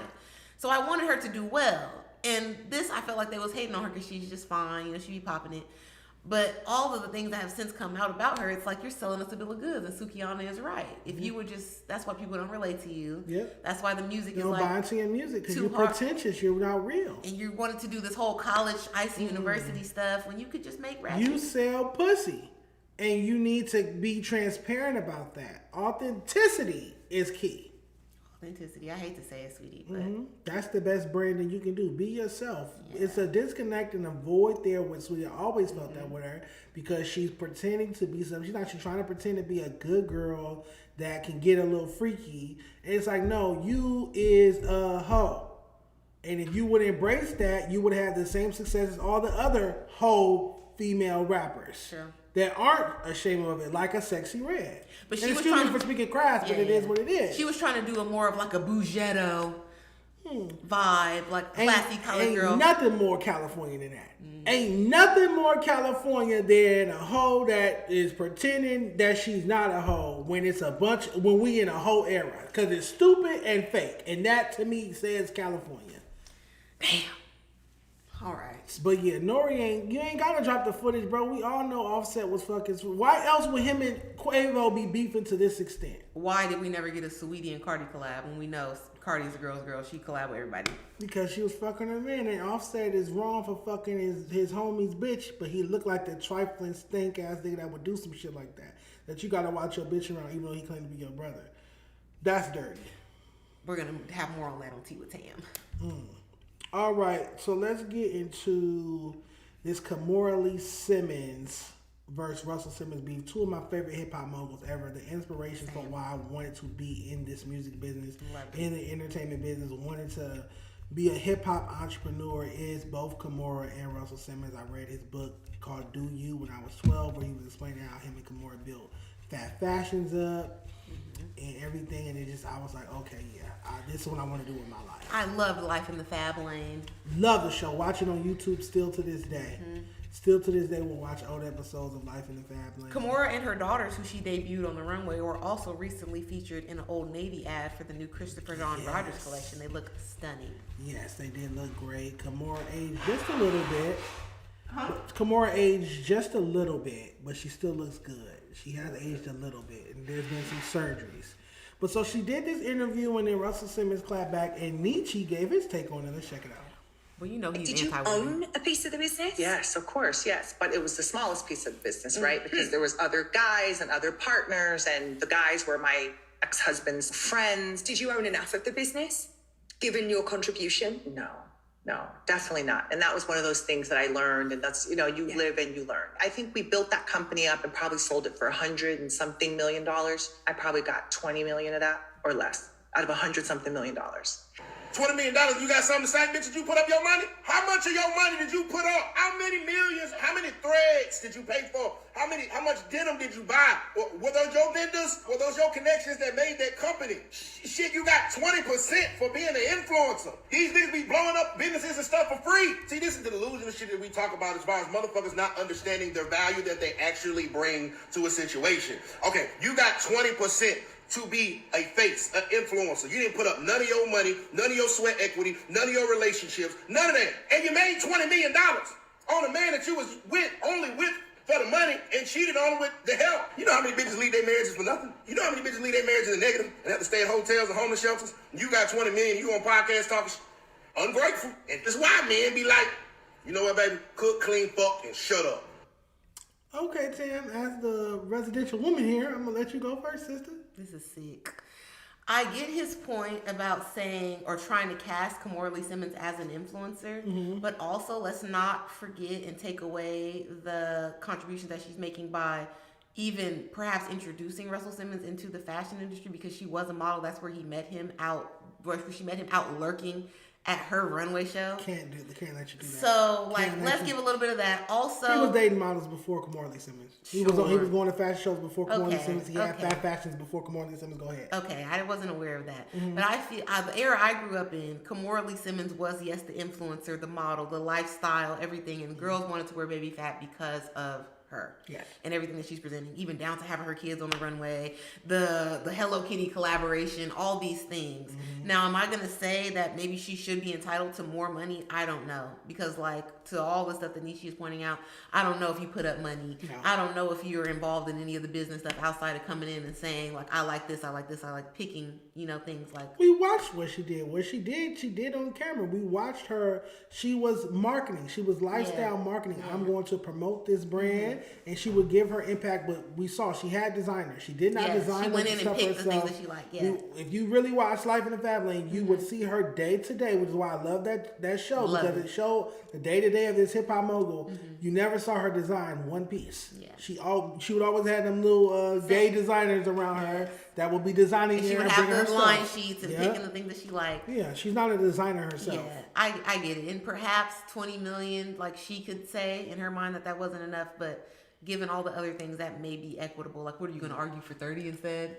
I would say you haven't had a successful venture after Baby Fat and KLS, which was during that same time, still a fat fashions brand. Yeah. You haven't had a successful venture after Russell Simmons. Not a private one, no. She's been a part of Celsius and different things because she was married to the stockbroker man. And he stole all of their money, including Russell Simmons stole $200 million from them. She leaves that part out. That's why I lost respect for Kimora Lee Simmons, because she let that white man swindle her out of $200 million of stock that Russell set aside for his children. But is it that she got swindled, or I thought it was that Russell left it in their care when he fled during the Me Too movement and went to Bali, and then she, because he put it in her name or whatever the case, she signed it over to her. She let her husband invest $200 million worth of something into a company, and he just got on, and then the white man left her. So we're not.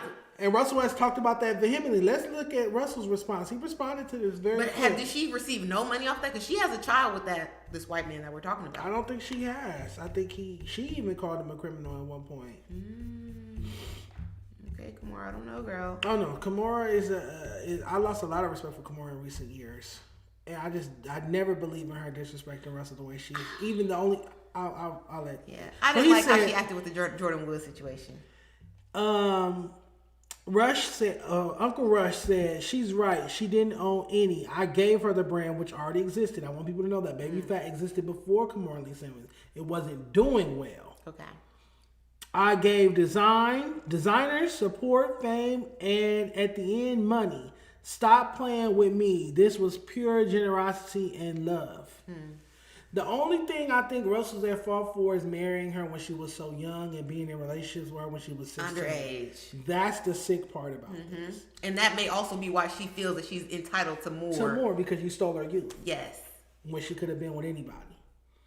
And she literally could have had any man she wanted in the world. And so I guess in her mind, you were supposed to take care of her for the rest of her life, and everything you did, you were supposed to do.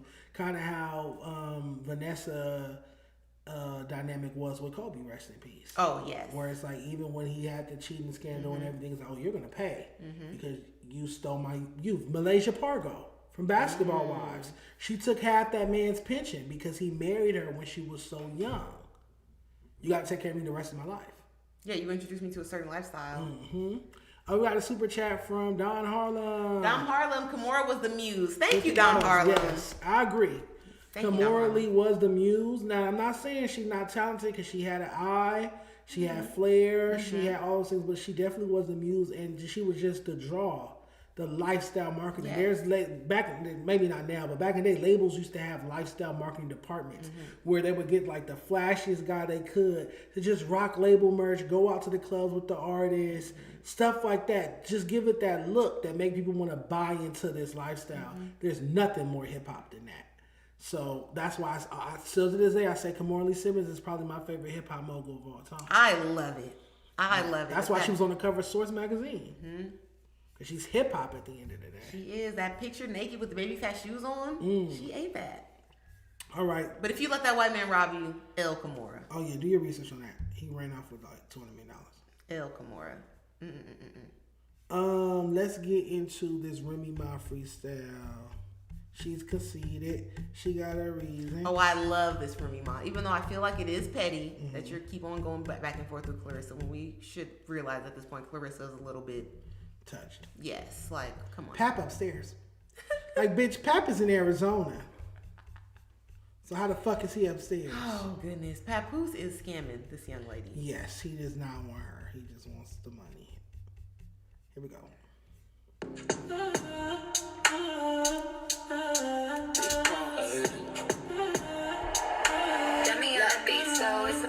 Watch how you talk to me. I'm a mogul, bitch. You getting surgery in exchange for promo, bitch. I'm a gang on the yacht and some YOLO shit. You keep jumping on my dick like a pogo stick. In competition with herself, don't even know that bitch. Hoes be doing the most over so-so dick. I been her since I was wearing Bobos, bitch. You get a bullet through your shirt with a logo with the nerve of niggas claiming that they wrote those hits. When they whole career, they ain't never go for shit. Not for me or anybody else. You always acting like you helping, nigga. Go help yourself. See, I know what the problem is. I don't really brag enough, but you don't talk about prices when your bag is up. You keep talking numbers, but the numbers ain't adding up. You wanna be a baddie, but you ain't bad enough. See, I know how to network. How on the network, you know you get money when they Googling your net worth. I'm a motherfucking expert. Now how you talking out your neck when I know how your nigga network? Damn. That was She spazzed. She spazzed on Clarissa. Pap called some shots. Remy, this isn't a surprise. Remy Ma is one of the greatest female rap lyricists of all time. Yes. Not the best when it comes to making her own music, but when it comes to like a freestyle or some bars or a guest verse or some shit, Remy Ma's gonna spaz. How did you feel about this? She's not a good song maker, I agree, but Remy Ma, I've never like freestyle, girl battle. She's pretty much undefeated because she'll go there with you. Yeah. And Remy has that sort of air about her personality too that she don't give a fuck. So it's nothing you can say about her in the situation that she's not gonna have a comeback for and gonna drag you like this. And Clarissa has made a mockery. I supported Clarissa Shields ever since I seen T-Rex the movie. It looked like she had a terrible life. She came up literally from the mud fighting. People didn't even want to sponsor her because they didn't want to support female violence. And then you sully your legacy for the temporary affection of Papoose. Like Papoose, Clarissa? Yeah. I think she just wanted a man. Some women don't give a fuck who it is. They just want to have a man, want a husband. My man, my gun, my Pap. Like I hate that. Like, Carissa, you deserve a man that is just your man. Not a married man that's married to this woman still, won't sign the divorce papers because he's still in love with her. Because how much money could he possibly be getting from Remy Ma? So it has to be something more than financial. And not even just a man that's married. He's famous for being with this lady. Yeah. Let's not take that away, especially in Carissa Shields' lifetime. Carissa Shields was not bumping that Touch It remix. You know about Papoose. 5 Boroughs of Death. You don't understand. I got New York City in the palm of my hand, and I could crumble, make a fist. It's ridiculous. At least you remember the lyrics. Yeah. I just remember him being in the video. It was black and white. It was a cool little verse. He's famous in our era for being with this lady, Black Love, having the trophy baby. Yep. And you want to be with him? I cannot. This is your king? This is what I will say, and I've said this before. I don't feel bad for Remy Ma either. She threw her comeback in career away to go have a baby with Papoose and to be married with him and do the whole black love shit on Love and Hip Hop Hollywood. Bitch, you came home from jail with a hit record all the way up. That was great. You win a BET award. You get Jay-Z on a remix. What part of that tells you, oh, let me go have a baby. Let me go get married for real. Let me go do a black love run on Love and Hip Hop New York. To me, that says, let me drop a comeback album. Let me drop a solo Remy Ma record. Let me have another monster like Conceited. Let me go do some stadium tours. Let me win a Grammy. Let me get another #1 on the pop charts like Lean Back. Let me keep running it up with Fat Joe. Let me and Fat Joe do a podcast or something. Woo, woo, woo. But no, not this bitch. She does what most female rappers do. She pulls a Little Kim. She pulls a Foxy Brown and goes sit on some broke rapper dick and shack up and play Sugar Mama. And now when a nigga leave you for another bitch that's younger than you, you out here looking stupid. I feel like they all clowns. Clarissa, Pap, and Remy are all clowns. Remy, and then Remy, this is my last point. How dare you diss Nicki with Sheether and get at Nicki for calling herself the queen of rap? Bitch, you didn't want to be the queen of rap. Remy might have to drop the album since 2008. So you basically want female rap to end. You didn't want Nicki to be the queen. You wanted all the female rappers to just not go in the booth and not rap no more. Everybody just go get dick, get pregnant. Remy's a bum. Okay, in defense of Remy Ma, she said that Papoose wrote for her during the bid, and he wanted to do this black love extravaganza thing, so she's doing it for him. Okay. And perhaps our sister got lost in the sauce. She got dickmatized. Because she was doing All the Way Up, and she was doing her big one. For as far as to come back and getting out of jail, she was capitalizing on the fame. With Fat Joe and Remy Ma. When it was time for the Remy Ma solo album, she signed a Columbia Records. She hired Vince Herbert to manage her, which was stupid. And you don't like Vince? To manage you in 2017, 2018? No. Well, you want to get Deb at me? He was going through so many abuse allegations because of Tamar and he was getting divorced. Okay. Yeah, his focus was elsewhere. She should have went and got somebody more clean cut, not going through that. It was terrible. And the album never came. She dropped the record with Lil Kim, Flop, Wake Me Up, Auto-Tune, Lil Kim. No one wants to hear that. Melanin Magic with Chris Brown, Too Flashy, didn't work. That was it. She disappeared. Went and had babies. Our sister and me. And it's over. Now she got her battle rap network. I get it, but bitch, you the same bitch you the first bitch we see take down Nicki Minaj in a battle. And you don't have not one subsequent hit. You slaughtered her. You don't have not one subsequent hit after that. Even Remy Ma putting together like a ladies' night type collab with other girls, like something. Anything. Something. Why was Cardi on the song with Fendi the rapper and not you, Remy? I get what you're talking about. I hate it. She don't have a buzz single with Cardi, like nothing.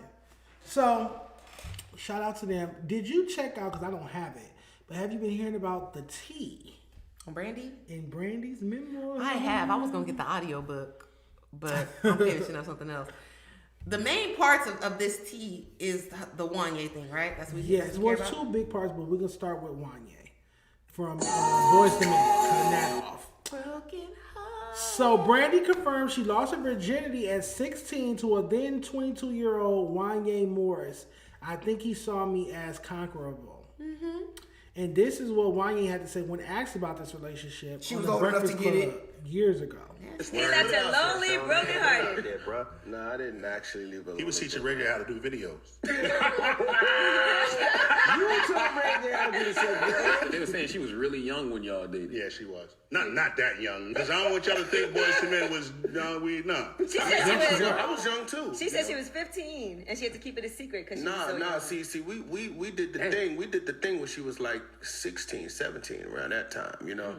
So you were still a boy too. You had. I wasn't old. I wasn't many like yet. It was 38 boys. years old. Nothing like that. I was old enough to. She was old enough to get it. Okay. But was it legal in the state y'all was in? I mean, we was always in different states. We was on Kanye was banging. That's sick. And listen to them laughing. All the men, Evangeline, who's a trashy. Anyhow, look, that's wrong. I don't think they should have been laughing when he said that. That's a very serious thing. Mm-hmm. You knowingly slept with this 16-year-old girl when you were 22. And I understand that that's kind of was the culture back then. So that's not my issue. Mm-hmm. My issue is how these conversations, that was 2014 when they had this conversation. It's the lack of remorse and it's like the pomposity and arrogance about it. Like he's bragging about like she could get it and stuff like that. Discussing, I had never seen that clip, but I never watched their interview on Breakfast Club. And I'm happy that Brandy is getting that off her chest because it had always been a rumor that she was the mistress. Because you know he was with Adina Howard. Yes, that's what I didn't like. That was his girlfriend.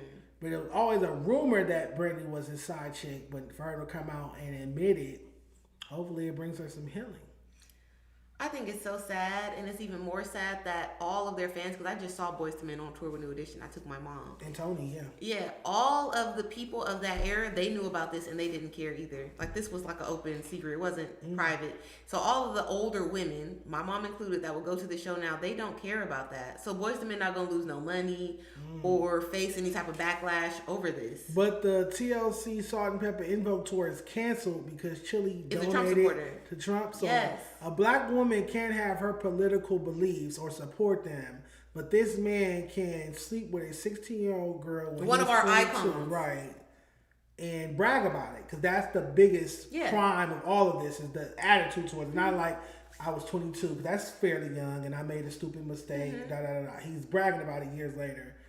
And that you saying if that their tour was still going right now, it wouldn't be canceled. No, because everybody knew this information at the tour. Like, this is not private. And it's the idea that, like... Protect black women, y'all. Yeah, we're not protected. And then they're always going to use the excuse of, oh, well, like, she was famous. And they're going to try to use that to make it seem like she was growner than she was. But obviously not. Like, her feelings were hurt. This was something that later shaped her and her relationship issues and whatever that... Because she's dealing with a grown-ass man who's playing on her feelings. And really with this sex symbol, Adina Howard. In her face, flashing this one. And basically, if you I don't want to make it too much about like females, but when you're a young woman, you're already critical of yourself. You're already judging yourself. And now the person that I love that's dealing with me, who knows what kind of sweet nothings he's telling me in private, I got to see him out with this grown-ass woman freak like me. Reminds me of Kim, Biggie, and Faye. So it's like, I'm not shit. And he's bragging about, in a room full of people, with his bandmates corroborating the story about some of the same shit that R. Kelly is locked up for. Fucking 16-year-olds. I agree. And you were dating her when she was 15. Let's be honest about it. And you just did it when she was 16. So he's on his poetic Flakko shit. He's talking about it's a year difference. Like it was a big... What's the difference? 15, 16 is wrong. And again, you were 22, so you were a young man making a mistake, newfound fame. I can sympathize with that. It's that lack of remorse that is so disgusting to me. It's like he's proud of it and he's happy about it. And you're not even talking about Brandy in a glowing way, saying like, oh yeah, Brandy was a sweetheart, she was a queen, blah, blah, blah. Like, no, you're making it like locker room talk about, again, one of our black icons, one of the first black women to have her own Barbie, have her own TV show, be Cinderella. You're making her a joke. That is crazy. What was on that note that Whitney gave Brandy? Before she passed? Who knows? She will never tell us. That is true. I do remember that. I think Ray J had a role in Whitney's. Don't you ever say Ray J. I think Ray J played a role. I think Ray J got the drugs. They was getting high together for sure. Yeah, I think he brought the drugs. And that's what she died on. So he played a role in her death. Damn. All right. K. Michelle went on Jason Lee's podcast. Speaking of R. Kelly. And I never knew that they were romantically involved. I should have. But I knew I knew she was his prodigy. and that she was like signed to him early on. He was producing her early on. I did not know anything about a romantic relationship, but I should have assumed. Yeah. Were you and R. Kelly ever intimate? Oh yeah, absolutely. I love him. Really? Have you ever said that? I loved Robert Kelly. I loved him. Like loved in love? Really? I loved him. The only question I have for you with R. Kelly is, have you written him a letter? And if No, you being shady. so, Are you being he's shady? in prison. No, because the his one team thing. has called me. Wait, can I say the one thing you said on that interview? Tell me, let's go. What about all the mothers that was in the kitchen cooking? That question has yet to be answered. Mothers and people should be held accountable. I do. Should Sparkle go to prison? Absolutely. I saw this whole blog that was saying that he beat me up so bad and that I took that and No, Rob didn't hit me. I didn't go through an abusive Rob. What's your truth? My truth with Robert Sylvester Kelly, Robert Kelly always saw me as nothing. I might have loved him, but he didn't see me as nothing more as motivation for writing. I wasn't the woman he wanted, even though I wanted him. Did you? I did. Robert is absolutely, completely wrong in the things, but those people around him never corrected him. That's not an excuse, Jason, because I am a woman advocate. Like, I'm gonna get in there for a woman. If you tell me a man did something to you, okay, we ride it done. Is Drea Kelly a victim? Absolutely not. Drea Kelly, if you wanted snow, he had a whole team come bring you snow. Does that mean she's not a victim though? That's the part of the clip I don't agree with, because if Drea Kelly said she got hogtied, I don't even know how to hogtie people. Then how is she not a victim? If she was a victim of domestic abuse by R. Kelly, is she not a victim of domestic abuse? Or because she stayed and enjoyed the pampering and gifts and lifestyle, that means she's not a victim? Because sometimes, and I want this to, y'all, they love to call me a victim blamer on November for these takes. Okay.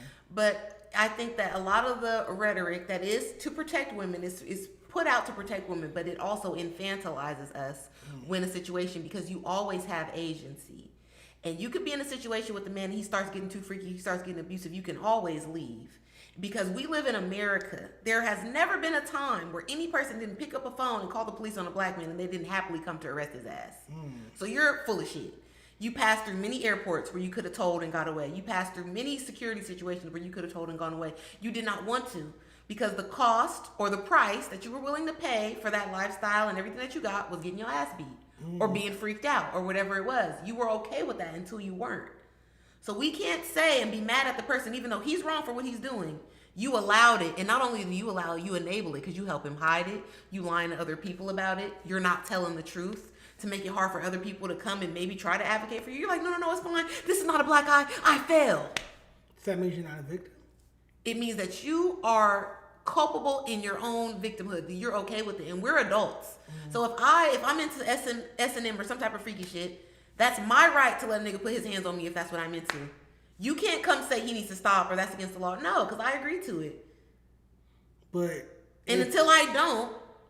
But once you're removed, once you decide I've had enough and you do get away from the person, because clearly that's what happened, they got divorced, can you not say I was a victim? Can you not send a group or something or talk to a therapist and say I too was a victim of domestic violence? I want you to do that, but with that same mouth, I want you to say why you stayed. And I don't want it to be that they made me or that it was this or that it was that, because there's too much outside hands involved and you could have left at any time. You need to be responsible and say, look it, I was there and I didn't like this and I didn't like that, but I didn't want to leave because I like the house. I think that's the case with 99% of domestic violence victims. It's rare that you hear a story about somebody getting beat one time and they left. Because if that's the only template for a victim, then it's not really the case, because most victims always go back or stay or make excuses and lie for and cover up and stick around until they just can't take it anymore. They almost lose their life or something like that happens. So I can't say you're not a victim because you willingly stayed. You're still a victim of domestic. If a man is beating on you, or if a woman is beating on you, if you're getting beat by your domestic partner, by definition, you are a victim. Now, were you a willing victim? Did you choose to stay? Yes, but you're still a victim. And she just said Drea Kelly's not a victim, and I don't agree with that. Drea Kelly is a victim of domestic abuse at the hands of Robert Sylvester Kelly, as she brought up. I didn't even know. We need to find a different name for the kind of abuse that you let, because with people that don't have money, I feel like that's some different shit. Like, okay, you don't want to leave because you're gonna be homeless, and you don't want to leave because you don't got no car. You're financially reliable on this person, whatever it is. With rich people, and I'm not trying to make it seem like you're not a human, but you have so many more opportunities than just the random lady in the apartment complex is getting her ass beat. Her financial standing. We don't know how much money she had on hand. It's not about you have access to things. You can go to a place and be like, oh, I'm R. Kelly's wife, whatever it is. You can go to niggas like TMZ and sell a story and get enough money to leave. You can go stay at your mama's house for a little while until you get the lawyer up to go to court. They're going to get you the money. It's not the same as women that are really getting domestically abused and they got to clock in and then you got to have him ride them to work. I think they're both getting domestically abused. I just think that there are different pedigrees of victimhood, but a victim's a victim, and I feel like K. Michelle came off insensitive to the timeline. I saw a lot of people agreeing with me. Oh, of course. And she's doing a press run for Real Housewives of Atlanta. So I feel like if she had said what she said, because it's already a risky subject. You speaking about Robert Kelly in a positive manner, in a loving way. Which she has many times. Correct. So you're already having a risque moment. And then to add that there, it kind of was a caveat to, or rather a reminder of when Rashida pulled that bullshit with her on Love and Hip Hop, where she didn't believe that Memphis had been beating her. And like here you are, you're sitting here saying that, oh, you're not a victim. But remember, you broke down and cried when Rashida said, I don't believe that he did that to you. You get what I'm saying? It's like, but do we believe black women or do we not? Because when Drea Kelly says she's a victim and she got hogtied, then that means she's a victim. K. Michelle? I think that K. Michelle is putting it in a different way of that, like more so what I'm saying. You could have left at any time. Like, you could have left Memphis at any time. You could have called the police on Memphis. Memphis was the vice president of A&R. But she was like, he wasn't going to put her music out and this and that. So she's in the same situation as Drea Kelly, so she should be more... sympathetic. You are also a victim of someone that you could have called the police, or when you was walking through the airport, you could have screamed or something. So true, okay, Michelle, you wanted to stay because you wanted that music to come out. Okay, so y'all both either not victims or are victims. And later on, Memphis allegedly put hands on Toya, right? Toya, yeah, and he's a repeat offender. Abusive relationship when it was on that couple therapy. Oh yeah, show. he was mean. Let me get the Tea with Tam logo, and then Tea with Tam, we're about to go up. The show's winding down, guys. Don't worry. Yes, 10:15. Let's get it in. You got no jumper tomorrow. Yep. Thursday show. Gotta get up early in the morning. It was in February. It was in January.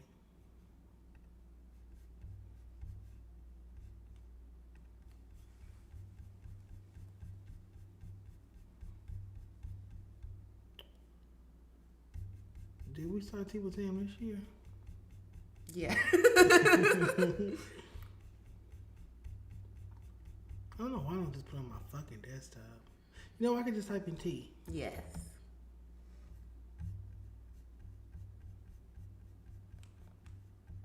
There.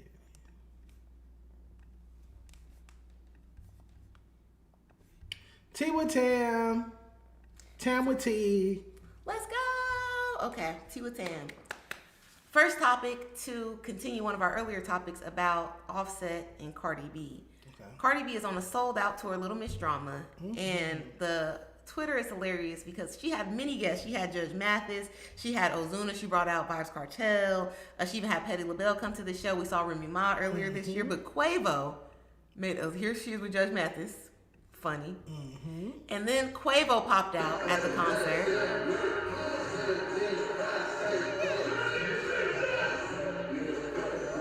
He did a bunch of little hand movements.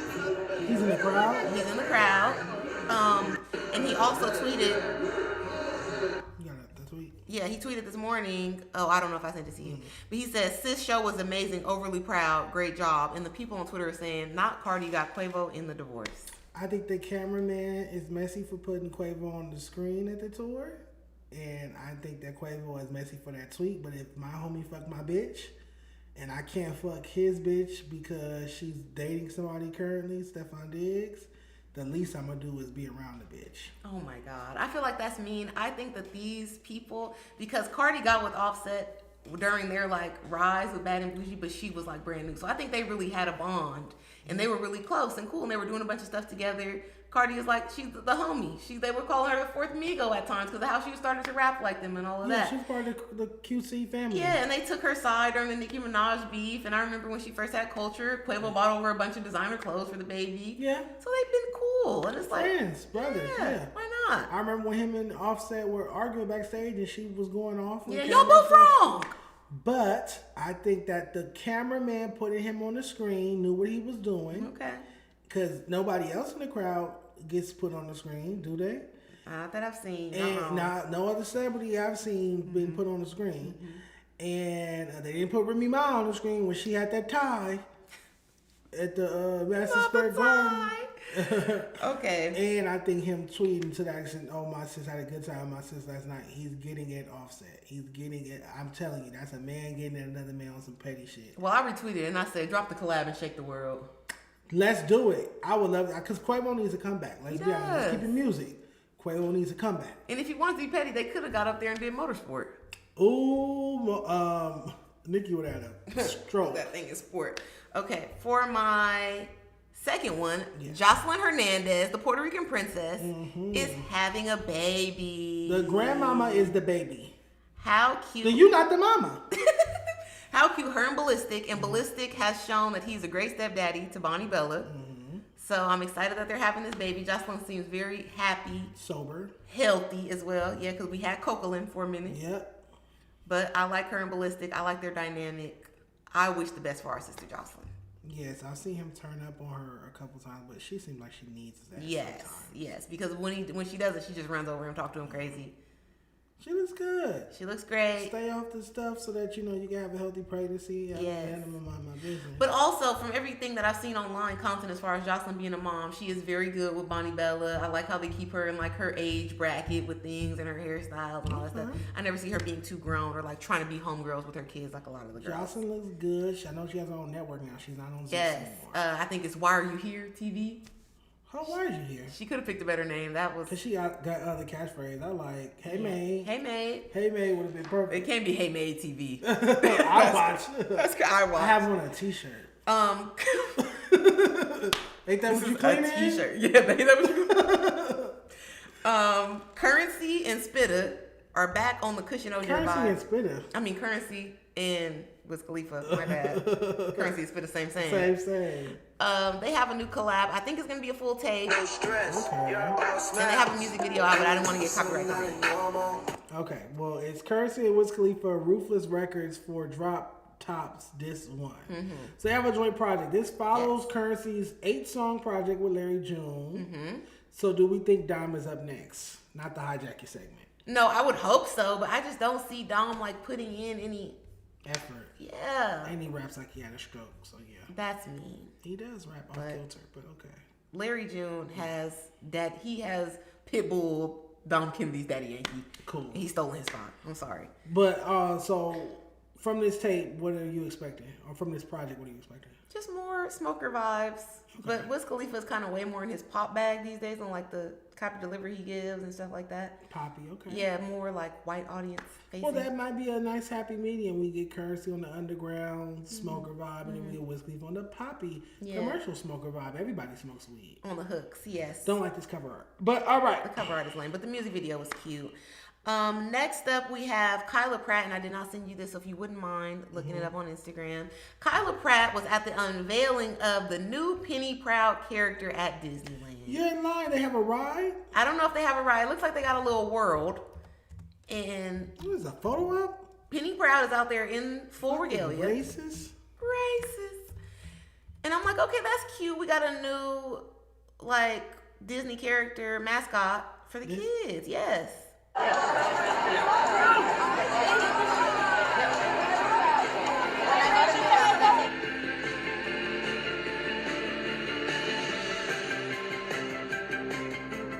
Penny Proud meets Kyla Pratt. Yes. Okay, that's a vibe. So they have like an exhibit? I don't get what it is. It's very unclear. Maybe that one. But I thought it was cute. She was there with her kids. Oh, okay. Or maybe it's like a stage play. I still might be a little racist. Just a little tiny bit. But, you know, they be calling me Penny Proud in the No Jumper chat. Why? Because I'm black. They're racist. They be like, get Penny Proud off the couch. Oh, I see there's this. That's funny. You should be at following me. Penny Proud. You should be Penny Proud. I'm Penny Proud and I'm cute and I'm loud. Okay, this is a topic that I had from the former Tea with Tam from last week that we didn't do. The LA exodus. According to KTLA, Los Angeles County saw the largest decline of any county in the United States in 2025, according to census data. Nearly 54,000 people moved out of LA County between July 1st, 2024 and July 1st, 2025. The decline is a part of ongoing trend. The Cal exit. A lot of people moved to Texas. They hate it, by the way. I'm just letting y'all know. And in 2020, LA County was estimated to have more than 10 million residents. As of now, it is 9.7. I wish that y'all would continue to leave. Go back to where you came from. Go to Kansas. Go to Idaho. Go to Florida. All the middle America places where y'all came out here to follow your dream. You can follow it out there on the internet. Yeah, TikTok it up. You don't have to be out here to do it. I want the freeway to be less crowded. Now, traffic has been going down a little lately, but I needed less traffic. I want it. Leave. Don't come to LA. Move out of LA. Exodus, Genesis, Deuteronomy, Leviticus, Numbers, Judges, Psalms, Proverbs. Get out. Go back. Because all y'all do is come here and complain that it's not like whatever fucked up town y'all left. And you want to bring nasty food here and like weird STDs, club vibes. Yeah, y'all want to play Jay-Z at the club and shit. Like, you hate that. Tam hates to hear what's the song off Kingdom Come? Show Me What You Got. Don't ever play Show Me What You Got around Tam. Or Rock Boys in the Building tonight. I like those songs. I'm a Jay-Z fan. I love Jay-Z music. Not in the club. Why are we in the club and you're playing this like it's 2005? Like we're in the Bronx or something. We're in California. That's so funny to me. It tickles me. Don't play that shit here. I'm in the club with my mom and her homegirl. Show me what you got. That's not a club song. Exactly. It's what like are a y'all white doing? party song. Dun, dun. It's too jazzy. It's crazy. Like, are we at a dinner club? Hey, Marie. Are we in Vegas? Yeah. Stop. And then something that may or may not excite the viewers, Whataburger has come to California. There's a Whataburger out here? Yes, there's a Whataburger officially opened in Los Angeles. It's a Texas chain. If you ever been out on a club night in Texas, you got some Whataburger. South by Southwest used to fuck Whataburger up. It's like an orange restaurant. It's an orange restaurant. They got the W's. Go to Whataburger. Where at? We don't have the location address, but type in Whataburger on your Google Maps. It'll take you to the one location we have in LA. Tonight. Oh, they have chicken strips. I recommend the chicken strips. Get that. Because I don't eat burgers. You don't have to go to Cane's and get that nasty sauce. You know I don't eat that. Throw that out the window. And then my final tea with Tam is if we have any Christians. Vegas? No, it's supposed to be in Los Angeles. Maybe your destination is still set. Look at my phone, man. Go ahead. If we have any Bible thumpers in the chat or any people that grew up in the house with old people, you are familiar with TBN, the Bible Network. Mm-hmm. And that building that used to reside in Newport Beach, California, has been demolished. It's been torn down. The couple, the lady with the purple hair and her husband, they been died. Mm-hmm. They died in controversy too because she was allegedly fucking the actor that played Jesus in the stage plays, and the husband was fucking his driver. His male driver? Yes. Oh, they on that Smokey Robinson shit. Oh my God. I read the paperwork. Oh my God. Oh wait. So the pastor fucking his driver, and she fucking Jesus. Jesus, yes.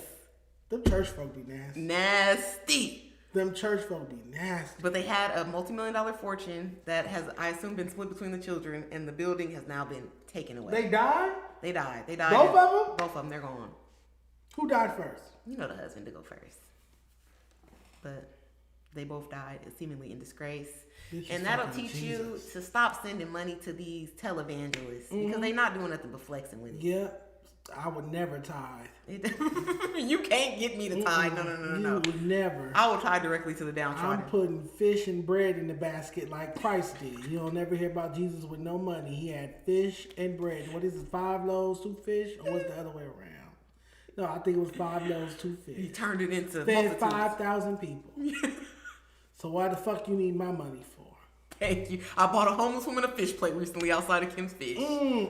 That's my charity. Girl, that could have been my fish. You could have called me and met you up there.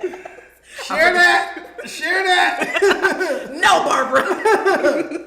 All right, that's it for Tea with Tam. That's it for Tea with Tam. That was a great Tea with Tam. I loved it. It wasn't all music or entertainment. We had some politics.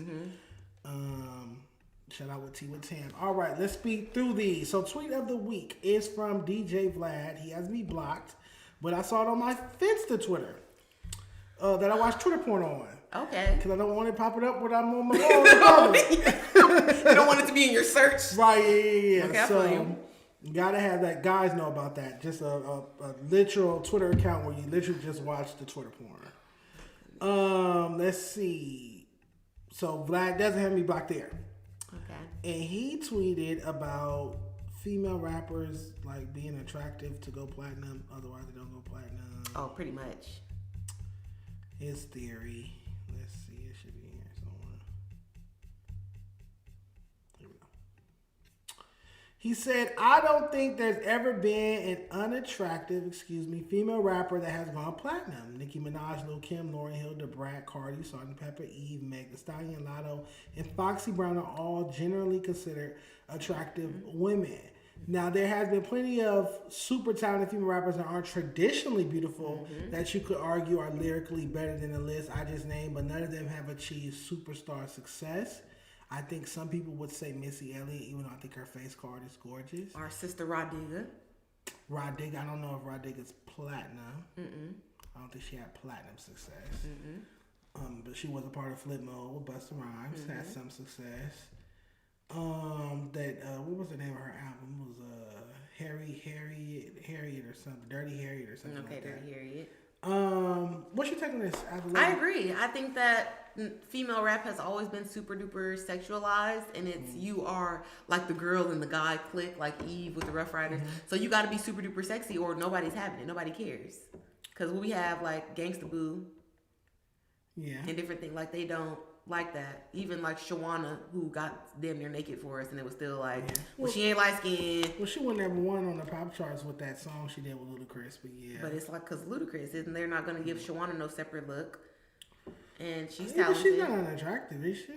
But for the people he named, that's way more like Western attractive. Yes, like these are essentially light skinned girls. We see what Lil Kim has done to herself. Yeah, no, we saw he listed Lauryn Hill. She's but Afrocentric, isn't she? Afrocentric, but Lauryn Hill, they got her showing Moose Knuckle in the pics, and she got way more sexy than she ever was in the Fugees for Miseducation of Lauryn Hill. That's true. So Lady of Rage said the same thing. Lady of Rage had a face card. They said the Brat, she's always been dykish, but she had a face card. Yeah. And she dated Allen Iverson at one point. And she also put on a bikini in the What Do You Like? And she gets sexy on them. And she's the first female rapper to go platinum. No, like you said, it's always been sexualized going back to Roxanne Shante when she's 14 years old. Guys walking up to her, Roxanne, I want to be your man. You're a creep. Yeah, I don't know. I don't have a counter to this Vlad argument. As much as I would like to, it seems like he might be on point with this. And it's not like he's saying sexy, it's like attractive. Like the face card has to be there. No, I think it's whole body, because we've seen the evolution of from some of these women that could have their natural body and just a beautiful face to you have to make yourself into a sex bot. So all of these artists are sex bots. Lauryn Hill. No, I'm saying we got from the time. Sex bot. She did it one time. We got from them. We got from Foxy and Kim and who else we seen? Da Brat. And Salt and Pepper to a Nicki Minaj and Lil Kim getting fake boobs over and over and doing all of this and being damn near naked it got progressively worse. You skip Pepper. Pepper was the first female rapper to get plastic surgery. Okay, Pepper, we forgot about you. Pepper was the first female rapper to go get her nose done and go get titties done in the very early 90s when she was married to Tretch. Yeah, when she was married to Tretch. She didn't want to be wearing them Timberland boots and them baggy outfits. She wanted to be sexy on them. I had one thing that I forgot from Tea with Tam. My viewers, the Sliders, have asked me to proposition you for a movie like Good Burger starring yourself and me. Let's write it. Let's get to work on writing that. Because that's something that we can make happen. Like that. I want to play a straight person. I want to play a straight guy. I don't want to play a gay guy. So you could be like the mean boss? Yeah, but I want to have a thing for you in the movie. Oh, you and want you just kick me to the curb every time. Like, go home, Roger. Okay. But you want to have like hoochies that come to the burger spot that they got your attention, but it's like you want me. Yeah. Okay. Yeah. We're gonna make him very straight, hyper masculine. Hyper masculine, straight, but always getting played to the curb like a fat straight dude. Oh damn, friend zone. Yeah. But you need me, and I'm clutch at the end of the day. Yes. And you end up giving me a kiss at the end of the movie. Okay. Donate to the channel if you want to see me and Dejon kiss. She's such a fucking moose. She's such a moose. Send Tam some gas money to get home right the fuck now. $, welcome to town. I said, oh, let's get a ninja. Send the super chats to get a ninja. I was like, what the fuck? Because I've been hearing the narrative, but I never paid attention to the narrative. Like, Grace, look, I'm broke as fuck, but I don't know, I'm just too prideful. Dejon said it never gave broke. I could buy my own ninja. I said, wait. I don't give a fuck. I'm gonna sell my body to get that ninja. But I'm not. That is crazy. I'll sell my body to get that ninja. Sell your body for a ninja is crazy. When Don Harlem just gave us $100 and you want to go sell dick. That takes a minute. I didn't say that. That takes a minute to process. All right. I'm looking for a clip of Boosie. Oh my gosh. Of Boosie saying he's not doing no more Vlad interviews. Here we go. Not they beefing. I ain't do Vlad no more. We couldn't come up with a agreement. He didn't want to pay me. I wanted $5,000 more than he wanted to pay me. He didn't want to pay me, so I think I'm gonna make more money doing it this way. And I'm editing my interview now. What's he making? Is he chopping up some beef? Some sausages? I don't know what time it is. Let's talk about it. Uh-oh. Y'all get ready. Been 7 months.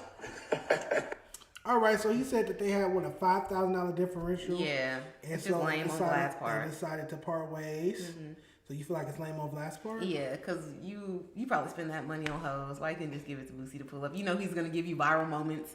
Y'all have a good rapport with each other. I'm sure you've made way more money off the Boosie content than he has in respect to your channel and all of that. As a business you should make at least 3 times what you invest. At least 3. Sure, but at a certain point, it's like, Vlad, when you don't have nothing popping on your channel, no viral like Boosie, he gives you that content all the time, even when he gets backlash for the stuff that he said on your platform. What if he feels like he's squeezed enough juice out that orange? That's probably that's worth that price point. That's likely what it is. So I applaud Boosie on not being bitter and like harping on it and just going to produce his own content, because he definitely could just go in the room, have one of his kids asking questions about current events, and let him just go crazy. And do your own Vlad TV style content. I love the entrepreneurship. To me, that's hip hop. I think it's unfortunate that Boosie hasn't been able to really have a bona fide hit record, because he's been in jail for over 10 years. Well over 10 years. No solo hit record has he delivered. Neither has he went and signed. Well, you know what? He did have Young Blue, but that one left. I can't say he didn't go break an artist. He did try to break an artist, and the artist forged his signature or some shit. And so. Ghetto. We got another super chat from Don Harlem. Don Harlem. 3 wise men made Jesus wealthy at birth, and Don Harlem is one of those wise men for me. Yes. He's getting that chili. Richest person in the chat. Shout out to Don Harlem. Shout out to Don Harlem. The game defends Drake again. Let's Crazy. see it. Almost finished, you guys. Couple more topics. Let's get through them. Let me know when you see this. A tweet from...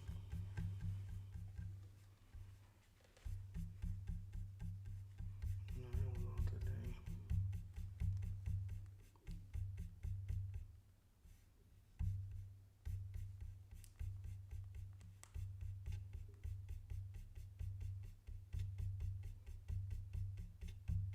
I spend at least half the episode scrolling. Scar Soul told me I was doing something. He said this reminded me of when Dejon is scrolling through his DMs. Fuck Scar Soul for that. All right, you guys. I'm just gonna look it up, even though I know I sent it. Let's look up The Game and Drake. Oh, The Game. Jason is his name, right? Jason Taylor. The Game claims Drake's absence from hip-hop has had a negative impact on the genre. And I can't read that message. But he reposted a tweet from Isaac Hayes, third out of all people. And it says, y'all ain't appreciate one of the greatest now, the absence and talent, the absence and silence has the art form down 50%. One of the things Isaac tweeted was that hip hop hasn't charted in a year on the Hot 100. What's your take on this? I'm so tired. This is a running narrative of y'all letting a man from Canada have all of the credit for hip hop success over the past 10 to 15 years. Now, Drake has definitely made hits. He's a bona fide hit maker. Nobody could argue against that. But even Drake on songs, I'm a pop star, not a doctor. Y'all, they make him rap to basically, in my opinion, to knock the rest of you niggas out of the top spot. Because Drake makes pop music for all intents and purposes. Drake has never got on the track and dropped a mean crazy 16. That's not what he's doing. He makes songs. That's why the other rappers like Meek Mill got so mad at him, and that's why some rappers end up looking jealous against Drake, because he's an excellent song maker. But I would never put Drake in a rap battle against anyone. Just right now, Remy Ma style. We on the floor and you're gonna say some shit. No phone, no Google. No, not off bat, but I think Drake can hold his own lyrically with some assistance. And that's not. Hold your own, then, I guess. It's not. And we're not doing that like, oh, it's because he's gone. Hip hop is falling off. No, hip hop is falling off because y'all lowered the standard. And we do not have any people rising to the occasion. I think two things can be true. I want to say that I feel like Drake was good for the ecosystem of hip hop. It's kind of like a fish tank with a bunch of different type of fishes and sea creatures in it. If you take one thing out, the entire ecosystem can fail. Or like if you was to remove all cockroaches off Earth, or if you was to remove pigs, people would say, "Why are pigs in it?" Well, God would be like, "Well, I put them there to clean the earth, carcasses and waste and da da da." Things are integral. Things are there for a reason. Drake was successful in having that run for a reason. He stabilized hip hop. I feel like when hip hop needed that summer banger, we always could go to Drake. When hip hop needed that lady record, we always could go to Drake. When the new upcoming street artist was bubbling and needed something to send him over the top, you could go to Drake to get a hook or a feature. And now that's that thing that gets you over the top. I feel like he played so many positions on the court. I think he was integral to hip hop. And again, there are other reasons why. There's never one reason why something's failing. There are other reasons why hip hop is failing. The standards low, commercialization, A&Rs don't know what they're doing, bullshit this, culture vultures, all of these things. But I think that Drake losing the battle to Kendrick and being called a PDF and all of those things and his image not being the same, I think it hurt hip-hop more than it helped hip-hop. I think if that battle never happened, I think hip-hop is more successful than not, don't you think? So you agree with Jay-Z's take about, like, it's really no place for it now because we only get so much of the marketplace anyway. And when we do things like battling in public, like to the extent they did with social media now, it just diminishes. No, I think that if it was some other cats, I wouldn't care. When it's Drake and Kendrick, it was like a big bang. It was too big. Two juggernauts going toe-to-toe. It's not cool now. Fucking JT versus Cardi or something like that. We can do. It'll survive. But when you got it's two like two. You're saying forces. It was Bank of America and Chase. They was too big to fail. Two big giants. It's going to be an explosion, and there's going to be side effects from that explosion. Now the sky is red. You get what I'm saying? That's just what it is in hip hop. So I get what Game is saying. It's just he's always going against Kendrick, and he's dissed him already at this point. Stop doing that. Maybe that's why I don't appreciate this from Game. Like, where's your coastal pride? I need to see Kendrick respond at this one because he'd called him out 2-3 times on record. So I expect to see a response for the years up. 50 Cent, what platform was it? Netflix or Hulu? Oh, I think it's Hulu. They're having a 50 Cent documentary. I'm not even gonna pull it up. We don't have time, but I do want to say they 3-part documentary for 50 Cent Hulu. $75 million. Do you think that that's worth it? For 50 Cent, is it 50 Cent putting this out, or is it going to be like he did the Diddy documentary? Like, what are you talking about? Like, is this a hit piece about 50 Cent, or is this 50 Cent putting out his own documentary? He signed a deal to do his own documentary, a 3-part documentary for $75 million with Hulu. I don't know if that's worth the money. It's like, I'm like, damn. What's the draw? Who the fuck is he, Elvis Presley? Like, what the fuck? And I get he's one of the biggest rappers of all time, but it's like... We already seen Get Rich or Die Trying. Like, what else are you going to tell us? That was another thing I was going to say. Like, his entire... all the early shit, we done got already. Yeah. So, it's like, unless it's going to be 20 years of unreleased footage like the Kanye joint... There you go. I don't want to see it. Yeah. But if you got 20 years where you had these cameras following around since the beginning up to now... I'll take it. But other than that, I'm not interested. It's like, are you really gonna tell your own dirt? Are you? I was about to say, I don't want to see video of you on the couch bullying people on your phone. Yeah, I'm cool. Another thing that was announced, and I do have to put this up so you can see the actor Snoop Dogg. I heard about this being in the works though, so I'm not too mad about this. Yeah, let me show you guys who's playing. Snoop Dogg biopic has been announced. This should be later in it because I just saw this before we started. I just added this topic.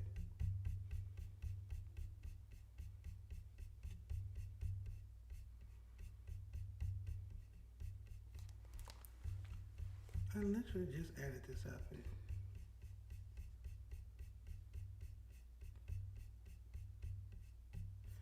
I'll just look it up to show you. Oh, I didn't need to do that either.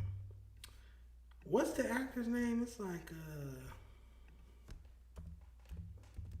And he picked this person, so he likes this person. yes, because it's his movie. It's a death row film.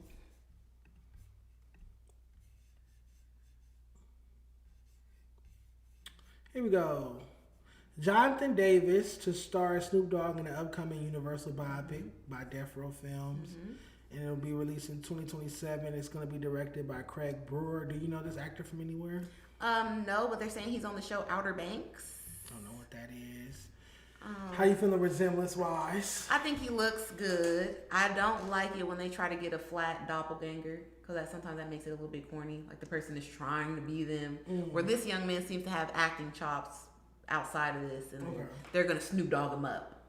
They're gonna give him a goatee. They're gonna take him to the set, let him learn about Snoop Dogg's walk and all that. It's gonna be hard portraying Snoop Dogg and it not being laughable. The hair is that's gonna be with anybody, right? Because Snoop Dogg is such a beloved person. I don't think I didn't laugh when Jamie Foxx was playing Ray Charles. Like I didn't laugh when Angela Bassett was playing Tina Turner. You know, certain ones, no, you don't laugh. Well, why would you laugh at this one? What's up, cuz? That's what I'm saying. It's because of Snoop Dogg's character, how he speaks, all of that. Yeah. Like, it's gonna be LA cosplay. It's gonna be like Snowfall. Yeah, it's definitely gonna be LA cosplay. Let's go through some other people who should be portrayed in this. Like, obviously, somebody gotta play Dr. Dre. Obviously, somebody gotta be Suge. Somebody gotta be Suge Knight. Somebody has to be Master P. Master P, or some other integral people. Pharrell. Somebody's gonna have to play Pharrell. Okay, Pharrell. Martha Stewart. She has a biopic coming out. Who's gonna be Baby Boo? Who's gonna be Shantae? That's a good question too. Somebody has to play Shantae Broadus. Yeah, people like that. People like that. Yes. And I just want to see how truthful he's gonna be with his story. Is he gonna talk about dating Jewel back in the day? Ooh, is he gonna talk about his pimp era? Because that was crazy. Pimping porn, yeah. Him walking the bitches on the carpet, like. Yeah, who's gonna play Warren G? Who's gonna play Nate Dogg? Who's gonna play Daz and Corrupt? Yeah, these are good questions. All right, we'll keep you updated on that. Almost done. Sean Cotton is disappointed in the state of New York hip hop. He said he went to New York and he didn't hear no New York music. They wasn't playing that Cash Cobain? Who I love Cash Cobain. I love sexy drill music. Come here with me 2 in the morning. I like bass swag too.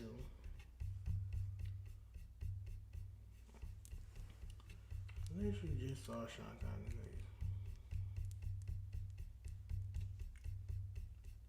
When New York had like that whole movement was pretty popular. So to say he's disappointed with them is like, do you just not like the new kids' music? What is the New York rap scene? What is going? Look, like I've been out here 2 days. I haven't heard nobody listening to no up and coming New York music. New York music. Period. I'm hearing a lot of Boss Man D-Lo. Okay. Some Gunna. I'm gonna get money as nigga. And some Future. And some more all Southern shit. I'm not hearing no East Coast music in New York. The Mecca. Where Jay-Z, Nas, Pac, Big.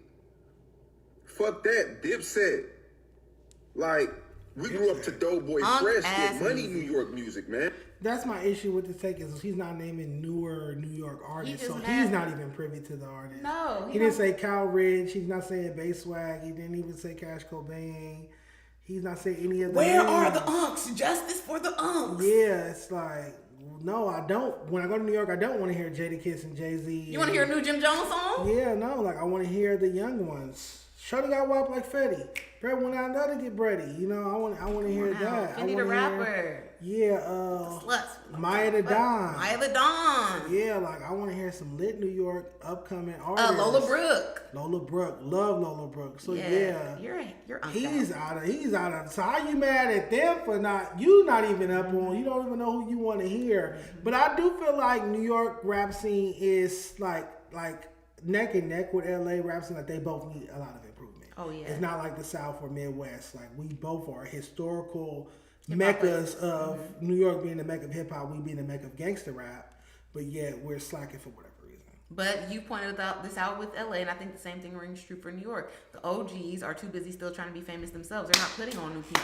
They're not signing artists. They want to be podcasters, or they want to keep dropping music. They want to keep dropping music. Snoop Dogg just dropped the album last week. Flop, not on Billboard charts. Nobody's listening to it.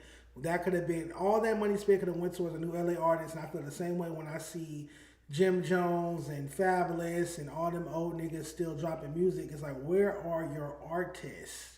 They got Jim Jones in the Reddit. I screamed in my bed because he had one of the full zip up hoodies. It was Eagle, and he unzipped it, and they said, "When your grandpa got to borrow your clothes." This disgust. He want to be a YN so bad. Yes. I feel bad for Chrissy. You know Chrissy's on the take, so it is what it is. Take what? He didn't even pay the rent of this motherfucking office. We doing better than him. Our rent paid at least. Chrissy, I bet you Chrissy got a new Chanel bag.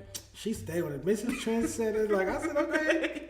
She stayed with her bag. We're not talking about shoes. Yeah, she gonna get a good bag and good shoe on them. Chrissy don't play. I'm looking for a clip of Ray Daniels.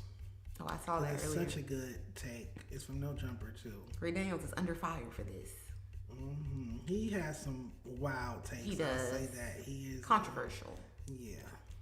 Let me know when you see his crooked mouth. Is his mouth not shaped crooked? I feel like that's just the way he talks. Okay. Or posture. Oh, that's that. You just passed it. Oh no, my bad. It was somebody sitting in the seat. I need a leanie. What's up with them leanies? You got 30 minutes. Here we go. Think about this for a second. Me and you sign an artist. I'm not giving $5,000 for a music video. Right. You better shoot a TikTok vertical video for free. Yeah. And see if that works and do that 35 times. And then hopefully the audience comes back before me and we put up $5,000 for a video. If they're not going to watch you performing it on a special at a 45 second, you think they're going to watch a 4-minute video? Right. Think about this for a second. All right. What's your take on this? I agree with this, and I feel like I've had this conversation with emerging artists time and time again. That if people don't like you, if you cannot draw a crowd in your room or in your front yard or wherever with the tools that you have, there are artists out like Leia, shout out to Leia in Luber, who shot a whole music video. It's very cinematic. It got a bunch of cuts, edits in her house. And she's doing all the green screen work, and she's creative and she's doing this. I'm not saying y'all got to do that because God forbid y'all have to work. Because, you want the old label times for $19.99 where they just give you a bunch of money and pray that it works out. Niggas aren't doing that anymore because they've seen too much failure. Back when people did their job. Go ahead. You need to get on and prove that you have an audience. Prove that people even care about this song. They even want to hear it. Before you waste money on a music video. And I don't like that because I love music videos. I grew up in that era where that was the advertisement vehicle. That's not the truth anymore. And if we're going to pay this money for a music video that nobody gonna watch because you don't got no fans, when we could just waste that money on ads for something for you putting on TikTok and seeing if people like it and testing it out. That's how we have Sexy Red with Pound Town. That's how we have a lot of new people that more formal artists or more, I don't know, woke artists or whatever will clown and talk shit about. But you do not have the business acumen or the grit or the even want, the desire to get out and do self-promotion because you feel like it's beneath you. That's the name of the game now. And I'm not saying I don't like it. I would love for y'all to have high production value videos because I get tired of seeing niggas in the parking lot with a black truck and an outfit and they homies smoking and walking around the car and you putting words on the top. I get sick of it. But at the same time, y'all are not garnering enough people to you to justify spending no money on a music video. I think what Ray is saying is a bit dangerous. I get it logically, fiscally, it makes sense. But to me, it takes away from the art of the music video. I think there is a difference between going to make a TikTok and an Instagram reel and taking time to come up with a treatment and tell a story and express yourself via a music video. I think it's totally, I think content and music videos aren't the same thing. But the market now is treating them the same. And that's why the business people are looking at it like, well, why would I give you money for it? because that is what you're supposed to do. It's the pageantry. It's it's tradition. Like artists drop a song and you drop a music video. It's not just like, oh, I'm supposed to go to the mall and shoot something on my iPhone. That's ancillary. Why are you as the label? Why wouldn't you want to fund my music video? I think you're like there are award shows for music videos. I think you're taking his point too literally. He's saying, get this jumping first to see if people even care about the song before we give you $5,000 for the video, because that's a low budget too. Mm-hmm. Like you're not getting no fire music video for $5,000. I think you can shoot it with creativity. I think you can shoot a great video for $5,000. It's not gonna be like Cole Bennett, Lyrical Lemonade. He's spending more than $5,000 on those music videos. I think you can find, even in LA, I think you can find a high quality videographer and give them $4,000 and spend $1,000 on wardrobe and appear space and shoot a dope music video. Maybe. Well, what I'm saying is Ray Daniels is saying he's not gonna give you the music video budget. He's saying you get the song popping first. See if the people even care about this song before we give another amount of money to this song that don't nobody care about. I understand the business logic of it, and I guess that's all that matters. I just think this conversation came off culturally insensitive. As someone that grew up on music videos, grew up watching music videos, that being my favorite part about the record was watching the video. I loved it. Certain artists I don't to this day I don't even listen to. I watch. I don't listen to Missy Elliott's music. I don't listen to Busta Rhymes' music. You watched it. I never sat around and played a Missy Elliott CD in my life or a Busta Rhymes CD in my life. I watched their videos because they're visual artists. Kendrick Lamar was like that for me for a very long time. I had to see the visual, otherwise I wasn't into the record. So to say like, why would I invest in your video? It's like, because they're your artists. That's like saying to your kid, why would I get you braces when I could just tell you to hold your teeth a certain way or something like that? Oh man, I get it, but it's expensive, but you're supposed to do it. He's saying it's more of a testing ground, and I too grew up in the time where the music video sold the artist and the song to me. There are songs to this day where when I hear them, I see the video in my head. But a lot of the stuff that y'all are putting out now with these videos, that to me, that's why they put it in the content box, because you're not doing shit with the budget. True. You're out, so you spent the whole budget on a Marnie sweater, and you're in the parking lot. Wardrobe, yeah. Nobody wants to watch this shit. That's why it's the same. Yeah, there isn't any Hype Williams type of video dropping unless you're Tyler the Creator. Like I said, if it was Cole Bennett or something, then I could see us going to the desert and we spending that money and we got shit popping up. But y'all don't want to do that. You want to get a big chain. Look at all the NBA YoungBoy's music videos. Justify this level of thinking to a record executive. I understand. Because he be at his house. Yep, literally. Sometimes against his will. Listen, outside in the woods, driving on the ATV. Scarso, what you talking about? When Keith did Love Sosa with 5K, that was a wrap for video budget. Exactly. When you niggas started posting up in your apartments and just inviting the homies over and having a smoke out, they said, "Oh, why are we paying for the music? It got the same. It got more views than you." So you saying the artists killed the music video? Yes. Not the directors, not the labels. No, I'm sure the directors would love to be paid to come out and produce something for you. Okay, Make six. All right, this is one of our last topics. Then I have one song that I left off my last music stream that we have to grade really quick. Jay Reddy, congratulations to him. He has signed with 1% Sound / Rebel Music. Rebel Music has artists like Tay Money, Boston Richie, Rob 49, Sexy Red, Pop Hunter. The list goes on. A linear of artists. I guess King Von was signed to them. Tay Money's the white girl? Hurricane Wisdom. Was Tay Money this white girl? I was swiping so fast. I think it was. Yeah, Tay Money the white girl. Yeah, I fuck with Tay Money. A lot of artists. Nonetheless, I got hit up from the A&R. I know A&R Rebel Music. Shout out to him. He reached out to me this morning like, oh, just to let you know, Jay Reddy signed with us. So a few weeks ago, I forgot to talk about it on the show. Jay Reddy went up to Atlantic, a Warner building, and he had a meeting with like 300 in Warner and Atlantic, and he had made a poll on his page like, should I sign or should I not? And I think the poll was like, nah. Everybody was telling him like, no, stay independent. And I disagree with that because I feel like get the budget. I feel like Jay Reddy has a sound that has commercial potential, and if you want to be a commercial artist, you need major label backing. You need label backing. I am curious to see how Rebel Music carries him because if I'm him, I want a company with a pop department. I feel like he has pop potential if he cleans up the sound a little bit. Get some writers, lyrical content, get some writers. I feel like he has the colorful not in person, but like on social media and on wax, his personality is bubbly and sparkly and He could be like Method and Redman show type. Yeah, I agree. I feel like he has pop star potential is what I'm saying. So I feel like he needs a major label backing. But congratulations nonetheless. And hopefully let's see some great things from him. Tam's going to do the impression while I Damn. Okay. They told me not to sign a deal. I did it anyway. Congratulations to Jay Reddy, man. That's funny. All right.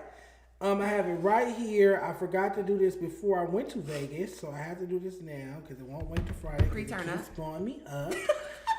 YMSJ, speak the truth. All right, do me a favor. Pass me that notepad and a pen. Oh, you about to get to it. Yes, and we're going to leave right after this. I'm hungry.